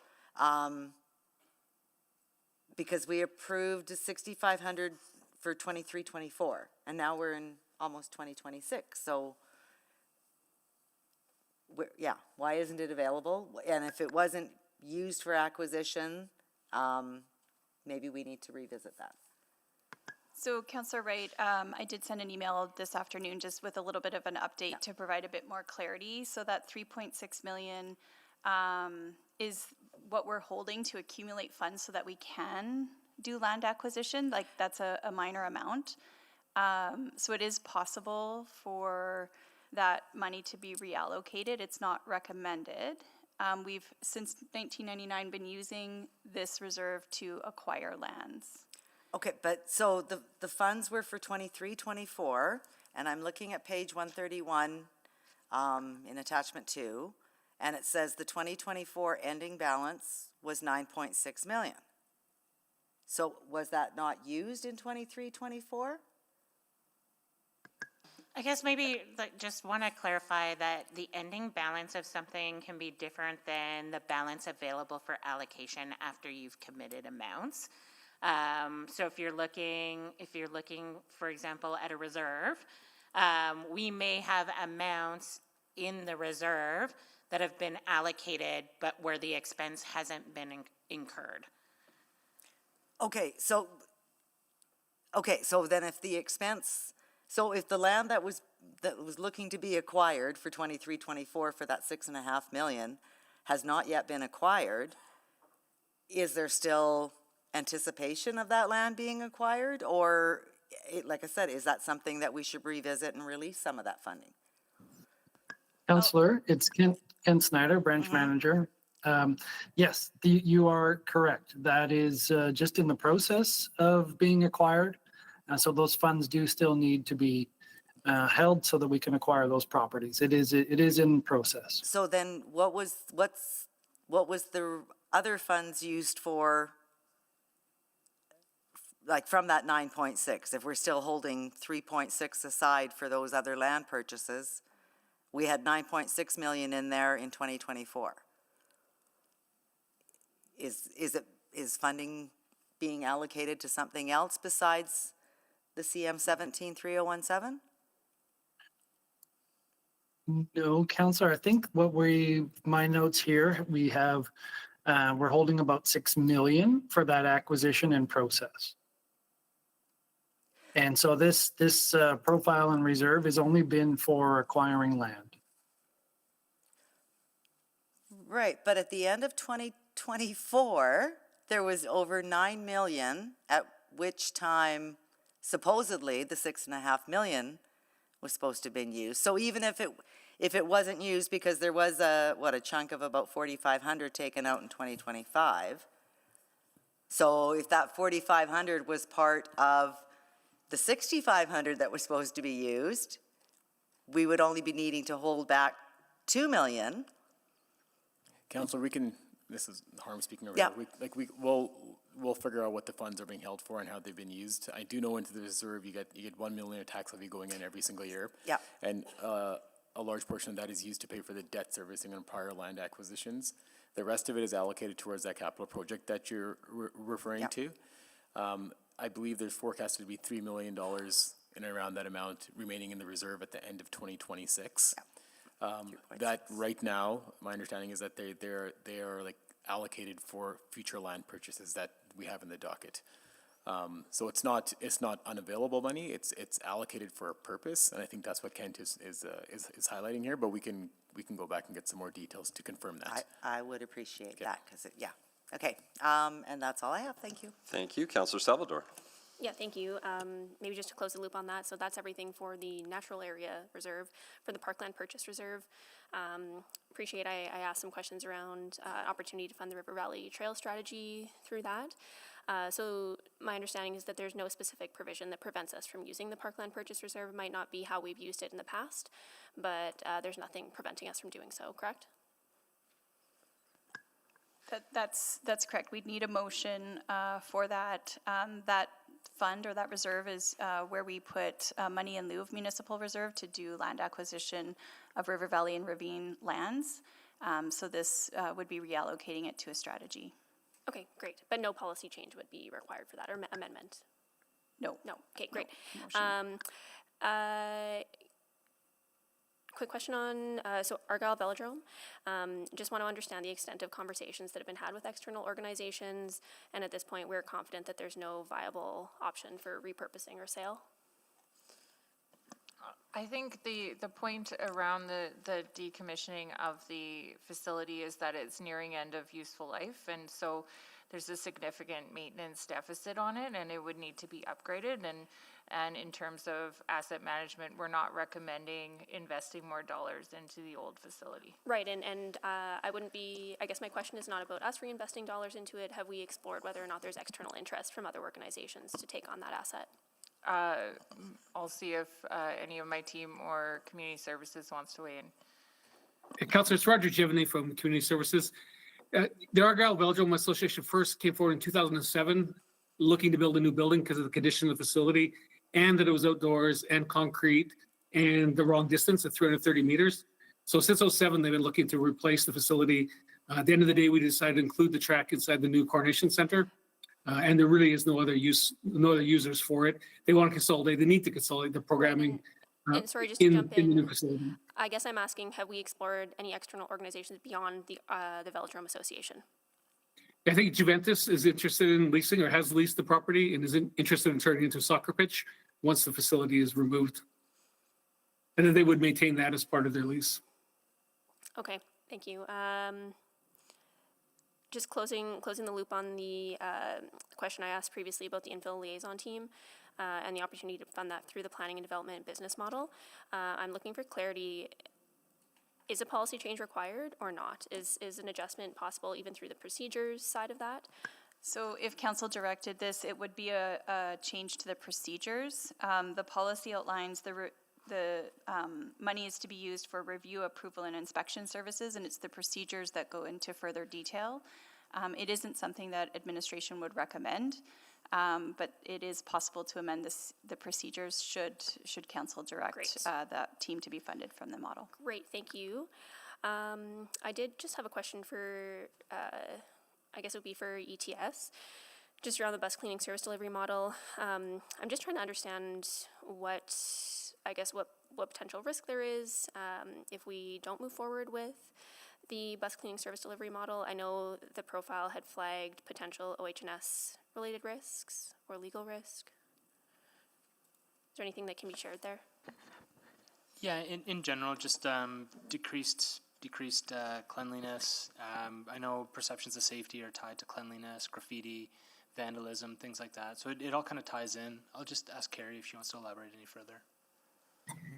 Yeah, I would just say this is our base level of cleaning. So the condition of the buses as they leave for service.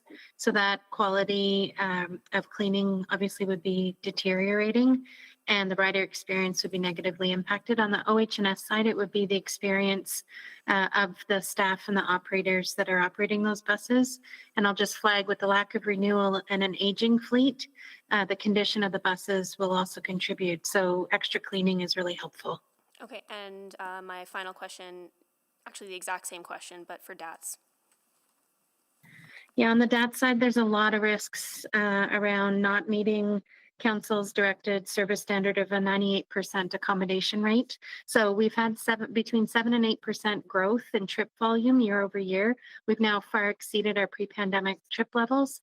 As I referenced last fall, I figured it would be this fall where we'd bring forward the request for more service hours to make sure that we're meeting that demand. If we don't fund it, that means we're going to have to say no to trip requests coming in from persons with disabilities who are not able to use conventional service.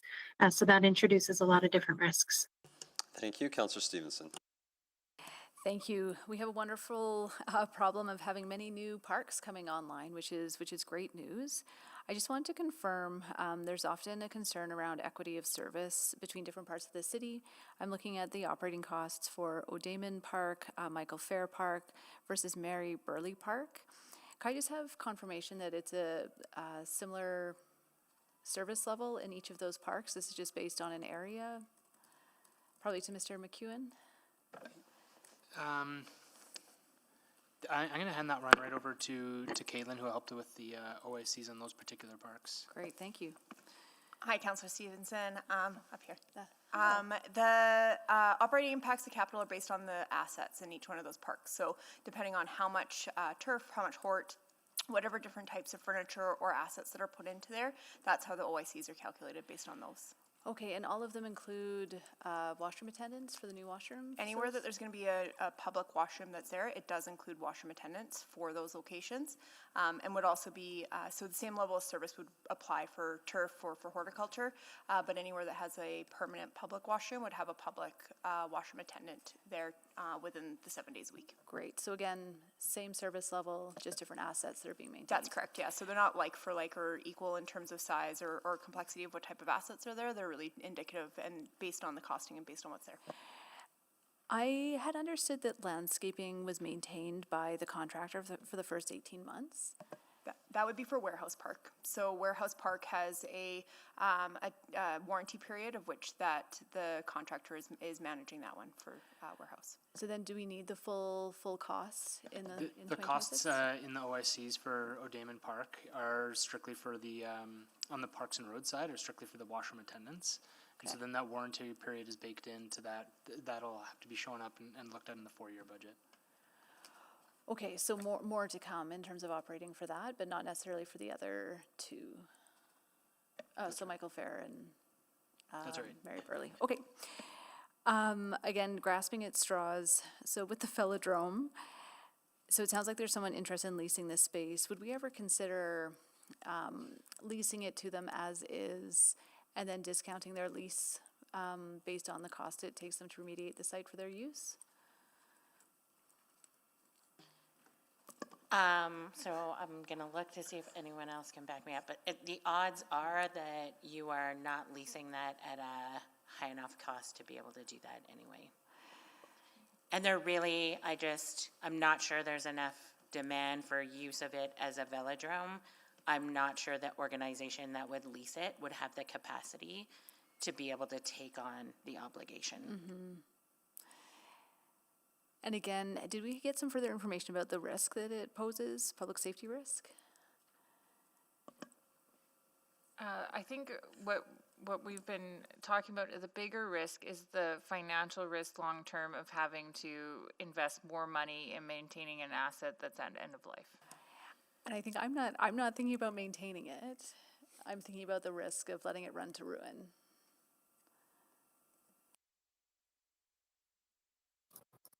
Councillor Stevenson, it's Pascal Douceur. Our assessments don't necessarily consider the asset from that perspective.